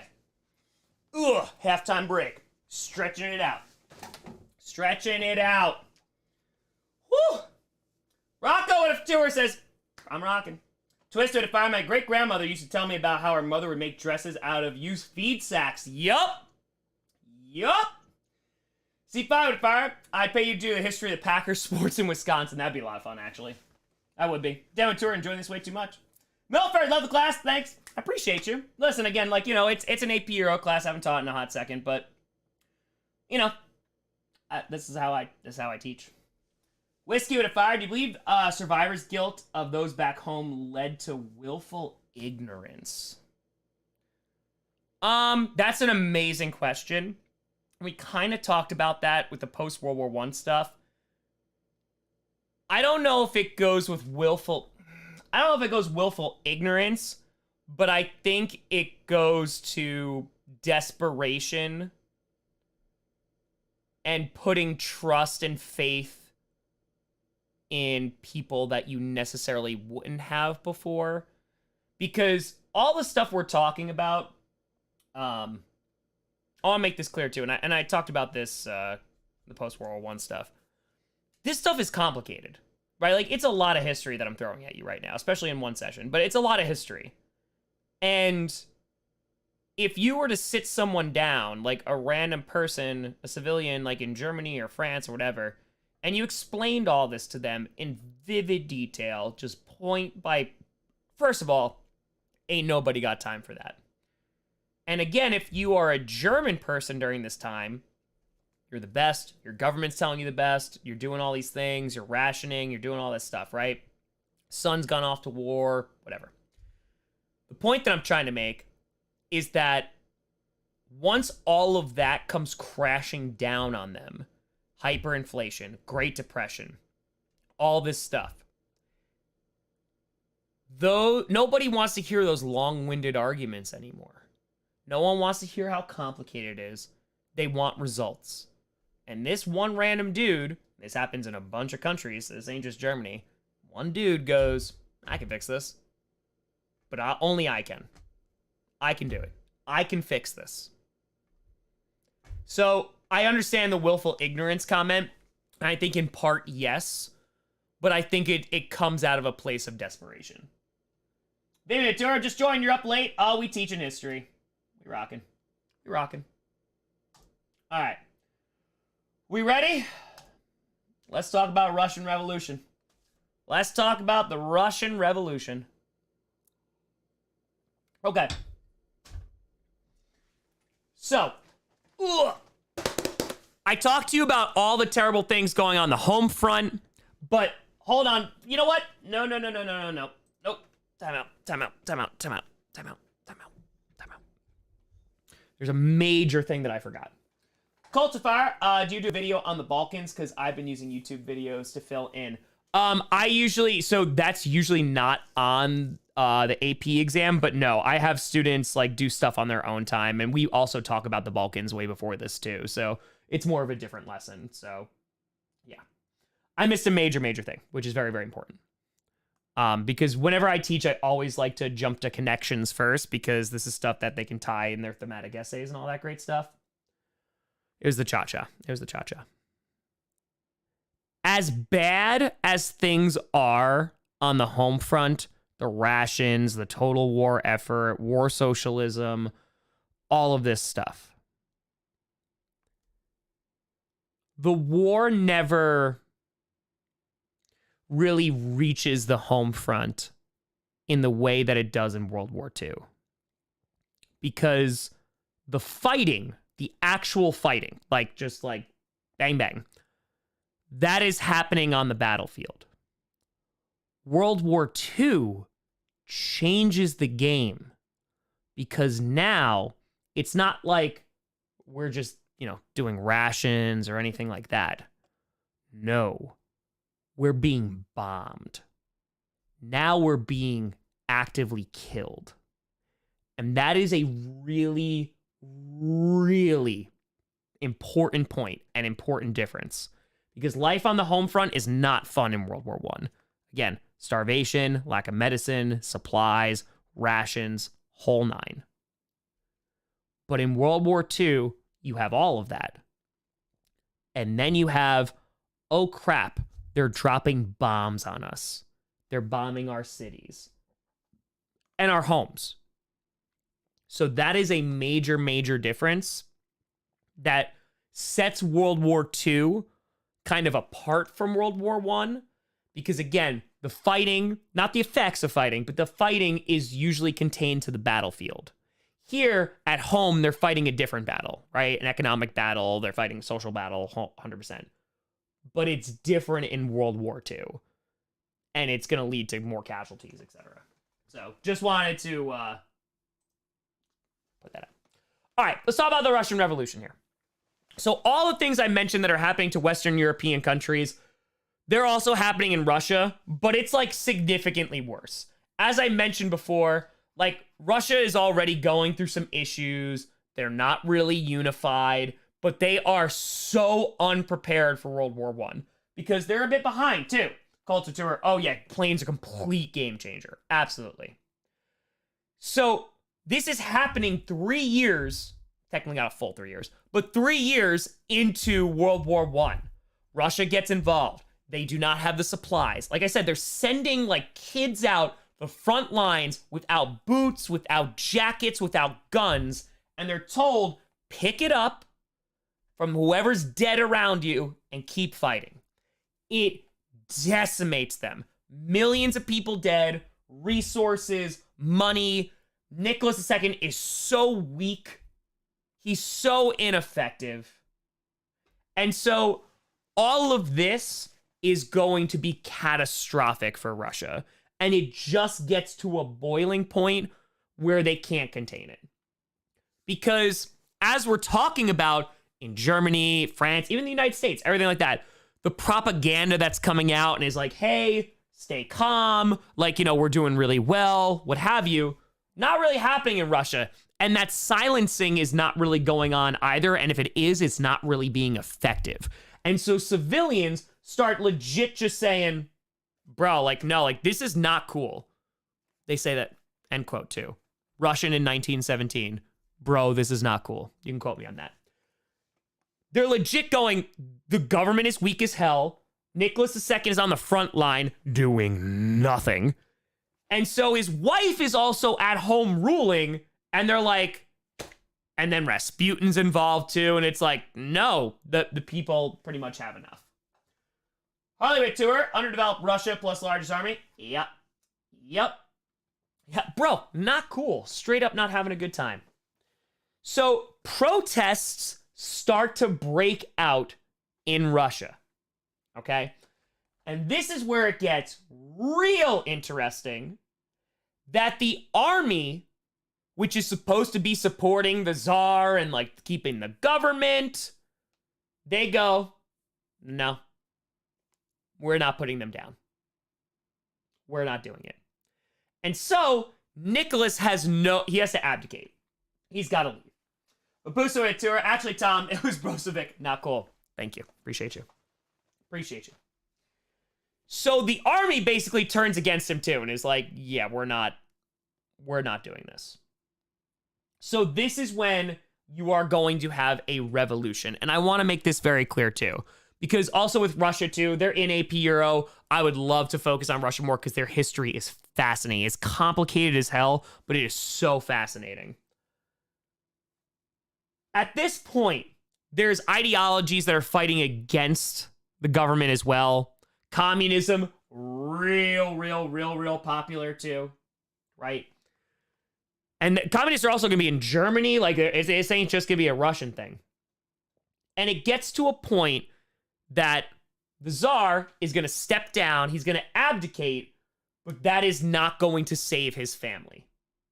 So that's his family. This is where Anastasia comes from, if you've ever seen the movie or the play. Notorious Win 8 goes to show you what can happen in 20-odd years when Russia did. Yeah, exactly. Yeah, no, you're 100% correct. I mean, it is just years and years of, like, frustration. His entire family, including himself, they are murdered. Brutally, too. It is bad. The kids are murdered. Because it's basically like, we can't have this. Spencer Turner, we get college credit for this time? Yeah, I'm sure. But yeah, no. They kill the Romanovs in, like, horrific, disturbing ways. Because they are also terrified that if they stay alive, they're going to have some kind of power and they're going to fight back. So, yeah, they killed everything. Pets, it's legitimately horrific. It is. You have Nicholas on the front lines trying to do stuff. The guy is just, like, not a good leader. And this happens, right? We've seen this happen in just about every single empire that has existed on this planet.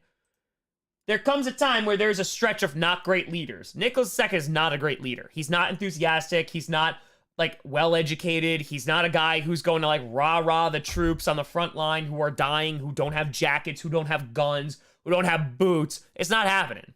So it's not going to work out well for them.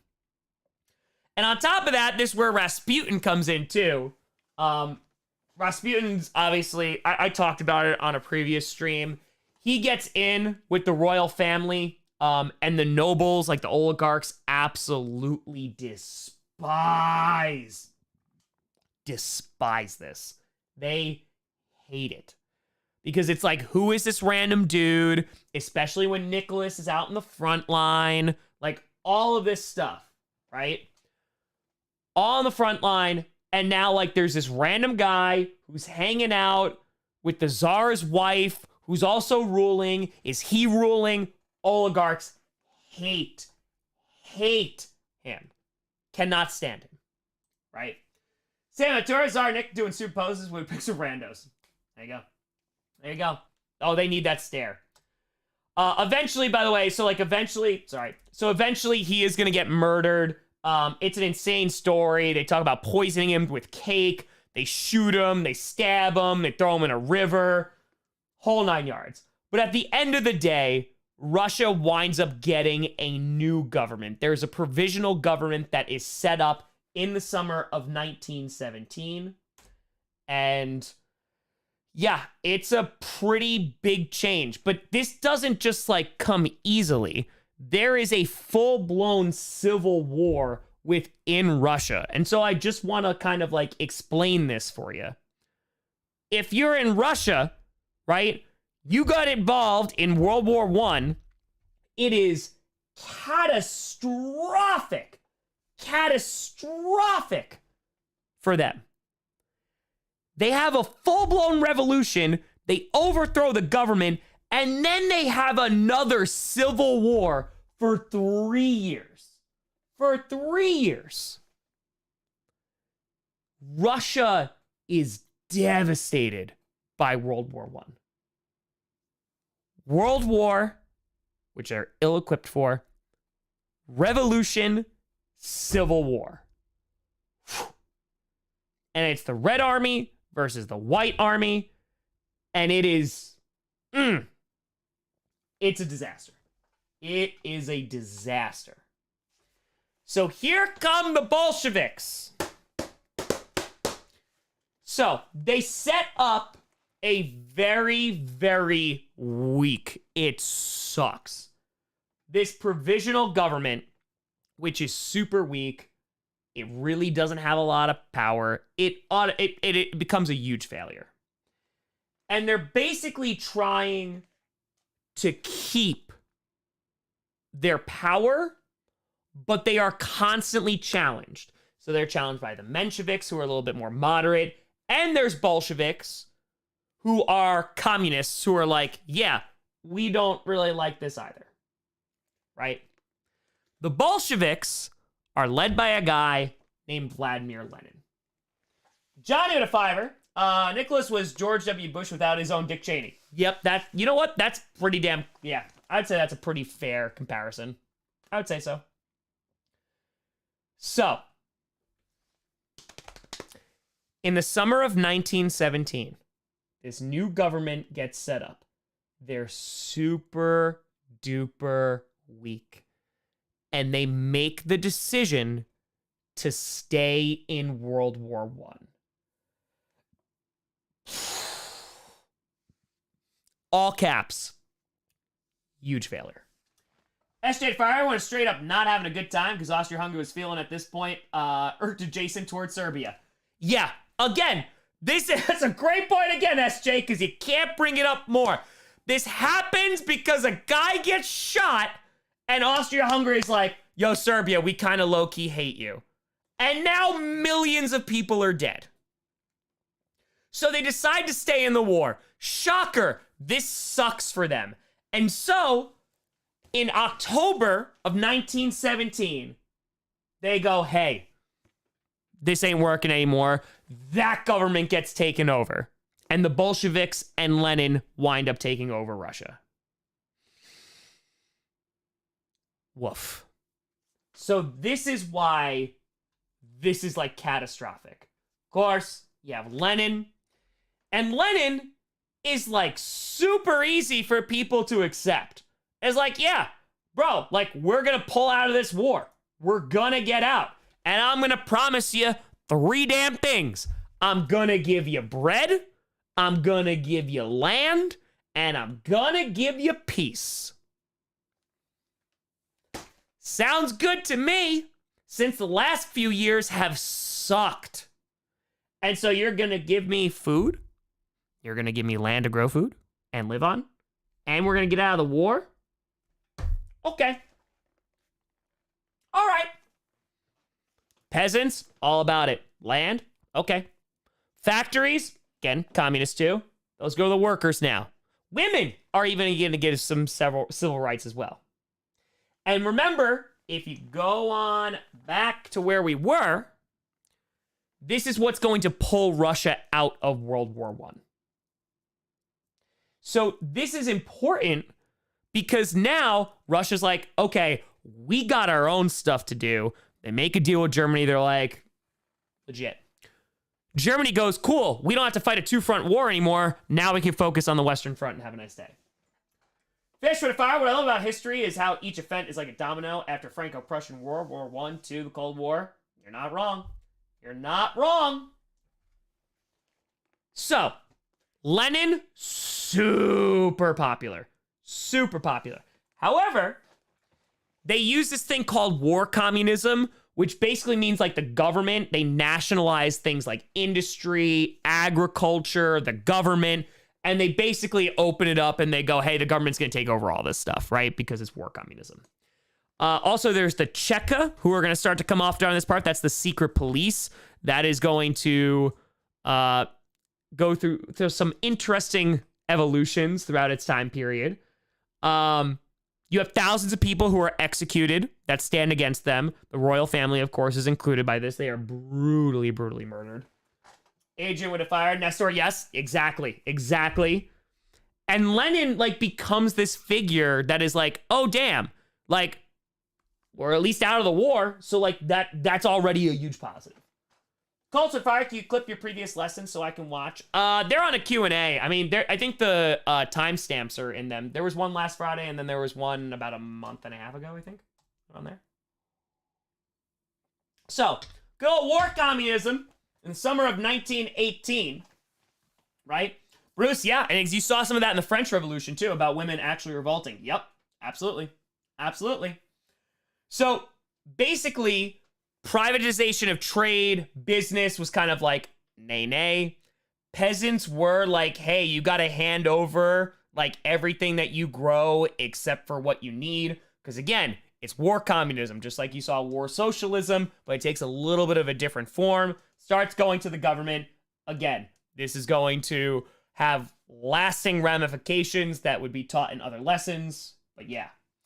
SJ, Lenin has an enormous cult of personality that the idea of Lenin vastly outgrew the person that was Lenin. Also, most of his ideas were twisted to Stalin's benefit. That is 1,000,000,000% correct. Yes. Lenin has such a cult of personality, and we'll talk about that too if I teach World War II and like the interwar period leading up to World War II.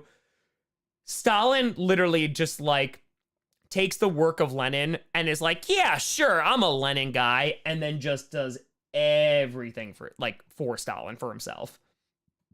And it's pretty intense. It's pretty intense. So again, Russian Civil War, you got the Reds versus the Whites. And again, this goes on for a long ass time. And they just got out of World War I. So this is going on. They're fighting between themselves as well. You have the Cheka, and talk about cult of personality. Again, like, oh yeah, Lenin is... So that's the funniest thing, too. Stalin frames it like Lenin and him were, like, the bestest of friends, and that is not the case at all. Not the case at all.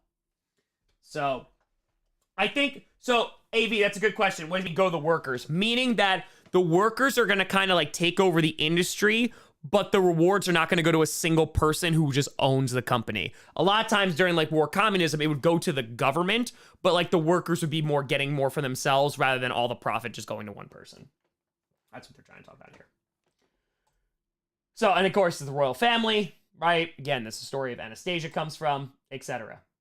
Lenin has such a cult of personality. This is Lenin's body. Winds up getting put on display, and it is there for years. Years. So this is because Stalin basically twists it, and again, this is something to learn like later down the line, but Stalin twists it to be like, yeah, I'm basically Lenin 2.0, which he is not, by the way.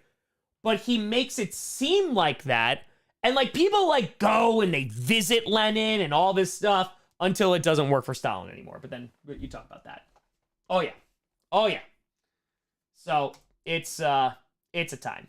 So like, again, this is, I rushed through the Russian Revolution real quick. I would spend a lot more time on this, but basically the too long didn't read version. The royal family's gone, so there's no more czar, right? You're going to have this kind of government that's going to be set up that really hasn't been seen in Western or in Europe before. The Bolsheviks, they eventually win the Civil War. Lenin takes control. They have all this crap happen to them. The thing is, by the time they're all done, and this is really, really, really important, by the time they're all done, Civil War is done, World War I is done, Lenin dies very shortly thereafter in 1924. And so there's kind of like this overthrow of the government, there's a civil war that's happening, it's all done, and now it's like, all right, time for like the new day, and then Lenin dies. And then Stalin is going to come in and is going to take advantage of all of that. Josh fired Lenin, Trump, bombastic personality, convince the masses to support him, even though in no way prepared to. Dude, it's just, and again, you'll see comparisons later. It's just more of like he had the trust of the people, and it's also desperation of like, hey, whatever's happening right now is not working. Is not working. And again, Stalin is going to eventually take control, and it is going to be bad. Bad. And if Lenin would have made Trotsky his clear successor or taken steps to prevent Stalin from taking power, how would Russian history have been different? Oh, it would have been radically different. If Trotsky actually took over, I mean, that's the thing. It would have been a long road to do that because Stalin, like, made sure. But if he actually took over, I don't even know what it would have turned into. It would definitely be more, like, legitimate communist, I would think, and less of, like, totalitarianism, which is kind of what Stalin set up. And yeah, I don't even know if they get involved in like World War II. Yeah, it'd be really, really interesting to see because then you have that like that Stalin-Hitler feud also. Booster to Fire, share a picture of the books I mentioned last week on the Discord. Oh, of course. Fishmaster comment about dominoes remind me of them. Hell yeah. Absolutely. Absolutely. So, that's going on there, right? So Russia, and again, we'll get back to that at some point if we wind up teaching afterwards. We'll rock with that. But now let's kind of fast forward to the end of this. And like, I know this is a very long lesson, but it's also the point that this goes on for years. It is exhausting. It is catastrophic for every country that's involved with it. And by the time this is going to be done, so many dead, so many lives lost, maimed, economies crumbled. And it's like, oh my God, we need somebody to blame here. So, Russia gets out of the war, because we talked about the Russian Revolution, and Germany goes, we're all going the Western Front, because now we don't have to fight that two-front war anymore. So now we go and fight. Americans arrive. They are also fresh, because they haven't been fighting for the past few years. And eventually, again, we're skipping a couple details here, but eventually what happens is Wilhelm, it's William there, but it's Wilhelm in German, he abdicates. And eventually, a provisional government, just like the one that was set up in Russia, not obviously the same, but provisional government set up, and they call for an armistice. Now, what is an armistice? It is a ceasefire. Joshua Tour, November 11th, Veterans Day for a reason. It's a ceasefire. Can anybody tell me who is the winner or loser in a ceasefire? Can anybody tell me?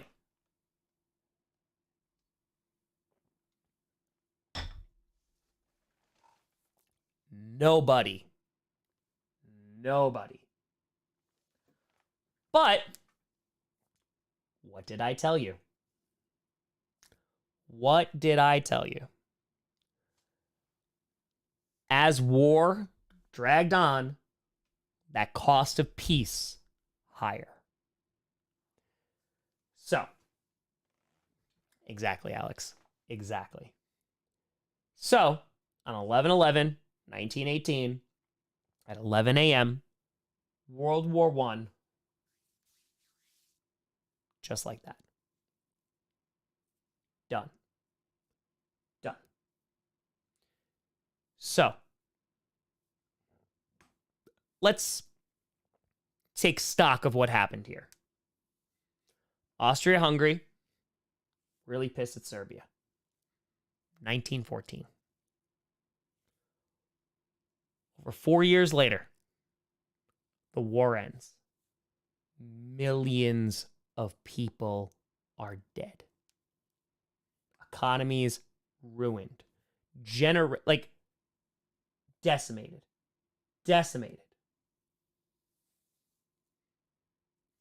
And now, just like that, it's done. It's done. You're French. You're fighting in this war because Austria-Hungary is pissed at Serbia? What? Oh yeah, and the Spanish flu is going to come and kill millions of people too. Yeah, that little add-on. Black Over to Fire Rangers win game 1. There you go. Spillwood Tour. Oh yeah, we having a history lesson. We are having a history lesson. So, around 9 million soldiers are dead. I'll show you the breakdown. 9 million soldiers are dead. About a little over, I think, 20 million are wounded. Variety of ways.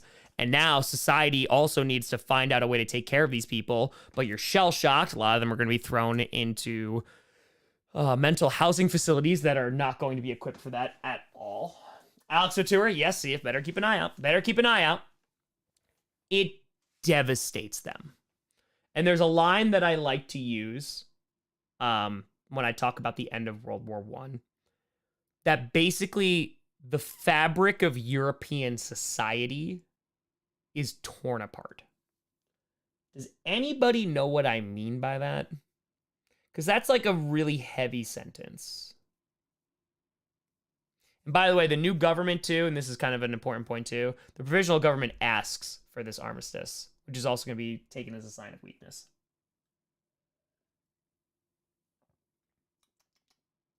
Will change forever. Yep.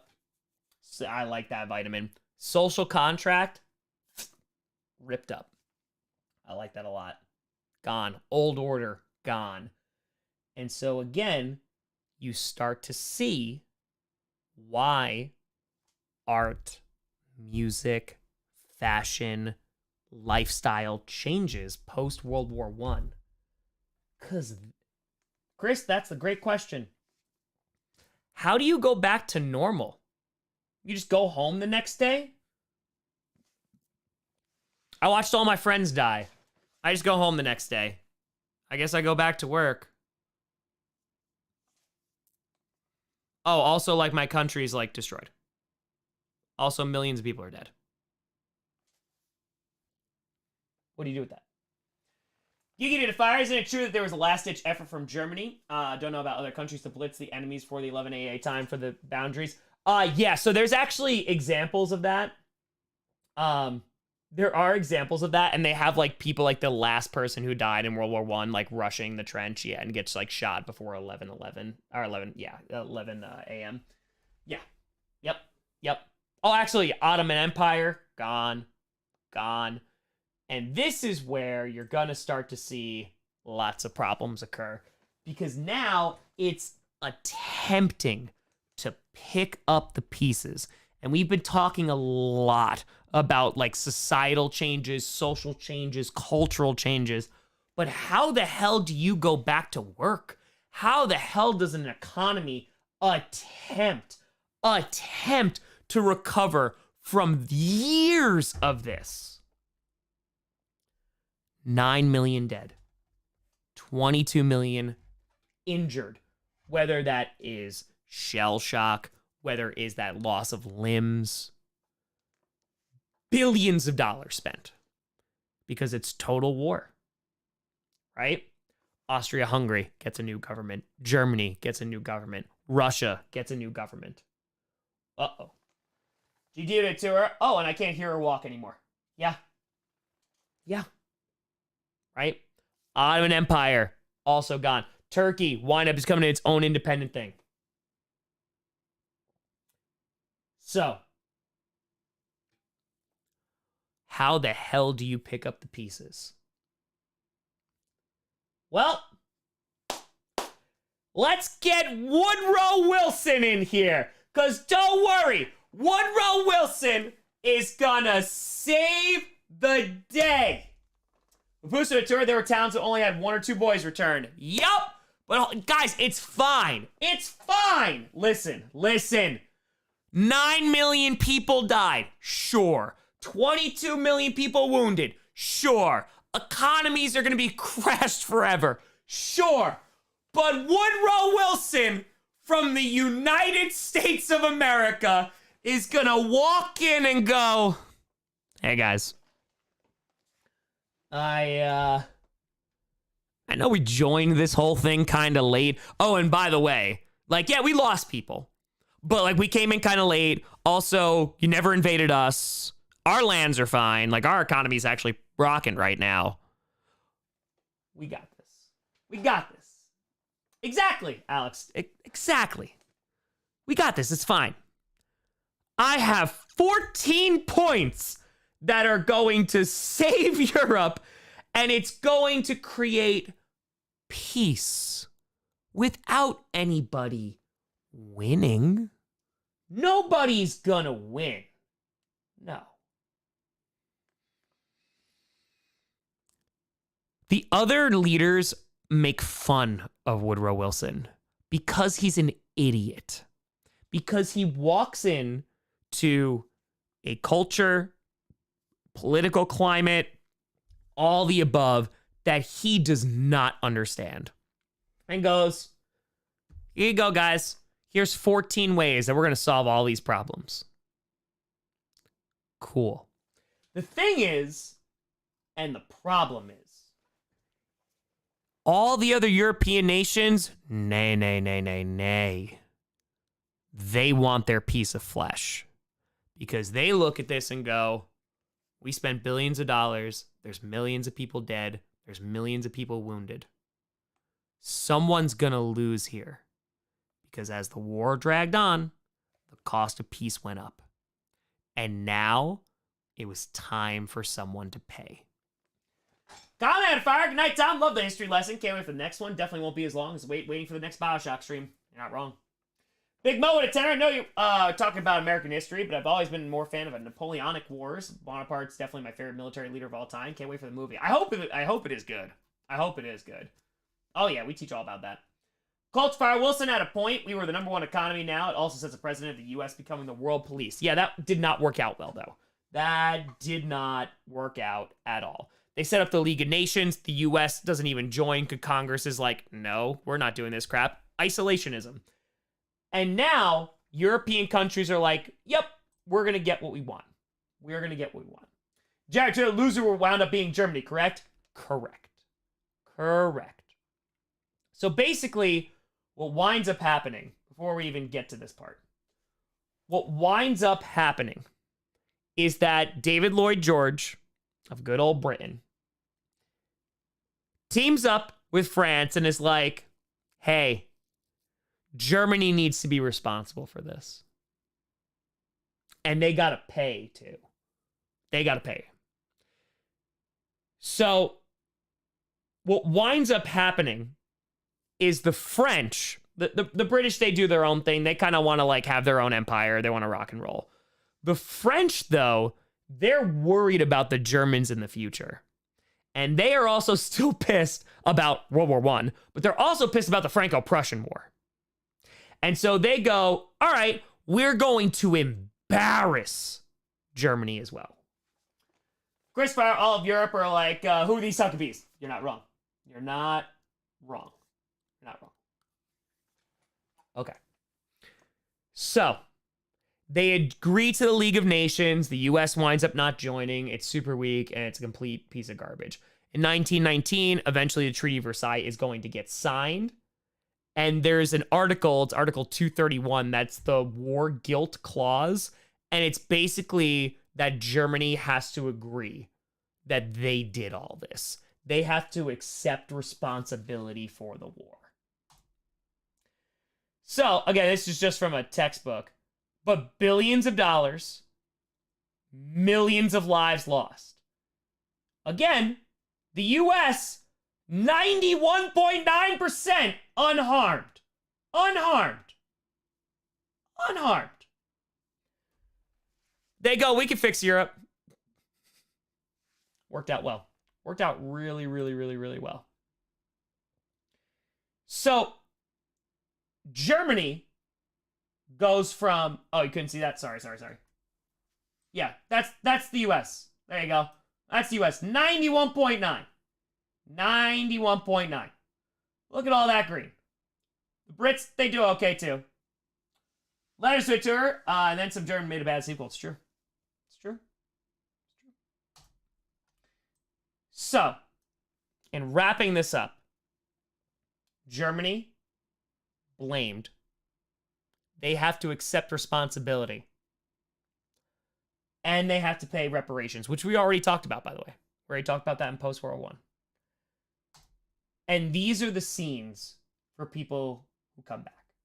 Notorious went to 799. Don't get why Austria-Hungary doesn't get blamed for it. So that's a great question, too. Yeah. So Germany takes the front of it, and like 100%, it's also because the rivalry like that's existing between France and Germany, and like Britain's also, you know, friends with them. And Germany is also kind of like more of a power. So they're like, all right, yeah, we'll get more out of them. These become things like masks that are going to hide when troops are disfigured, because there are millions of them when they come home. Again, lands are decimated where battles are fought. Can't go back to that. And again, this is how it is now. It's a whole lot worse in World War II. So, you start to see why things look kind of hopeless. Right? Woodrow Wilson, peace out, victory. David Lloyd George like, yo, bro, we want money. We gotta make Britain better. Gotta make Britain better. And yeah, Milford, I'm so glad you brought that up. Austria-Hungary also wasn't a thing. Brand new government. Brand new government. Right? France, they're like, F Germany. We want them weak. We want them weak. We never want them to attack again. Italy turns up because they wind up hanging out with the Allies, and they go, hey, so we helped you guys, so we're going to get land, right?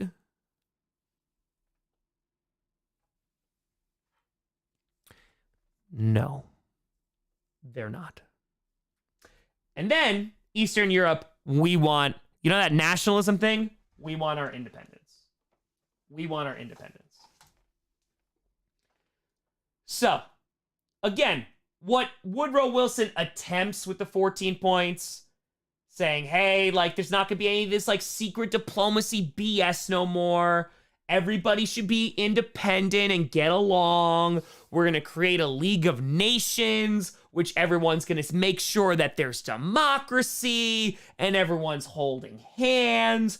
Everybody's going to trade. Everybody's also going to reduce their military. This guy has no idea what he's walking into. Woodrow Wilson has no idea what he's walking into. And all the others are like, no, we're not doing that. Because again, the US, they're going to F off back home. And they're going to be like, oh yeah, we're also isolationists now. We're not dealing with anything ever again. Anything ever again. So these are depictions of Wilson steering clear of the rocks. Intervention on the right. Oh, War on the left. Oh! We got to go to the lighthouse because we're twerking on the lighthouse. And there's justice on the lighthouse. And Woodrow Wilson is going to be able to steer Europe right to the promised land. Right to the promised land. Woodrow Wilson sucks. Again. And lighthouse. And lighthouse. So, we're wrapping up, folks. We're almost done here. Here's your good old Treaty of Versailles. Oh, the Hall of Mirrors. The Hall of Mirrors. So Germany winds up getting full blame for the war. Full blame for the war that they started it. Again, because they can't blame Austria-Hungary. Austria-Hungary, new government. They're doing their own thing right now. Eastern Europe is also going to be completely redrawn. I always relate this to like the end of the Napoleonic Wars as well. But basically, they're like satisfying those folks who want independence, or at least they think they're satisfying that. In addition, the Ottoman Empire, which was this huge empire, now there's different states. Oh, and by the way, France and Britain, they'll take care of some of those states. Do you see those impacts today? Yes, you do. Yes, you do. So, now, eventually, the Senate, this whole thing gets created, right? Whole thing gets created, and then the Senate's like, nah, we're good. We don't care. We want to do our own thing. So here's the issue, folks. And I want you to pay like real close attention to this. And I should pull up a map again. The US, they F off and they go, we're done. Britain blames Germany for the war. They F off too, because they're chilling on their own too. So now Germany is blamed from the war. Germany is pissed. And who is right next door? It's not the US. It's not Britain. That's why that's written like that. Because France is literally sitting there because they were worried about German aggression. They also embarrassed the Germans as well. And now they go, oh crap, the League of Nations is not really a thing. It's not doing anything. And now if Germany ever gets pissed, guess who they're hitting? Not a great scenario. And the League of Nations just completely and totally falls apart, right? So, I like to always show what the article is, like Article 231. This is what it says. So the Allied and associated governments affirm, and Germany accepts the responsibility of Germany and her allies for causing all the loss and damage to which the Allied and associated governments and their nationals have been subjugated to as a consequence of the war imposed upon them by the aggression of Germany and her allies. They did it. Remember that political cartoon when they're all pointing at Germany? They did it.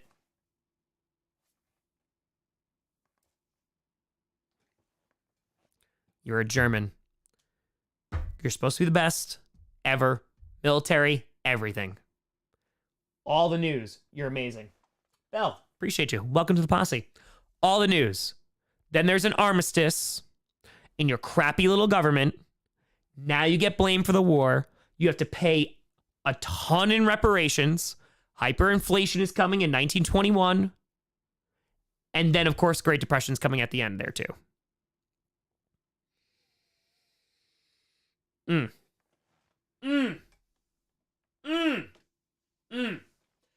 Adrian with the 200! Boop, boop, boop, boop. I'm a foreign service officer with a history degree. Hell yeah! May not agree with historical interpretation, but I love we're here. Hell yeah, let's go. See, here's the thing, too. This is also the context from a College Board written curriculum about AP Euro and how they teach it from a very American-centric view, right? So this is all within the confines of that, because that's how I taught it. Is there more to talk about? Of course there is. That's history, baby. And like, that's also like what makes this interesting too, because depending on the country you live in or what have you, you will hear and experience history in a very, very different way, which makes it amazing. So, hell yeah, man. We rocking. We rocking. Appreciate you, Adrian. So, that's the Treaty of Versailles. So, France turns around and they're like, hey, we need that payment, that money, those reparations. And Germany's like, well, like, I can't pay this crap. Like, I don't know. I can't. And France goes, all right, we're going to take this land from you.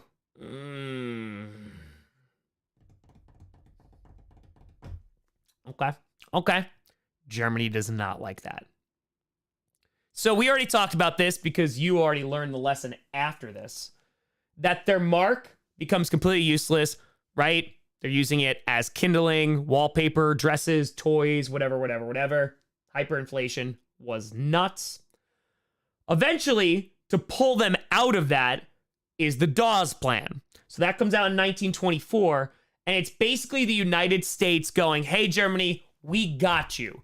We'll make sure you're able to kind of like pay everything back. Your economy won't be complete garbage because after hyperinflation, all that stuff is worthless. They have to get a new currency. Again, we already talked about all that. But what is the problem of this? Like, what's the issue with the Dawes Plan? Bell with a fire, you cannot say that the Treaty of Versailles wasn't a catalyst of Nazi rise in Germany. Sure, absolutely. It's also just dissent in Germany, too, because it's not just the Nazi party that's there. But yeah, absolutely. They don't trust their own government. What's wrong with the Dawes Plan? It depends on foreign investment. And X said it. The Great Depression. So that's all well and good. U.S. is like, I got you. Foreign investment. Rockin'. Yeah. Great Depression.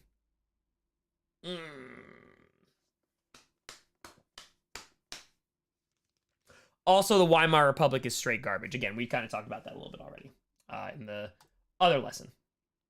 So, Great Depression, very famous, like, United States, right? Picture. But Great Depression, people start losing their jobs, right? Unemployment lines in the U.S., that is going to lead to the pulling out of money and foreign investment.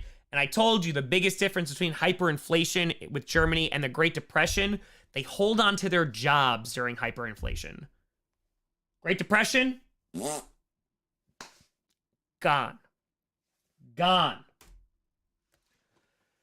So, just to give you some numbers, real quick, before we jump, there's like a couple more pictures, and this is all over. Okay? Give you some numbers. 21 million people wounded. 35% of all German males from the ages of 19 and 22 were killed in World War I. I'm going to say that again.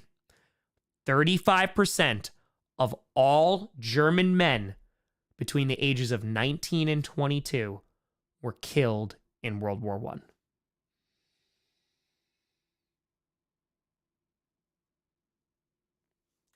Those numbers. SJ Tanner, and once the money ran dry, people need someone to blame. This is when the stereotype of stingy Jews taking money from everyone else and keeping them for themselves arose in Germany. Oh, it was already there. But they know, so one of the things were, if they had people who had businesses and they were Jewish, they're like, oh, why are you doing well? Targeted immediately. But yeah, I do a whole lesson on that about like rise of anti-Semitism. Adrian 20, you're drifting from World War I. Be good, people. Sure. We're almost there. We're almost there. Samuel Tarrant, now you mentioned different version of history. I wonder how you teach Mexican-U.S. war started, because I heard two different sides of the story, and I don't know which to believe, not to change the current topic. Yeah. Well, depending on where you learn, you will get two different answers. Give you a tour, losing that number of men and still going to World War II. Yep. So, Germany, 2 million soldiers killed. Austria-Hungary, 1.2 million. Turkey, 325,000. Bulgaria, 100,000. Britain, 750,000 killed, 1.5 million wounded. France, 1.4 million killed, 2.5 million wounded. Belgium, 50,000. Italy, 600,000. Russia, upwards of 1.7 million, probably more. America, about 116,000. So I share those numbers, and then I show you this. This is World War I. Right before the war breaks out. These are troops marching to go to the war front. And they are happy. This event changes the world. And they're happy walking into it. And if they walk out, and that's a big if, what is left? What is left? Happy. They are celebrating. Because war is this beautiful, romanticized, glory building, legend building. And you're in a hole in the mud. Your friends are dead. And you're not home by Christmas.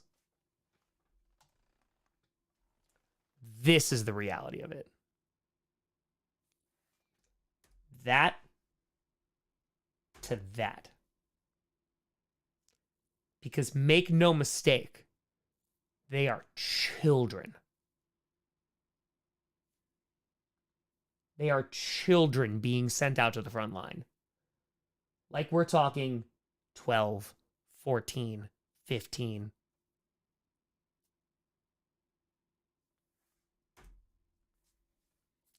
That is the reality of it. And if they do go home, never the same. Never the same. And I'm not even talking about just being maimed. I'm not talking about, PTSD. I'm talking about you're also walking back into a world that is just trying to go, okay, like back to normal. Like I like to, it's nowhere near as equivalent to this. But COVID, that was a world trauma, right? That the world was like, all right, let's kind of go back to normal and pretend everything's cool now, even though it's not. Now imagine that with all of this. Because Austria-Hungary was pissed off at Serbia.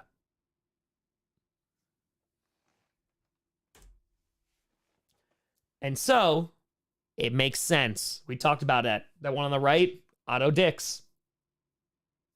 That's the kind of art that's going to come out. Because what do you do? What do you make?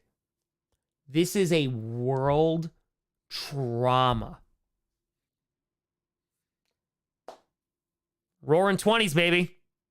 YOLO. We are just going to spend and drink, dance, because why not?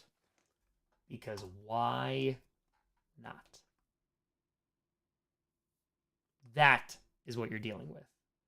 And I show this overhead one because, again, this is just a tiny cropped out version. When we're talking about millions of people dead, it gets lost very easily because it's very difficult to comprehend that. But this is what it is. To go from this to that. Whiskey with a Philly! Boop! Saying, as someone who loves history, Tom, thank you. I would have had so much fun learning in your class. I appreciate that, Whiskey. We rockin'. Listen, I love history, and it's a very fascinating topic, too. So, I appreciate you, Whiskey. And so, I actually show this picture at the very end. This is actually, there's some very strong claims that this is a fake photograph, which actually makes this photograph even better. Talking about kind of like going into World War I, and that's supposed to represent Hitler. And there are people who say like this is fake because Hitler kind of talks about being like, oh, I should have been there, like I was there. And this is the kind of like propaganda that's going to start to pop up. And my favorite version of this, by the way. Oh, Gene, thank you so much for the tenor. I appreciate you. My favorite version of this, and this will be the last thing I leave you with before we chillax and start calling it an evening. So Stalin, there's a movie made, I don't remember the name of it off the top of my head. There's a movie made that's a pure propaganda movie. And in the movie, and I've talked about this on stream before, there's an actor who portrays Stalin that flies into Berlin and steps out, and like all these people surround and cheer, and it's like concentration camp survivors, it's the French, it's like Americans, it's like everybody be like, wow, Stalin's so amazing. At the premiere of that movie, there's a military dude there, and he gets super duper drunk. And he turns to the person next to him and he goes, that never happened. Stalin wasn't there. That guy gets thrown into a gulag. So, this kind of stuff goes, oh, I should have been there. Oh, I was there. Because when we start talking about cults of personality, when we start talking about this interwar period, people are desperate. They're looking for answers. And there's people who come along that go, I got answers for you. And a lot of it lead back to all these points. So that's World War I. Chiquito, wait up, Betty! Rope saying, thanks for the lesson. Love world history in college. You're a great teacher. I appreciate you, Chiquito. Thank you, thank you, thank you. Very, very kind of you. Thank you, thank you, thank you. Officer, old good old murderous Uncle Joe. Oh, yeah. Oh, yeah. Damn. That's World War I. That is World War I. SJ retired. Thing is, Austria-Hungary depleted Bosnia of gold and resources and created massive resentment. Can I understand how Ferdinand was stupid enough to set foot in Sarajevo, a city that hated him. All about that ego, baby. All about that ego. Here's the thing. Here's the thing. Santo! With a 10 of these AP History Fridays are fantastic. Real emotional weight to the way you teach. Saw Lan's Bottle a number of years ago. Wildly chilling in an impressive kind of way. Yeah, it's crazy, man. Like, history is... like, dead bodies on display and stuff. It's a pretty wild time. It's pretty nuts. Nick Stewart, great lesson. Thanks. Almost the longest stream.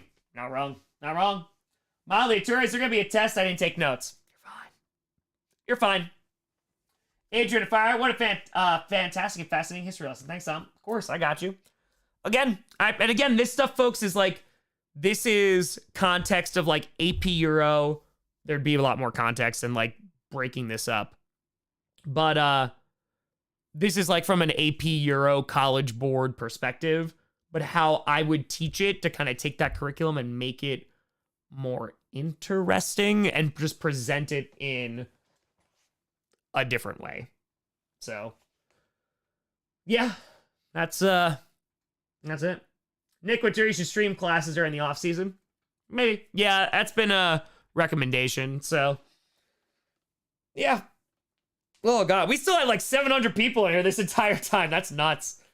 That's nuts. I feel like I want to do like one more beer to like settle down, then we'll call it a night. I mean, it's almost 1 a.m. here. Damn. Oops. All right, we'll do one more beer. Una más. Una más. Una más. You guys can go to sleep. That's fine. We'll just hang out. Holly says una más, so gotta do una más. Gotta do more. The best tip you know for AP Euro? Scepter, I would say, honestly, I don't know what textbook you have, but I've always, I had to tell this to my kids. I was like, listen, you're going to read the textbook almost cover to cover because there's so much content in AP Euro that you just can't get into as a teacher because there's just not enough time Because even what I just did here in condensing 4 years into a few hours, there's no way that you can take from Renaissance to what's supposed to be present day and condense that in a few months. So it's read, it's outline the textbook, and then once you outline it, you won't have to go back and read it again. I did games and stuff. I did March Madness. I took 64 of the most prominent figures in AP Euro, and I had students like say who was the most influential. And it didn't matter who they say, as long as they could justify it. And then on the AP, when they have to write an essay, they can justify everything because they already did it. So a lot of that kind of stuff works. Timeline stuff is really, really important too. But definitely themes and connections throughout history of like differences or similarities. AP loves doing that. Loves it. Ludicrous with a fire. A history professor in college once said, if you want weird, read science fiction. If you want truly bizarre, read a history book. Yes. Yes.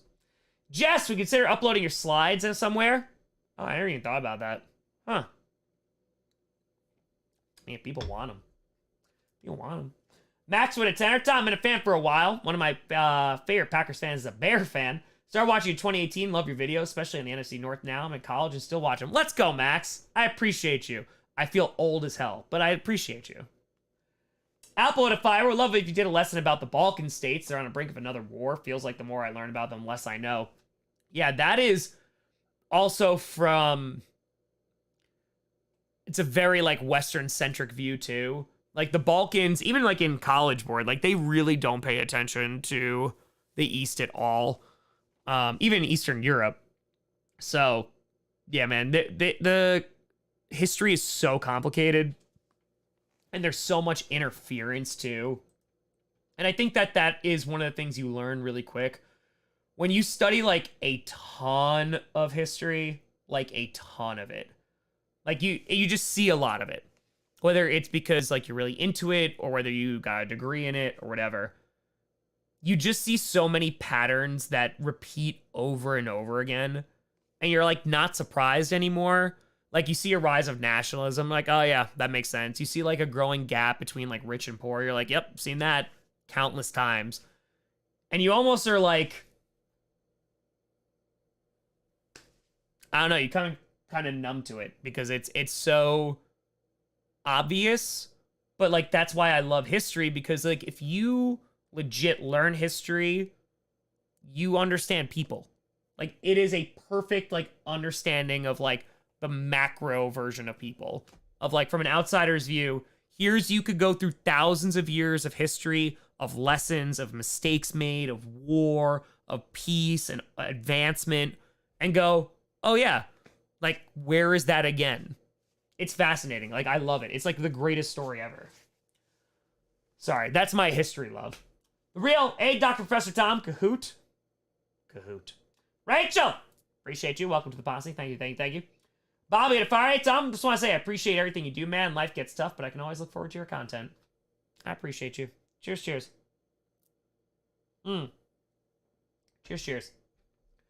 I went 10 out. World War I affected my family. Great-grandpa emigrated to the U.S. Grandpa born in Connecticut after the war. And Poland reestablished the family, moves back. My father and uncles are born there. They immigrate back. Damn. Yeah. And that's the thing, too, right? I just, like, explained, like, a very macro view, and I try to get down to the every person. But, like, this stuff is recent enough that, like, your great-grandparents were affected by this. In some way, shape, or form, they were, affected by World War I, which is nuts. That is not that far removed. You go to World War II, you're talking about grandparents. People, like, that hopefully, you know, are lucky enough to still be around you. Like, and they have that history. Like, that's nuts. Like, that is so crazy. So, GD at a fire, how do you recommend de-stressing after such a heavy subject? It's a great question.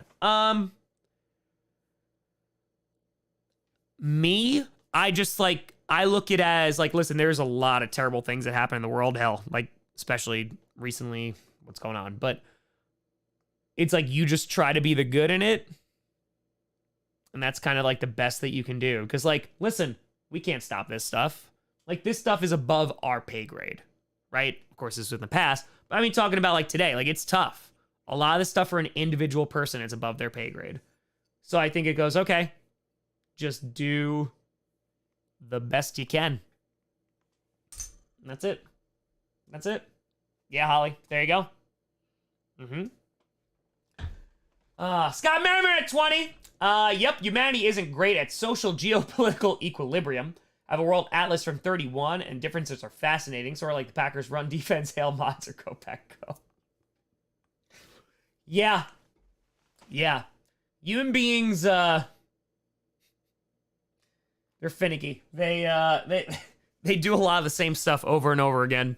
And it's usually for stuff that, again, millions of people dead. Because Austria-Hungary was really pissed at Serbia. It's kind of nuts. Go with a 20. If you're an American, you can't understand how many cemeteries Europe, without visiting, small and large, nearly around every corner. Most from the world wars. It's surreal. You can feel the ground where they still lay. Yeah. I mean, that's, it's one of the reasons why I want to go to some certain places in Europe. Just to kind of experience that too. Because it's one thing, of course, to teach about it. But then another to see it in person. So, yeah. It's also one of the reasons why it's different. Like, that's why I always talk about 30 Years' War a lot. Like, it doesn't really impact England. Like, the British are cool. Like, they're rocking. Doesn't impact the U.S. World War I doesn't even really impact the U.S. like that much in terms of just, like, loss. And it devastates Europe. Like, it devastates them. Like, you're talking countries who are losing this many people, the amount of money spent, all of this stuff. It devastates them. And Woodrow Wilson's coming in with 14 points to try and save them. Like, it's insulting. Like, it's laughable. SJ at 20 in Yugoslavia. Consider the Balkans to be the true powder keg of Europe over the last 2,000 years. From major Roman battles to the 500-year struggle against the Ottomans to World War I to the 90s. What do you think? I mean, yeah, the Balkans have... There has been, and again, this just makes their history super interesting, but also super complicated. A lot of conflict does stem from the Balkans. And I think it has to do with lack of independence, certain people take over, like certain geopolitical structures, and it leads to conflict every time, you know? And you see this, it's not just the Balkans, but you see this in other places as well. And it's just, yeah, it's fascinating that also past mistakes, like you see them very, very clearly today. And it's like, damn, like these are the consequences that are going to be written about. Ryu with a tour. Pay grade, let me pay you 35 trillion Zimbabwe dollars. Nailed it. Nailed it. Alan Tour, what happens if the U.S. never gets involved in World War I?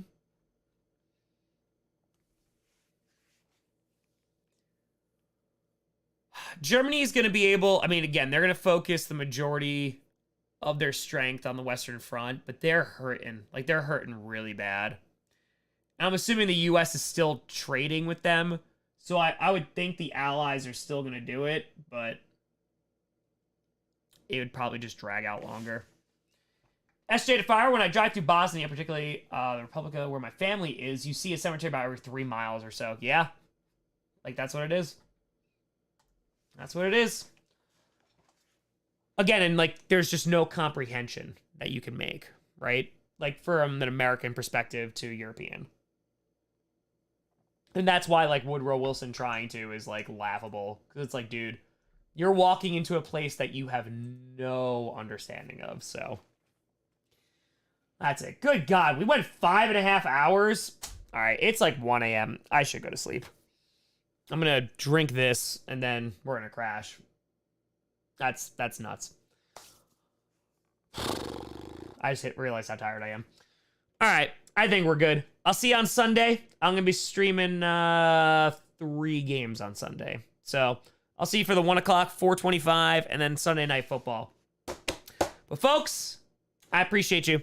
Thank you so much for watching. I'm Tom Grossi. And as always, go Pack Go. Also, I have a photo shoot tomorrow. News coming.